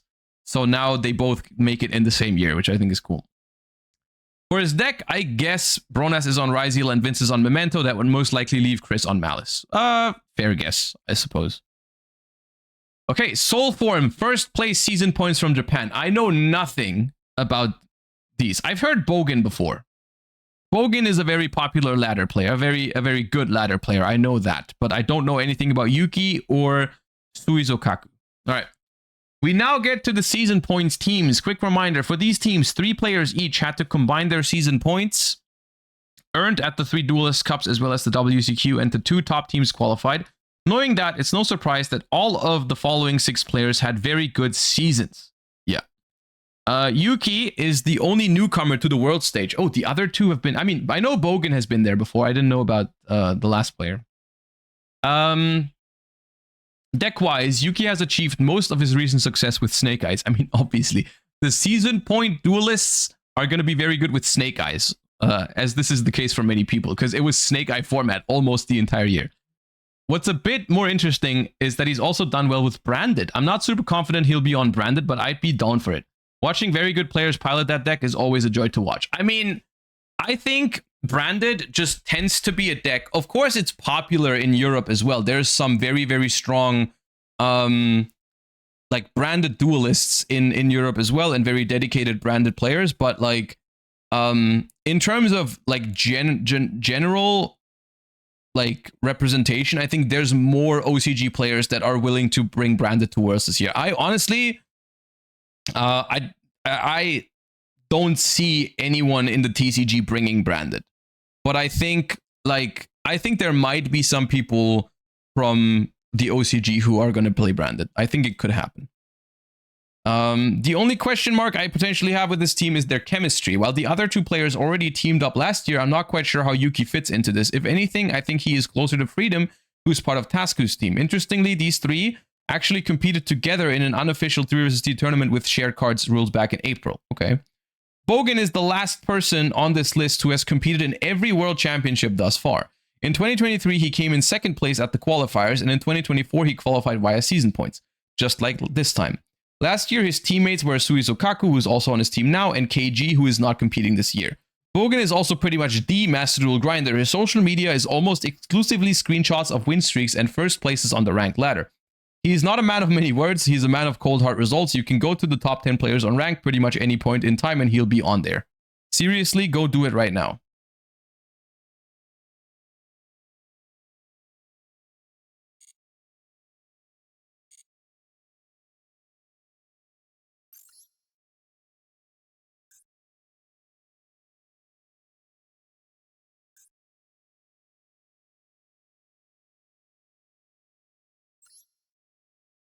Is that Bogan? No, I think this is Bogan. 10th. Yeah, okay, he's there. Barely, but he's there. Okay, they are not lying. I'm just fact checking here, okay? All right. Yeah. So far, he has not been able to translate his ranked success to Worlds results, though. Both of his Worlds runs did not go very well, with his team finishing in last place in their respective... Oh, both times? That's sad. Will he get his redemption this year? I mean, I think it is worth noting that, like, yes, the everyone at Master Duel Worlds is a very good player. And especially like the Duelist Cup grinders are very good players as well, of course. But the skill set and what it takes to win a Duelist Cup is slightly different from what it takes to construct a good lineup at Worlds and all that kind of stuff. Like being able to maintain, like for example, if you maintain a consistent like 60% win rate at on ladder, that will get you to first in on ladder eventually, and you have a lot more time. But like at Worlds, it's a more like condensed like tournament, and you have it's slightly different. I think it's like more like short term, like finding small optimization in deck construction, lineup construction, queuing the right decks, and all that kind of stuff. And it's just like, in some ways also more variance though, because it is less games, right? Like these Duelist Cup players and ranked grinders are super consistently strong Yu-Gi-Oh players, right? But like at Worlds, you have to show very strong results in very few games, basically, right? Instead of being like consistent over a long period of time, right? Which still honestly doesn't mean anything. They're still really good players. They could do it. Maybe they were just lacking a little bit of luck last 2 years. Because that's also part of it, you know? Like that's always something you need. As mentioned already, Suizo Kaku also attended Worlds last year via season points, also by teaming up with Bogan. And just like Bogan, he's fairly private when it comes to social media, even though he has also an incredible list of Duelist Cup performances. I'd say his deck building is even more interesting. While he usually plays meta decks, Suizo Kaku keeps finding creative tech choices to gain an edge. He's credited for developing the Ghost Trick Pearly deck, which dominated the Duelist Cup in October. Yeah, that was also crazy. It is cool to see the names behind this. I mean, of course, I'm sure I've heard of this name before then in the past, but like seeing those kind of names pop up again for Worlds is neat. At the WCQ a few months ago, he incorporated Seryuja into his Snake Eye deck, which allows you to dig for Droll after getting max seed. Okay, hey, stop after 5 cards, please. Not more than 5 cards from this max seed. And these are just some examples. You could argue he's the best deck builder in this entire tournament, certainly, though he's up there with the likes of Freedom, Nesh, Gabriel Nets, or Vince. I really hope he cooks this year. Last year, I was a little disappointed by the lack of spice on their team. From all that we know, I get the vibe of a very smart and analytical duelist. The fact that his name is Shogi references also fits well with that. Yeah, I mean, I think the way I would put this is like the people that are really good at ladder and Duelist Cups don't necessarily always find the best decks for Worlds, because maybe they like certain decks just because they do well at like Duelist Cups or like long rated sessions where you play like where the variance of the deck is going to even out in the long run, or like you know, that sort of thing. But they're not as consistently good in like a short term setting or whatever. So yeah, but we'll see what they do this year. Okay, Mugiti, Japan. The captain of our last team is Mugi. He originally started out as a pretty successful Duel Links player with several silver icons to his name. Around the release of Master Duel, he jumped ship to the new game, though he did get another top 100 at Rush Duel WCQ this summer. Mugi is another player who'd been competing for a while, but seemed to struggle a bit with consistency in the Duelist Cups. This season, though, he was consistency personified. He got 31st, 25th, 24th, and 26th. I think it's pretty cool that the season point system rewards players who perform well consistently like this. Absolutely. It is awesome to have someone who does so well so often, but doesn't get first, still get to go to Worlds. This is why I think the season points is a great addition. Even though most of the time it's OCG players that are getting these spots, they are working hard for them. So I think it's fine. These 3 also formed their team a good while ago, so it's not just 3 random people that joined up to combine their points. That's also awesome. Sakuma. Sakuma is definitely the biggest name on the team, and also the only one who's been to Worlds already. That was back in 2023, when he was chosen as one of the teammates of Bogan, who we just talked about. Since then, Sakuma has been consistently putting up good results. In total, he has 2 top 10 and 4 top 100 finishes. also had success in OCG, coming in 4th place at the Japanese Championship 2022 in any non-COVID year that would have qualified him for Worlds. Ooh, okay. That sucks. Adding to that, Sakuma also seems to actively play what I can only assume is Japanese equivalent of Edison. Ooh, a base Time Wizard enjoyer and OCG player. Okay. So definitely someone who has a lot of experience in a variety of different formats. Okay, nice. Rain. Unlike his teammates Mugi, Rain competes in Duel Links KC Cups to this day, though Master Duel is his main game. For the past 2 years, he's been consistently doing pretty well at Duelist Cups, getting top 100 most of them. Tech-wise, I think this is one of the harder teams to predict, as they basically all achieved their recent results with Snake Eyes. Rain has dabbled with Branded here and there, but whether he'll bring that deck, I'm not sure. And that's all the teams. A few closing thoughts. It feels cliche to say, but Master Duel Worlds is once again super duper stacked this year.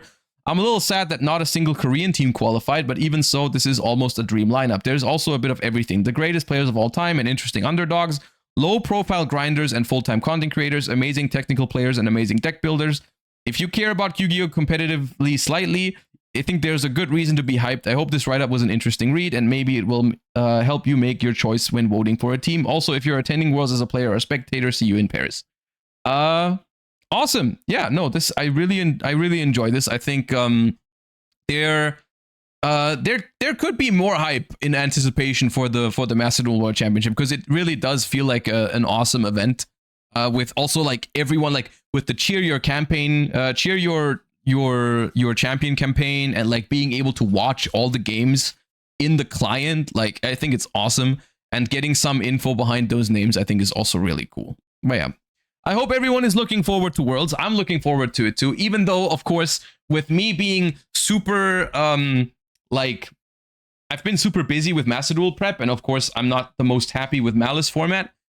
Being part of Worlds is still an honor for me, and like, I'm still gonna try my absolute best, even if like the format is almost secondary at this point. Like, being part of this tournament is just awesome. You know, it's great, and I hope everyone who's going to be attending in person as a spectator or watching it from home is going to have a great time. Win more coin flips this year. Oh yeah, someone told me, is it in this one or in the other one? That's a funny thing to bring up. Where am I? It's in the other one. Hold up.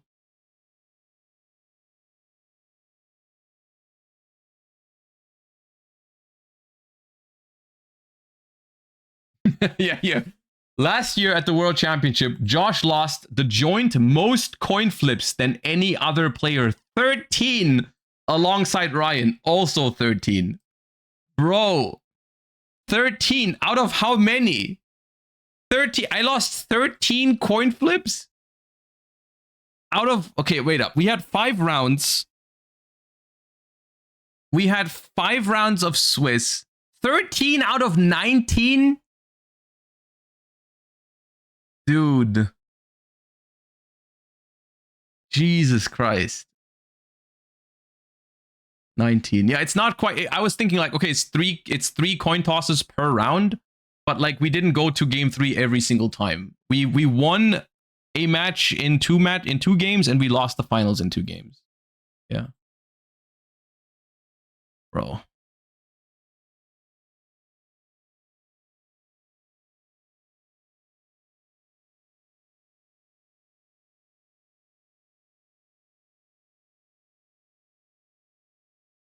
$13 out of 19 is crazy. I don't know if we can choose our what's it called? Our accessories, but I thought about just getting the new coin just for good measure, because I haven't gotten it yet. I have not gotten it yet, but I thought about like, hey, if they let me choose the coin I use for Worlds, then I might grab this one, because last year was pretty bad. Last year was pretty bad. Oh god. I mean, it is crazy to think though that even though I had the worst coin toss ratio and Ryan was the other one with that ratio, we still both made it to the finals, which I think is fine. I mean, for us, I guess it was Emre who was holding the fort. I think Emre won the most coin flips in the tournament. So yeah. All right. interesting write-up. What I did want to do today is I just wanted to have some good time in the theme chronicle. I still need some points to get the title. So for now, we're just gonna hang out, yap about Yu-Gi-Oh. I have food as well, and then we're gonna play some. Let's play some Sky Striker. That was fun last time. Hold up. Yeah.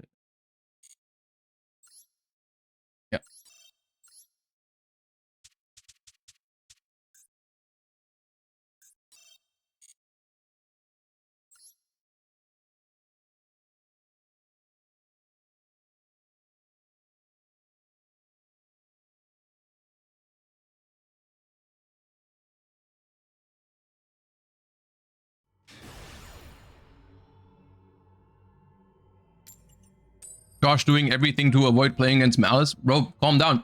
I'm gonna have to play against Malice every round at Worlds. Every round.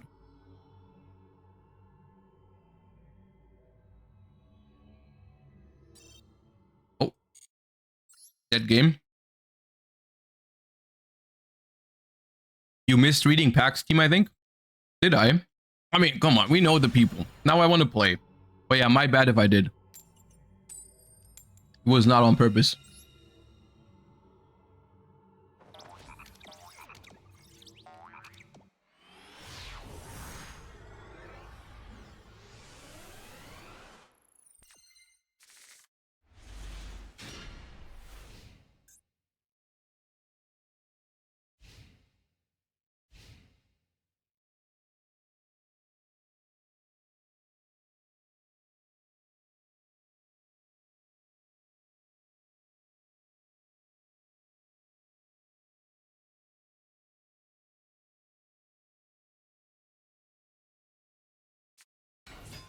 Who are you?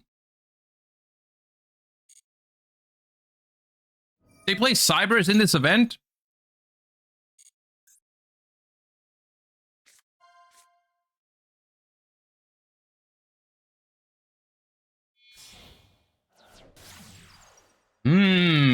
Orchest, okay.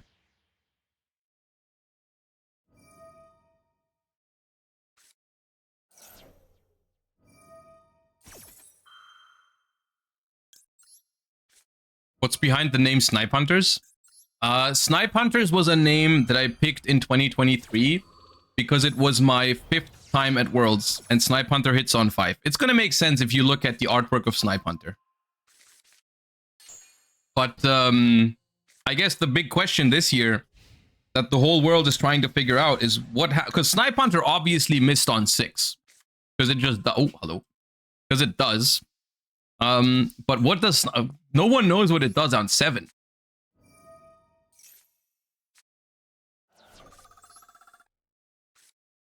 No one knows that.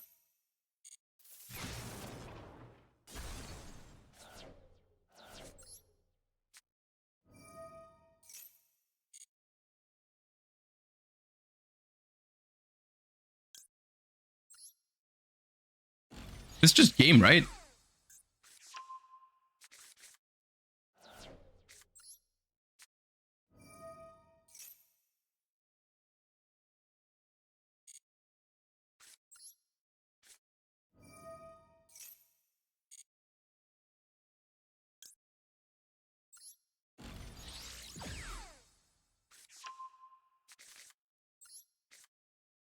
Isn't this only 85? I mean, I guess it would be if I didn't have 2 linkage in hand already. Maybe it wouldn't be enough. I mean, it still is more depending on how many spells you can get engraved. Because with more spells, the Kagari gets bigger. So, like, it would still be 9k, I think, with 5 spells engraved.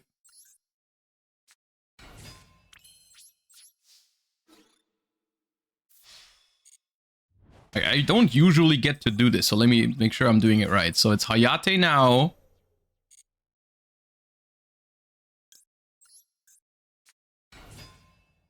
Attack. Send Rose.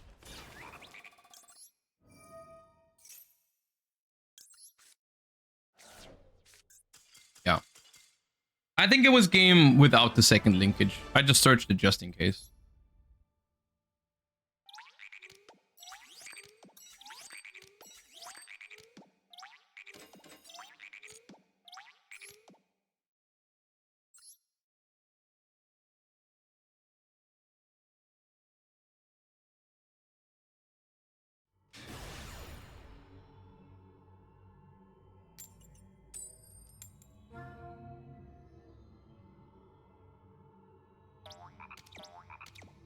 What are you eating? It's nothing special. It's just a little salad and some leftover pizza from yesterday. Dude, these hands. Jeez.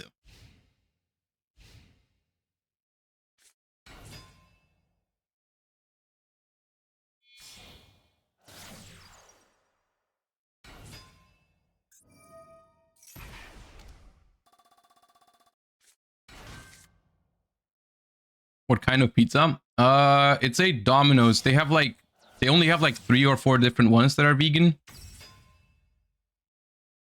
I don't know what the name is. Oh, yeah.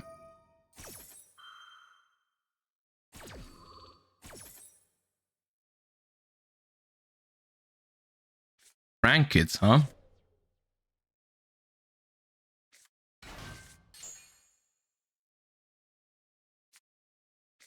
You're vegan? Yeah, that's why I said that.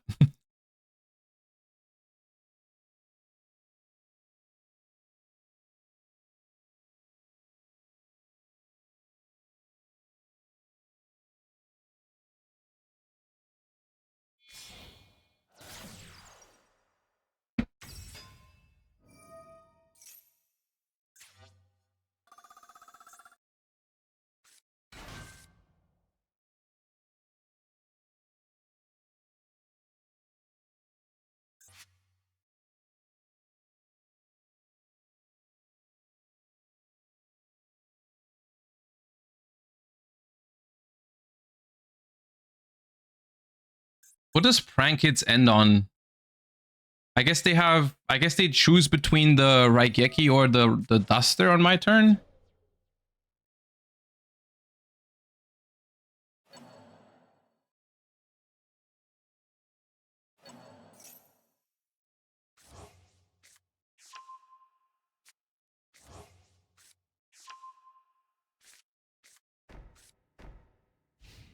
Ooh, this Duster about to go crazy. Is the fusion spell by any chance main phase only? Ooh, should I be double cosmicking? Let me see. During the main phase. Ah, convenient.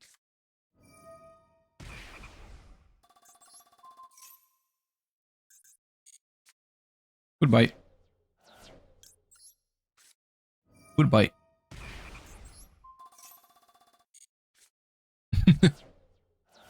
Dude, why are my hands so cracked right now? What's happening?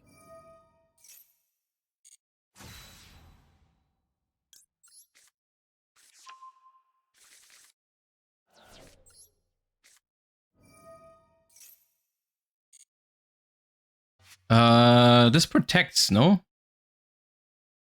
Ah, no, doesn't.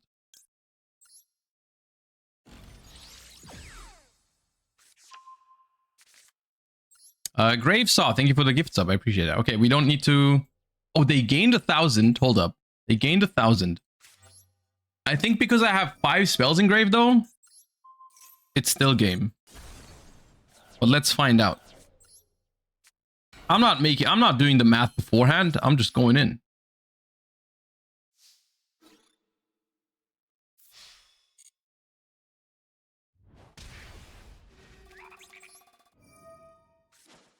I'm doing applied science.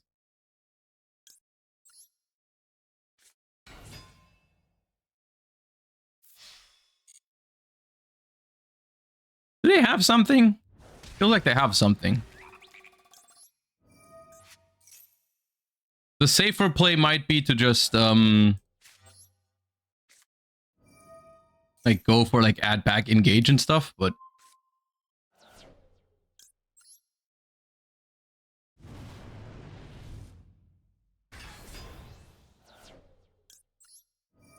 it's not enough. It's not enough. It's not enough. If I link the next, because the next one is not gonna... Oh, okay. It was not enough. The Kagari is 500 bigger, but the next one is not a Kagari. So like they would have... Okay.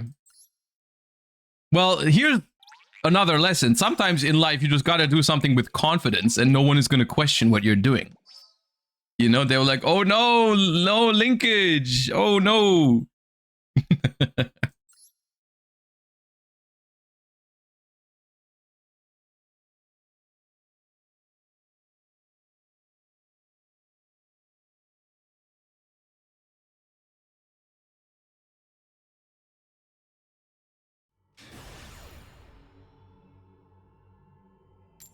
A new Tenpai?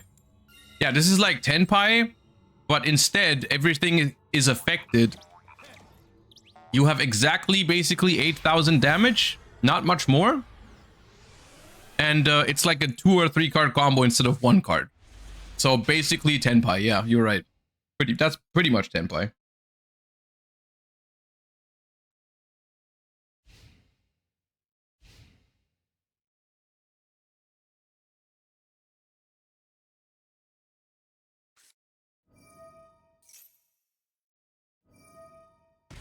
Ooh, can you leave that there for me?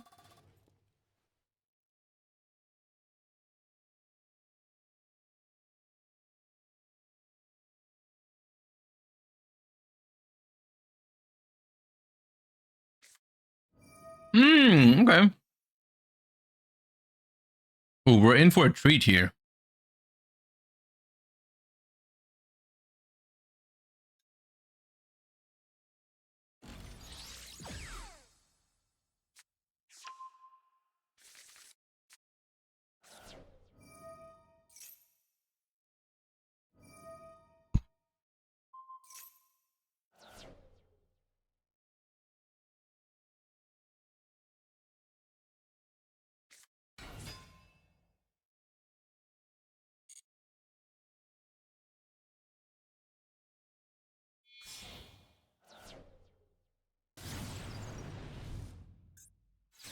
I guess I'll imperm it.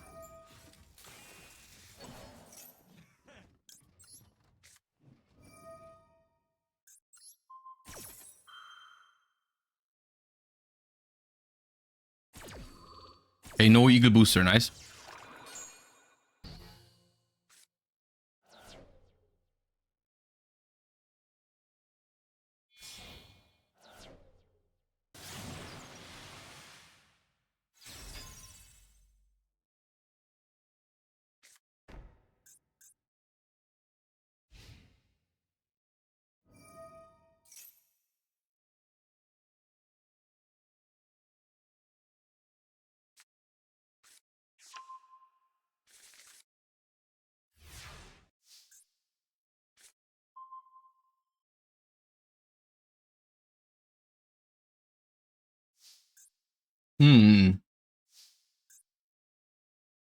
I would really like to Cosmic the multi-roll, but I'm a little scared of the face down.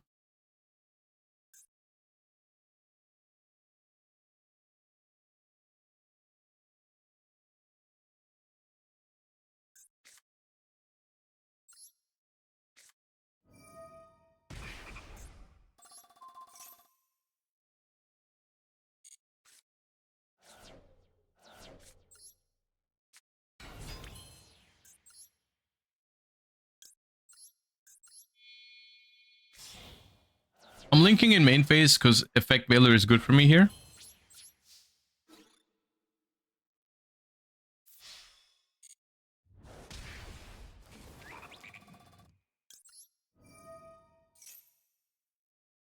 I mean, I only have 1 spell engrave, so getting engage is not even...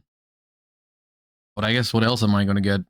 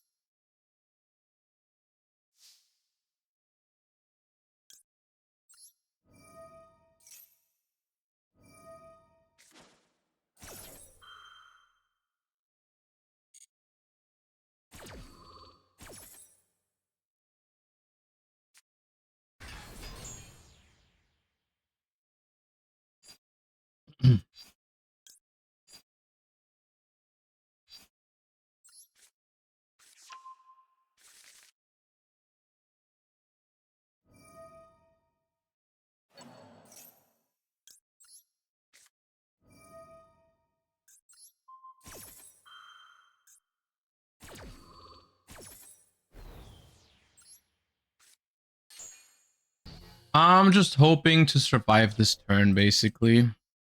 See.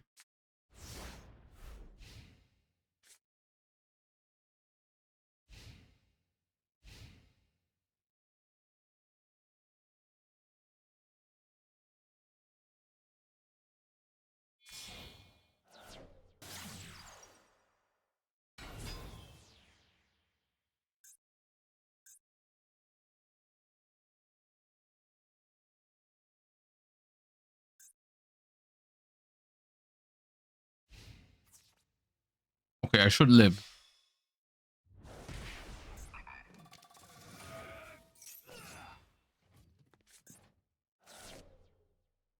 Dude, this... Oh, maybe not. This format reminds me of just toss format with a DLC.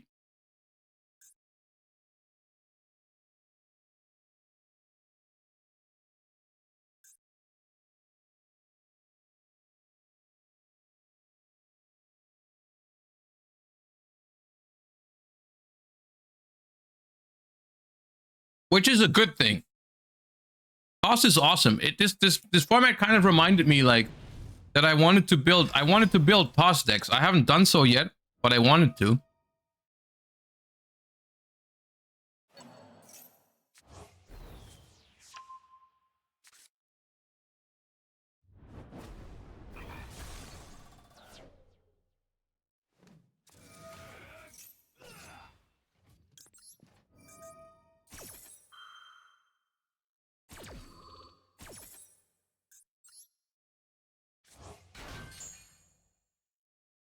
What decks are allowed in this format in general? Oh, it negates it. Kind of good.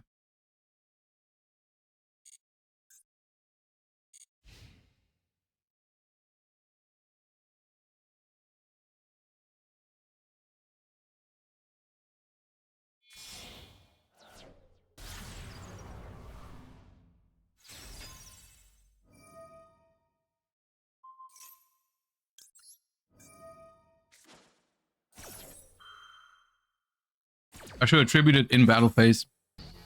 Because now I played in the talents.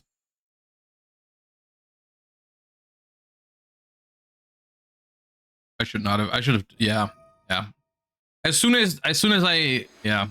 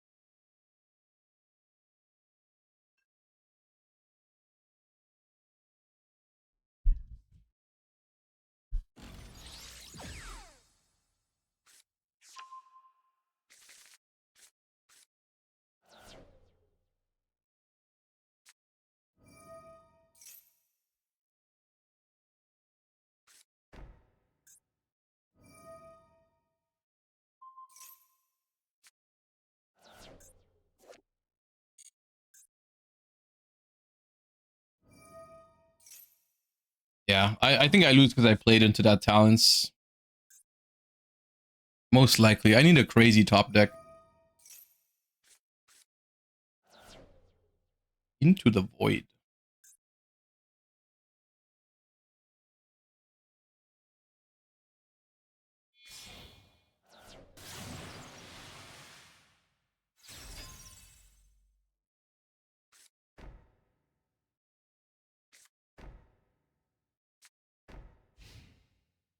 Yeah, that's tough.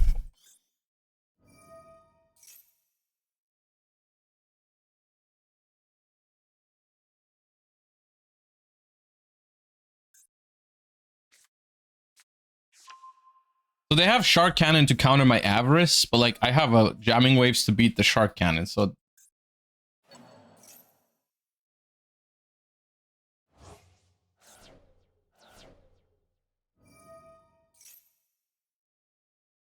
I do need to find a play though, because currently my Avarice isn't live.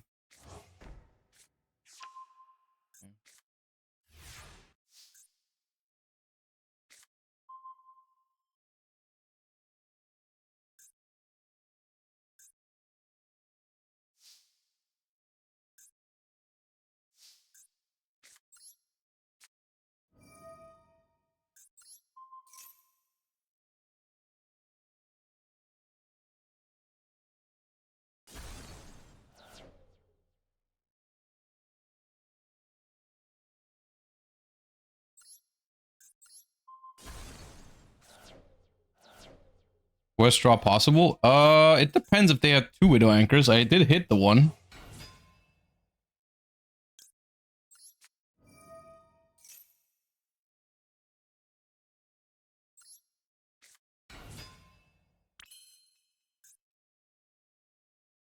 Awesome.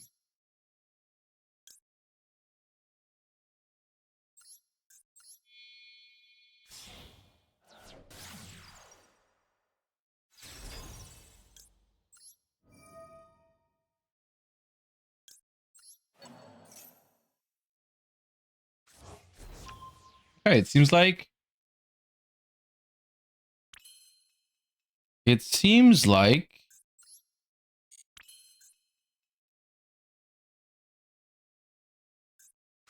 They don't have another Widow Anchor. So I got a little lucky there. I just hit the first one they set, because I feel like I do this sometimes as well, where I just set the first, like the important card first sometimes.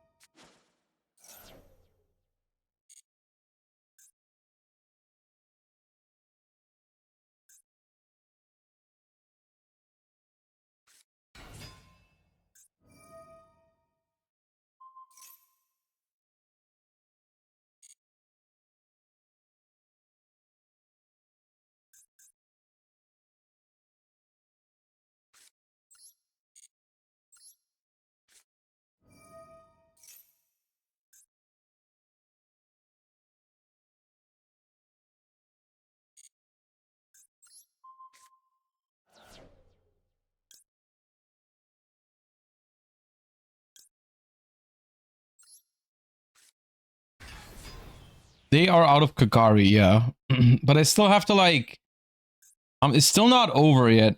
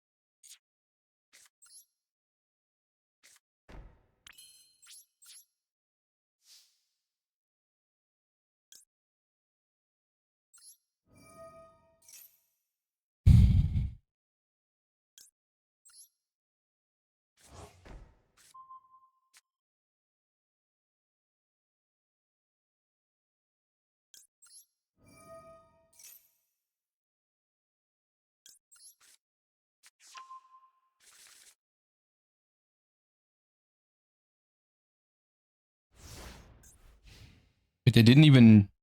They used no spell. Okay. Do they only play 2 Shizukus? Oh, come on, man.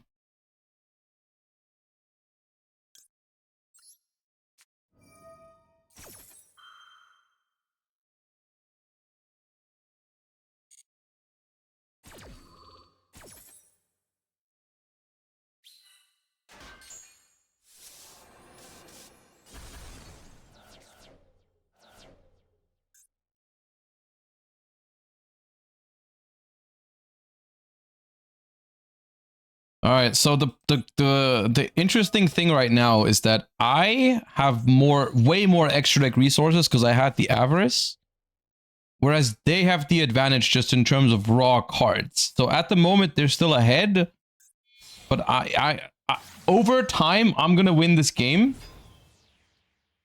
But I don't know how much time I have is the thing. Like how fast can they actually end it is the question. Without the extra deck tools. I think without the Duster, I was winning for sure. Now I'm not so sure anymore.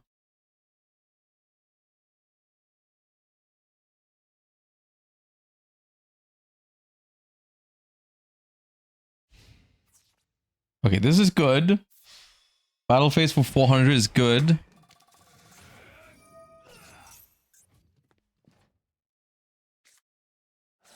Is that a second rose? Yeah, 2 rows. Okay.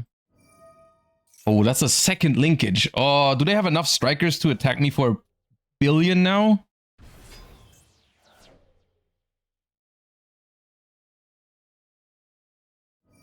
This destroys everything. I don't have...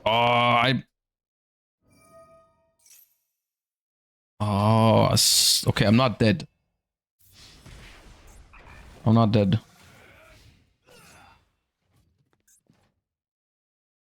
But I once again don't know. This is a linkage. Jesus. Now multi-roll. Gets anchor back and I think it's just anchor. Oh, it's 2. Oh, shark, the hornet drone as well, of course, yeah. Oh. Okay, well.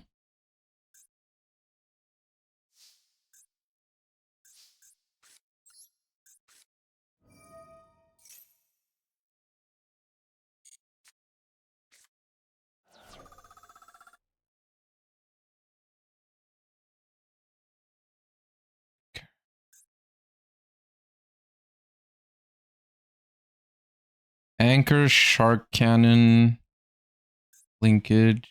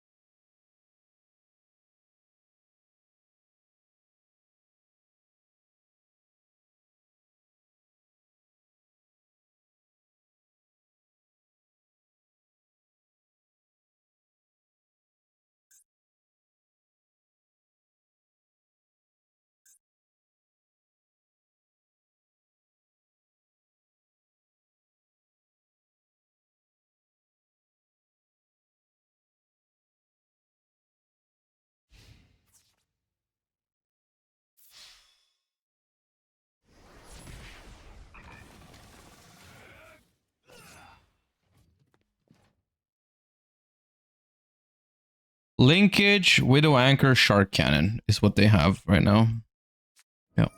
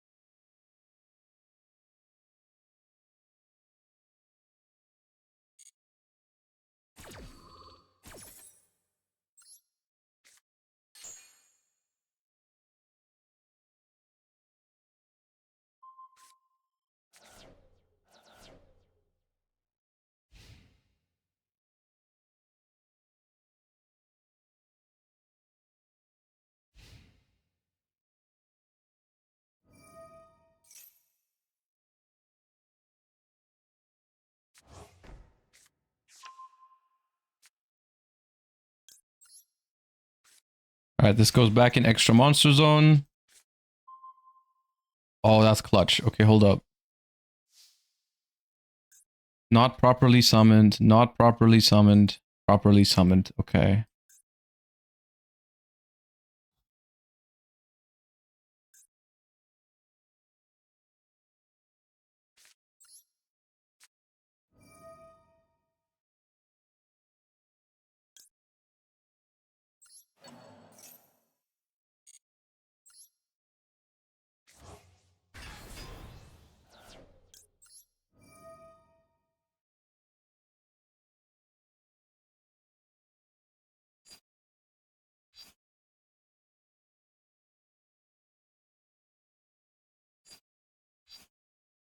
As much as I would like, I kind of need engage, don't I? For the card advantage.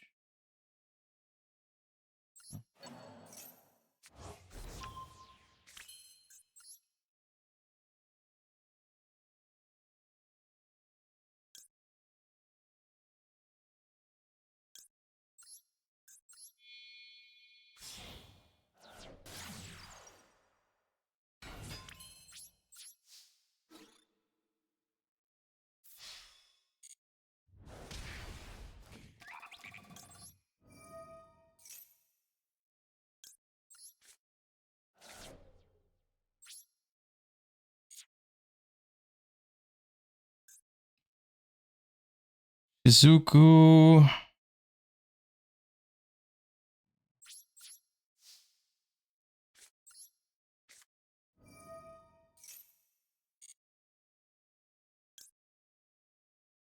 Maybe it's Eagle Booster.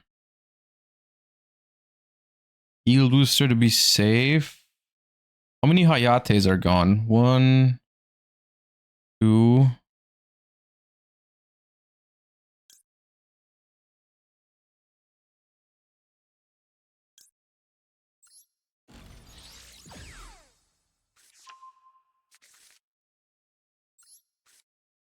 Oh! Dude, I can barely afford that.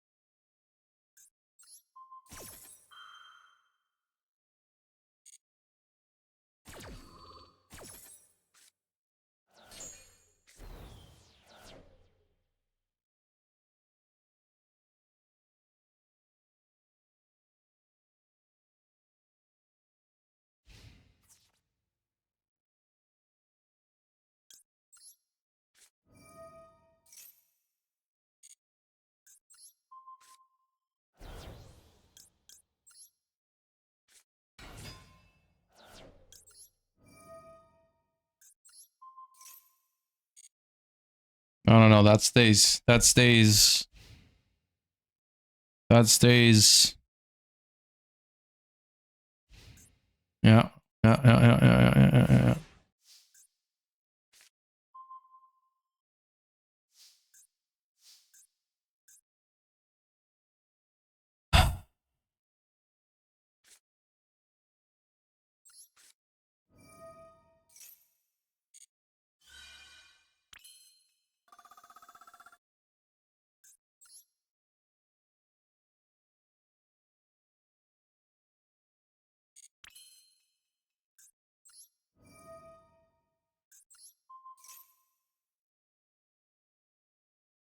they drew Ash. Okay.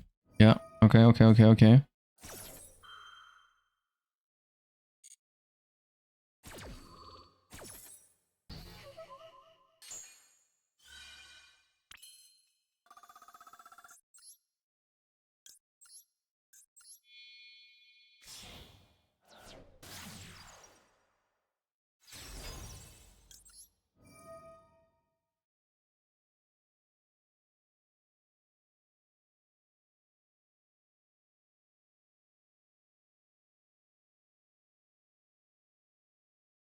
I don't even know if I have engaged targets.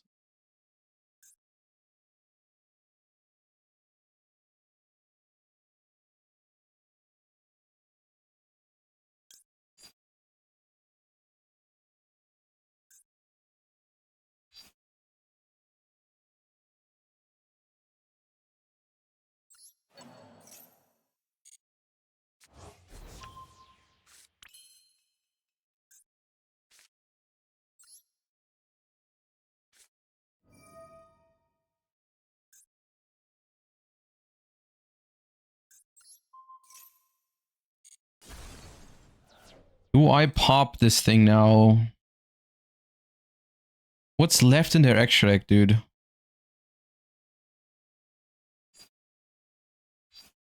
I leave it. I leave it.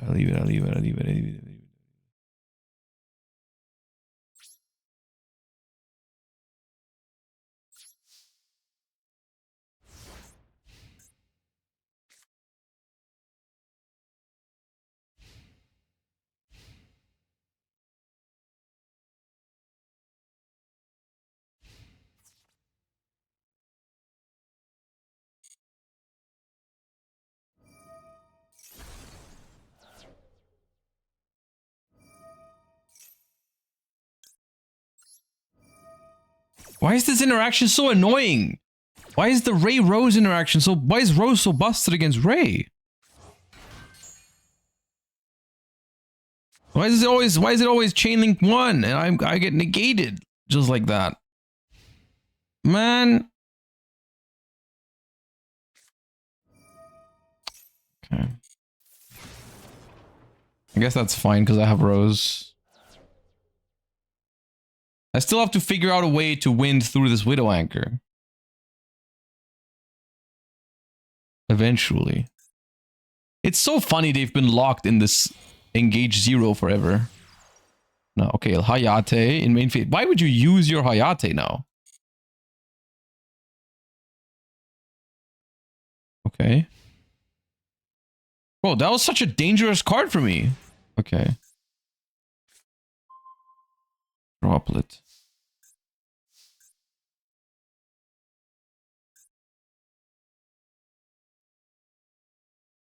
How many Kagaris do I have? 2. I have 2 Kagaris.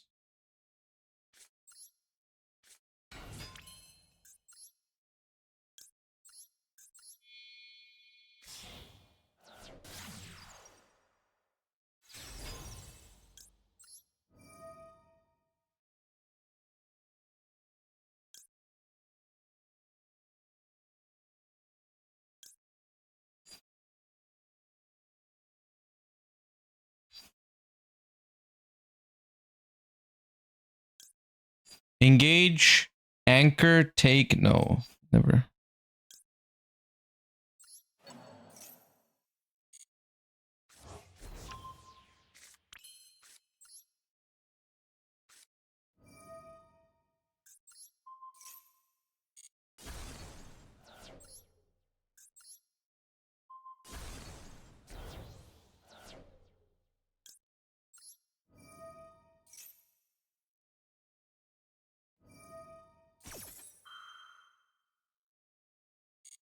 Ah, no, I get to do it this way around.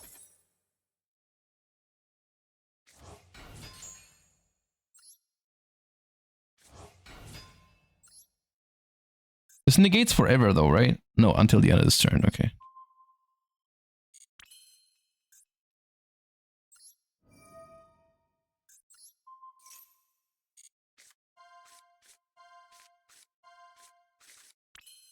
Okay, I missed.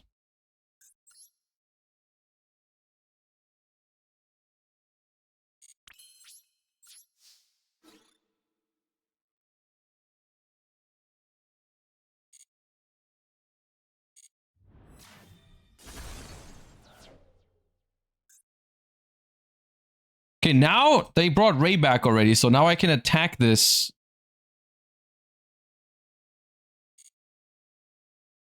This will free up their main monster zone now, which is a little risky.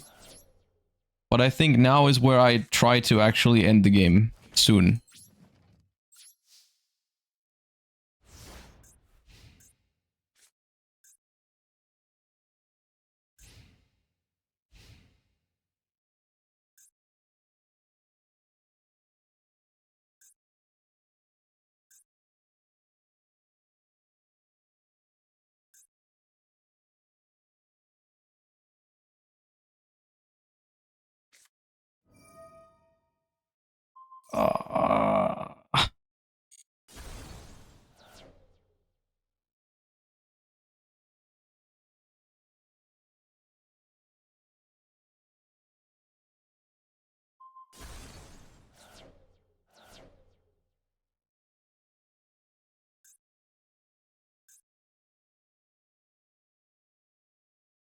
See, now it would just be over if they didn't make the third Hayate last turn. I would just be dead.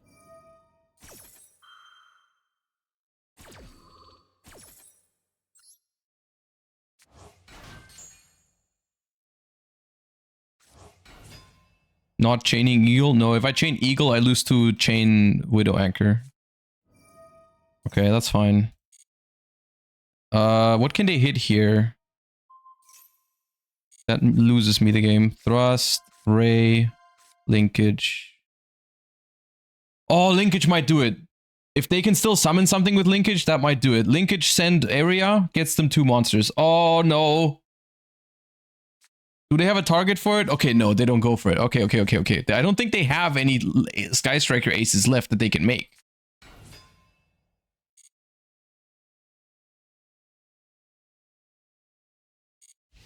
End phase. Yeah, they're out of Link monsters. Oof. Okay.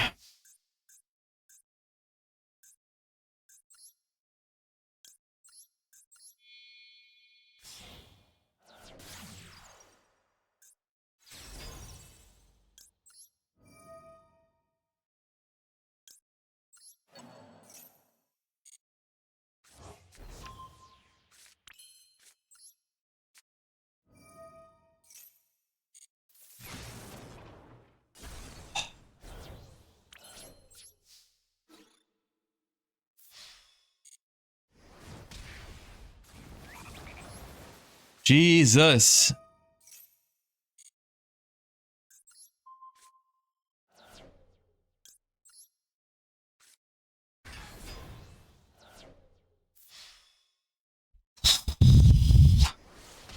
This was probably in contention for one of the longest games I've played in Master Duel ever.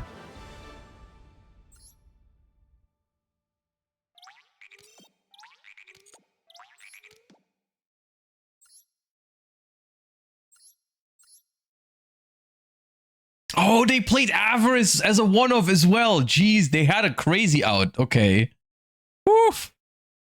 Yeah, their list is not that different from mine. They play 2 rows, 3 rays. Okay, I play less monsters. Damn. Okay. Okay.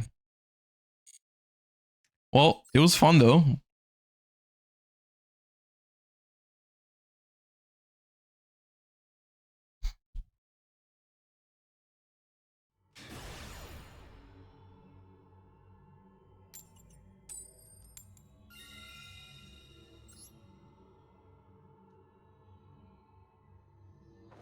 Have you tried Paleo in this event? The first thing I did was I went to the deck builder and I entered transaction rollback and the card is banned.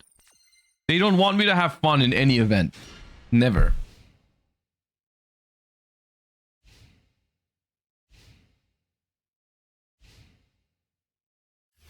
Okay. Draw, pass. Sweet. My hand is correct.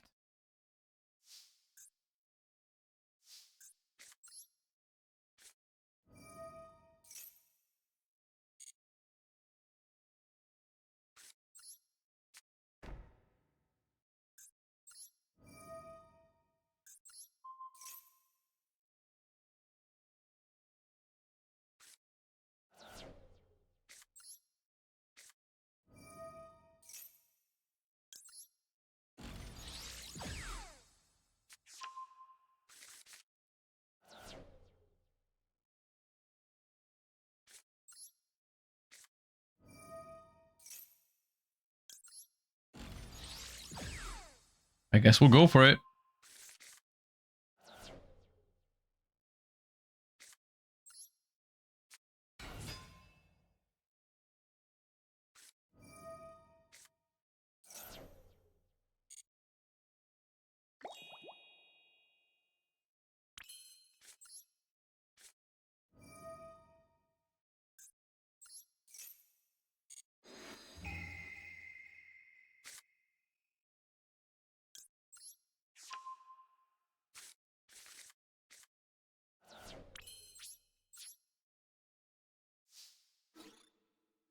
Wait, what was it? It was linkage. Dude, I'm not sure if I'm supposed to go for it here.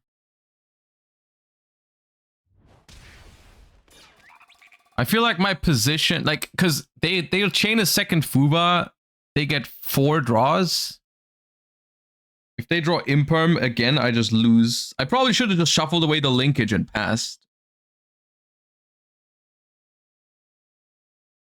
Oh, yeah, dude. I'm a coward. I'm a coward.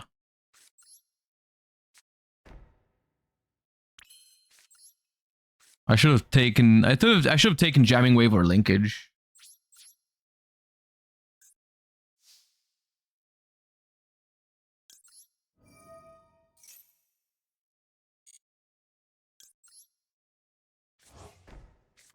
Or just draw 2.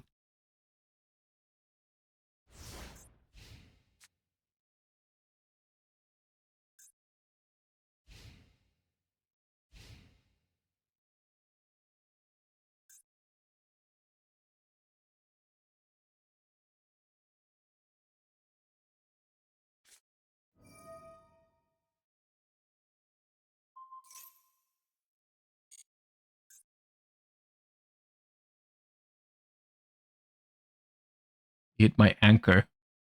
Grr.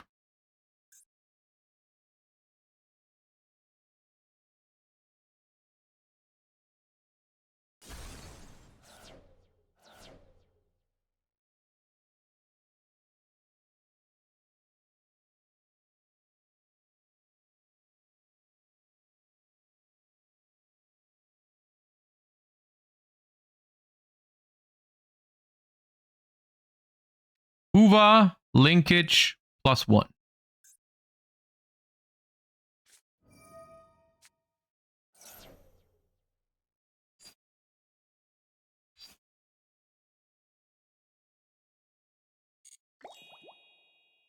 I'm not gonna give him talents and thrust as answers. Yeah, I thought so. I thought so. Yeah.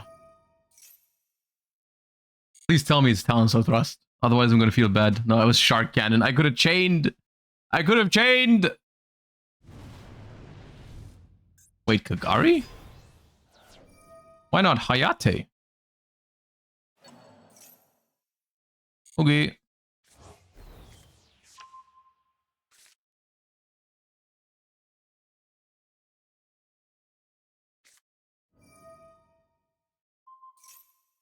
Okay.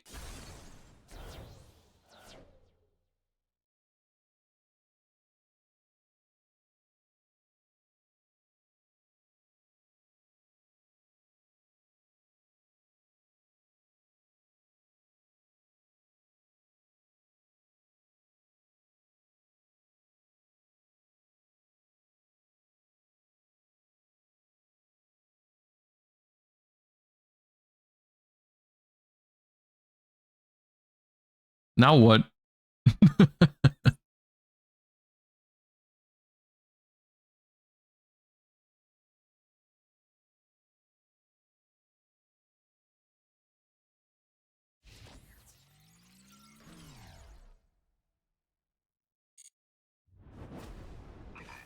Shark TCG, thank you for the 12 months. Since August is the month of Worlds, how would you see Yu-Gi Worlds with the same formula as Pokemon Worlds? More players allowed in all categories?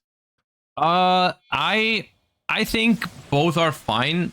I do think, like, community-wise, I think the Pokemon Worlds is cooler because it's just like a bigger community event.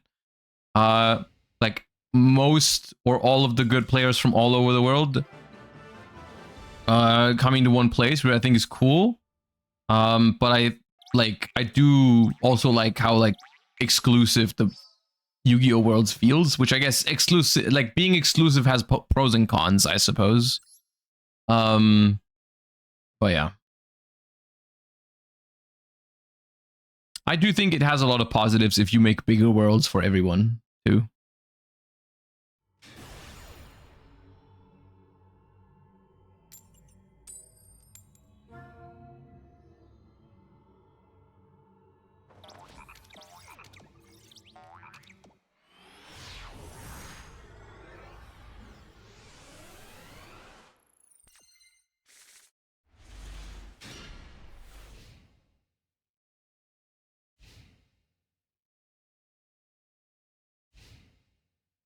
What are the pros of exclusive? I mean, it's very special is the thing.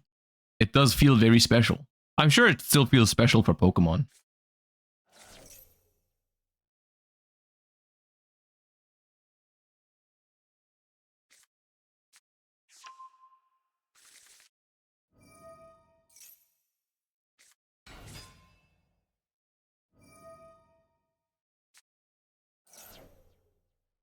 What is hit in Mermail? I think they have like no hand loop. Surely not, right? I think Neptubis is limited.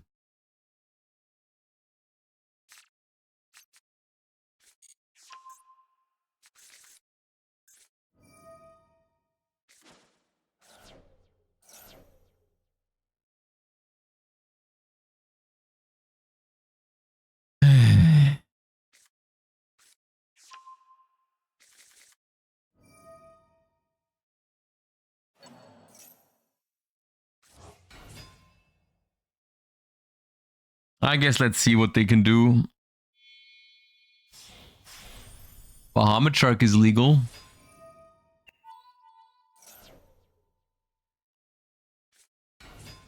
Virtue Shark is legal. Virtue Dragon. Oh, they play Virtue Stream. Okay, that's annoying.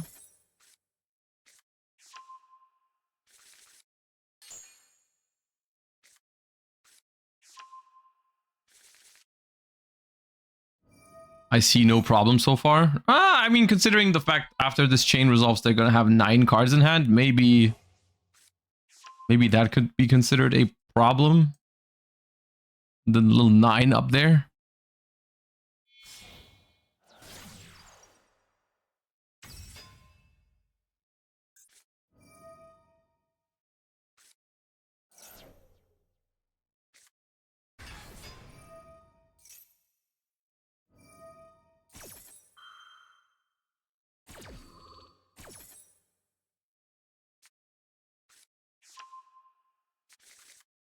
This toss format game looking a little wacky. Yeah.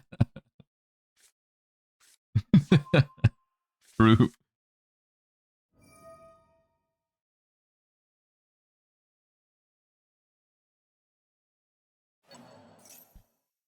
No, but according to the Mermail players in TCG right now, you can't take away any of the stuff from Mermail because otherwise it just isn't a powerful enough deck. It doesn't have enough good plays when you take away Barrier, Statue, and Minstrel.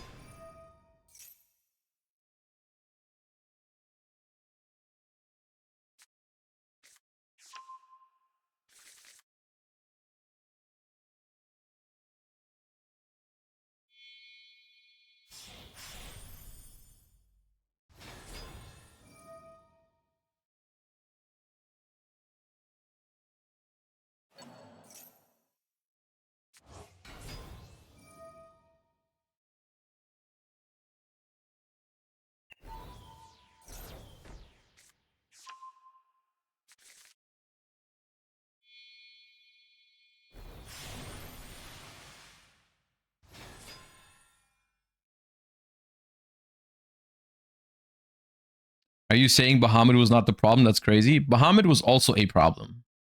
But they could have hit it better, probably.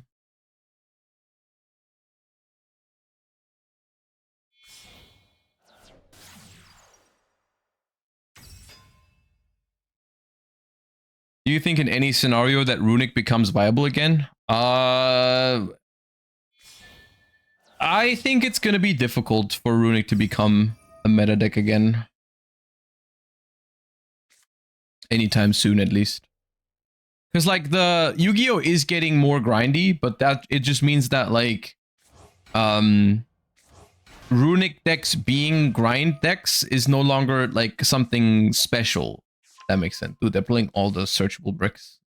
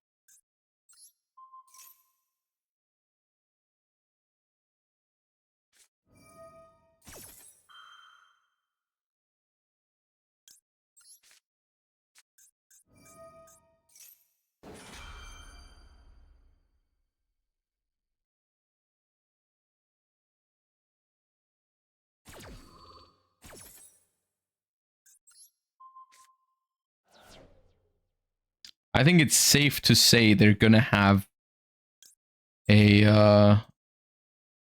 an Ash Blossom.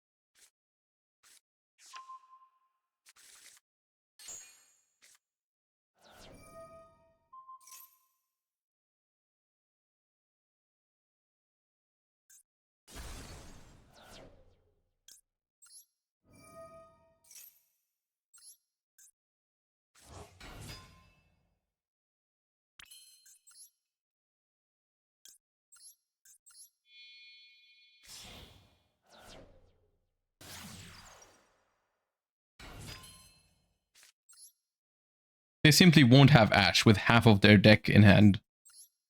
They just won't have it.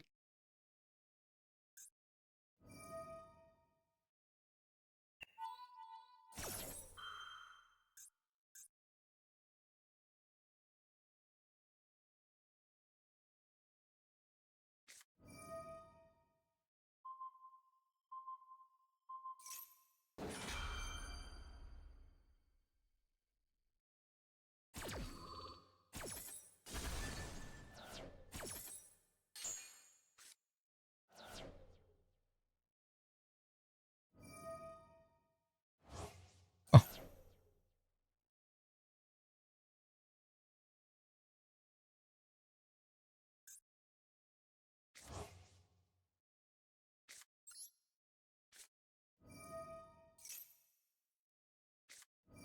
shocker.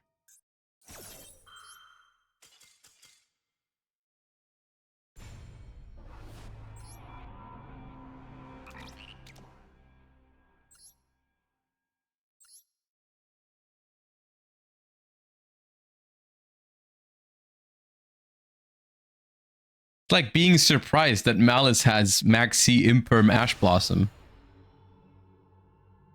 after they pass turn with like 12 cards in hand.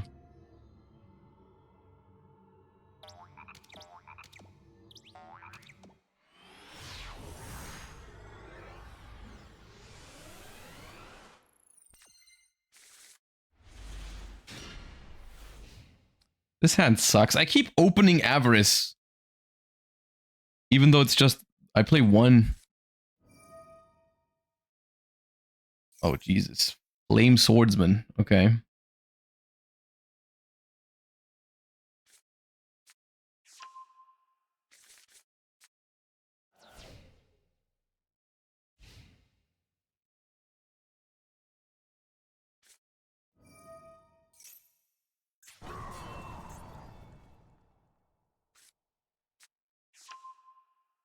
Ooh, Infernoble. Okay.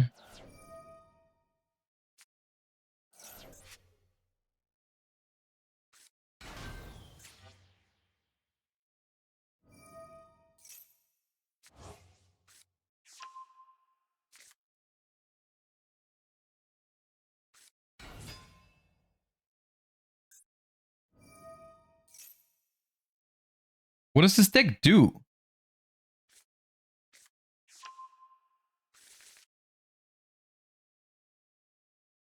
Just synchro summon like the... What's it called now? The level 5 Angelica? Oh. And then equip it?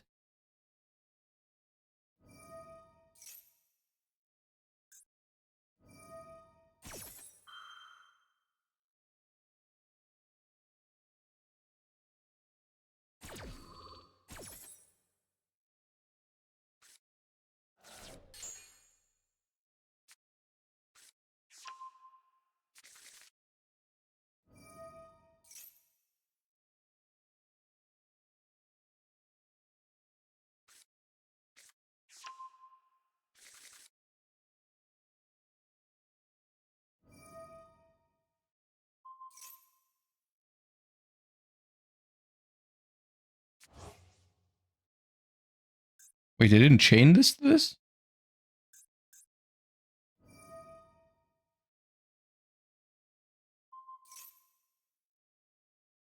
Now. Okay.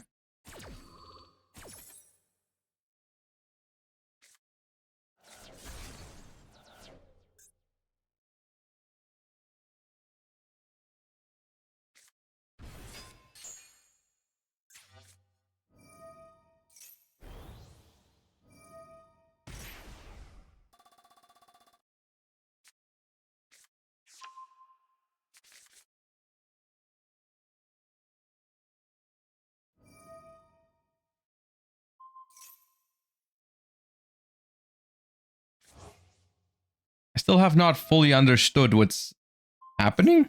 Like, what are they trying to do? Do they have, like, did they not ban any of the Infernoble combo stuff?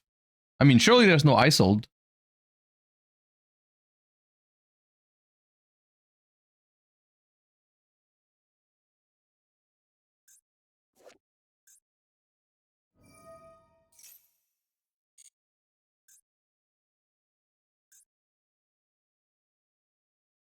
No Charles?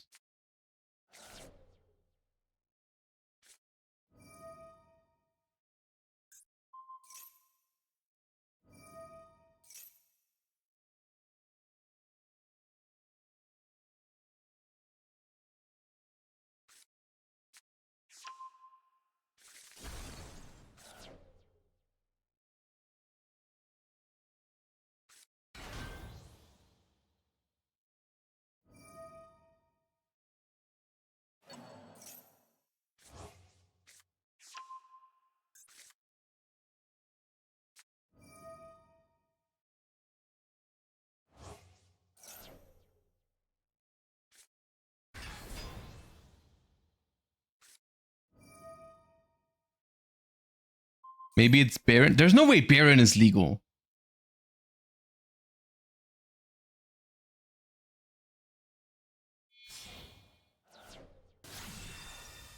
Okay, there's Isold.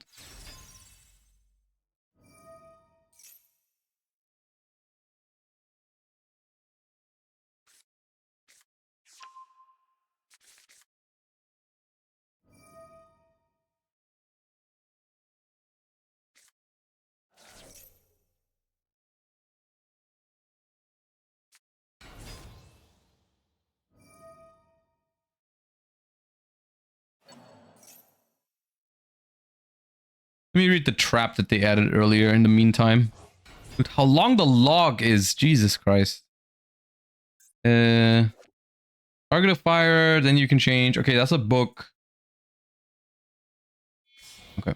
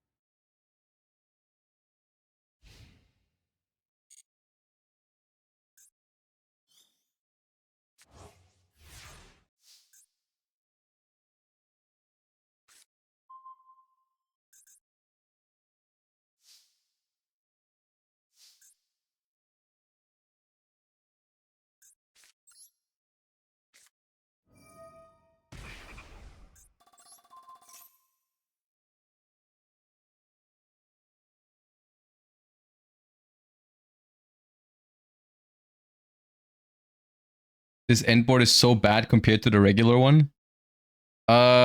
Sure. Whatever that means. Because I am playing the Theme Chronicle event.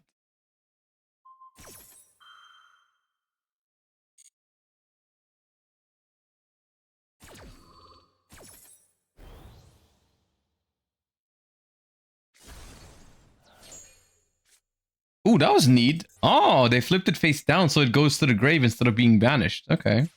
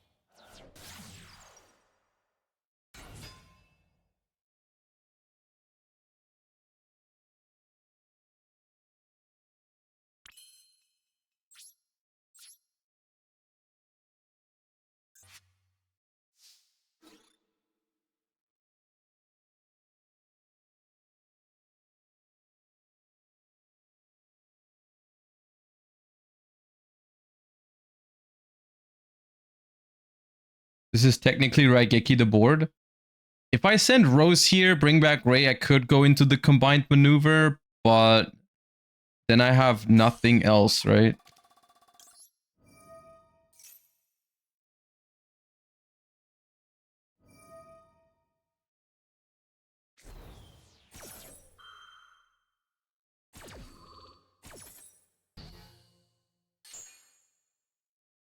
Yeah, but it's funny. I mean, it is funny, but is it winning?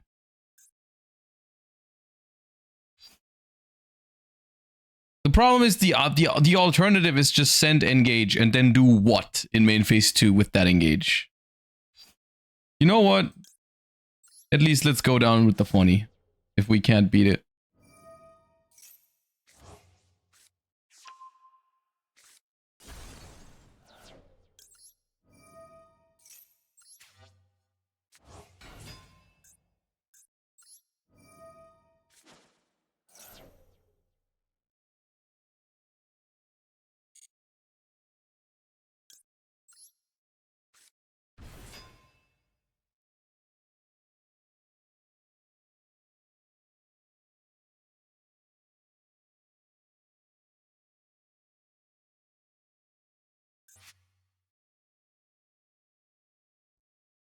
If I was gonna do this, I should have gone through the other Link monsters in main phase 1. I should have gone like... Ooh, they fuse. I should have gone through Kagari, add back Widow Anchor, make like Kaina and everything to make the Avarice live.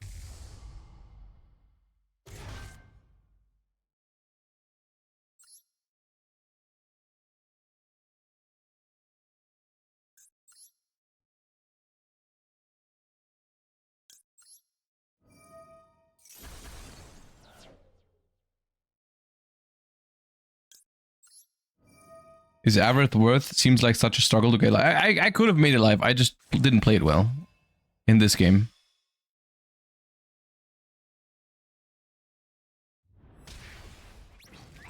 Who knows? Maybe their deck isn't well equipped to like recover. I don't know how good the deck is at follow-up. Maybe I'll be fine. Yeah, I can't link away the thing. This one.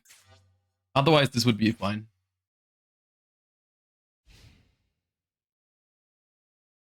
Maybe they have struggle dealing with Ray and Grave as well.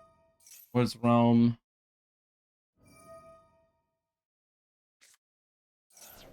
And August. Ooh, this recycles stuff and draws a card. That was a good one. I don't know if they drew that. Or maybe they searched it with ISO last turn. I don't know.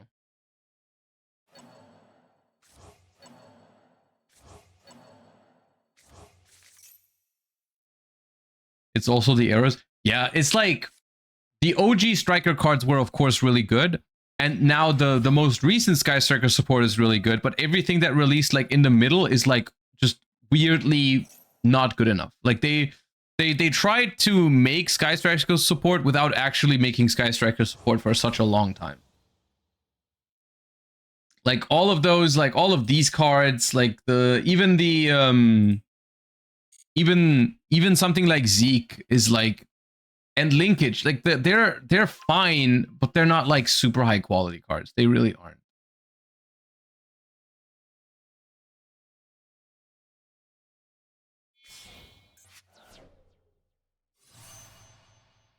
If Linkage was that good of a card, it didn't need a freaking custom card like equals 0 to make the deck even tier 2 now. You know what I mean? Linkage alone did nothing for Sky Striker.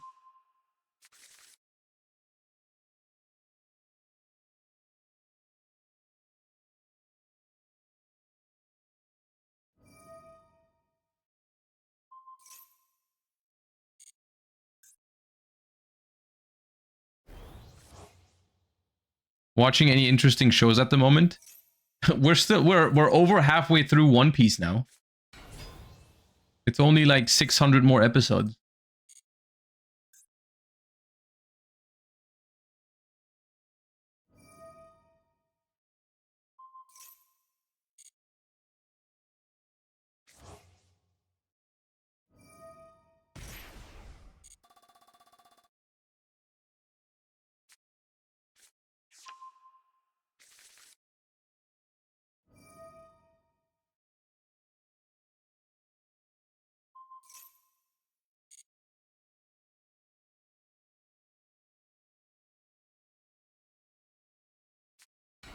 I'm not sure if what they're cooking right now is actually good or if they're struggling to do something relevant. Because so far, I mean, I do see a couple of... Huh?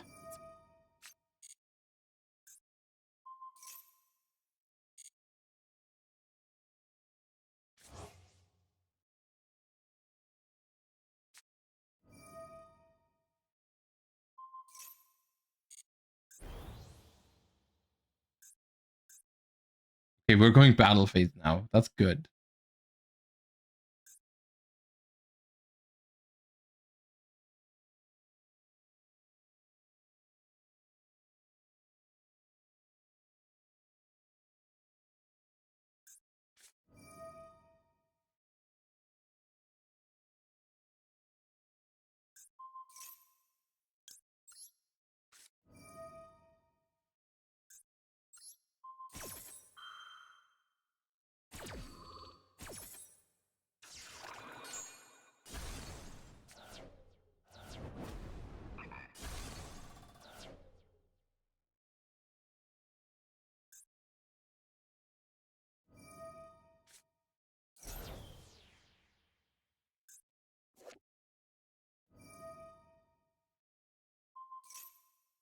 Each of your warrior monsters and fire monsters can make a second attack. Each.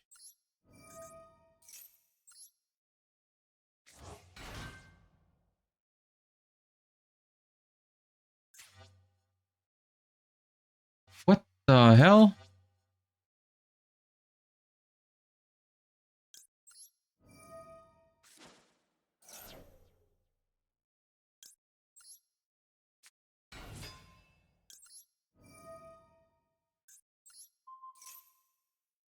Well, yeah, I might be dead. I don't know. This can't attack. I think, okay, I live on 300. Jesus. Time to draw a Cosmic Cyclone.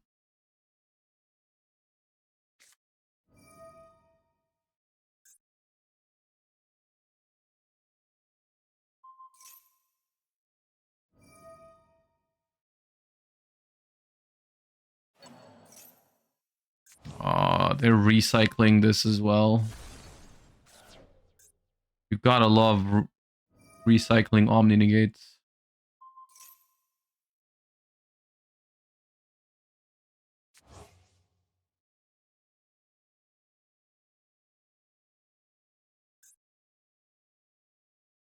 I mean, it's only for monsters, I guess.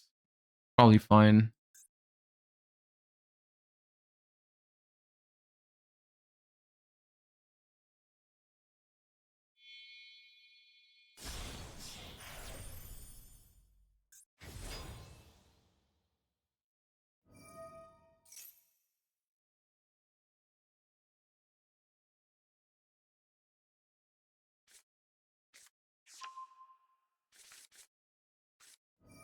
Is it ever my turn?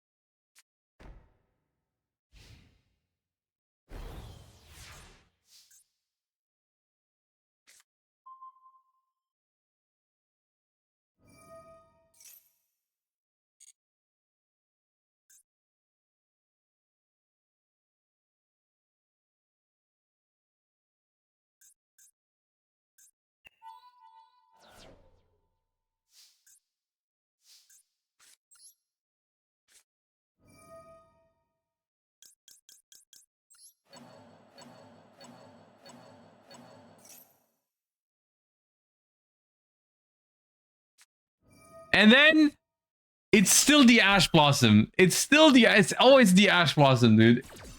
It's never the friggin' okay, man. Damn it. Okay. I'm gonna have to call it a day now. Because I have to be somewhere by 5. So we're gonna have to call it a little bit early. Once again, this is not the last stream before Worlds, because I will try to stream next week before I leave for Paris. So I hope you enjoyed today's stream. Thank you all for tuning in. I'll see you guys at some point next week once I'm out of Worlds preparation chamber, because we have to submit deck lists on Monday. So this is the last stream for this week, but then next week I think I'll stream at least on Tuesday before I leave for Worlds on Wednesday. Until then, thank you all for being here. Appreciate everybody. I'll send you guys somewhere. Let me see who's live. Oh yeah, Farfa's live. I'll send you to Farfa. And I'll see you guys next week after we've submitted our decks for the World Championship. So thank you all for watching. Thank you for all the support as usual. I appreciate you guys. Have a great weekend, and I'll see you next week. Bye-bye. Peace.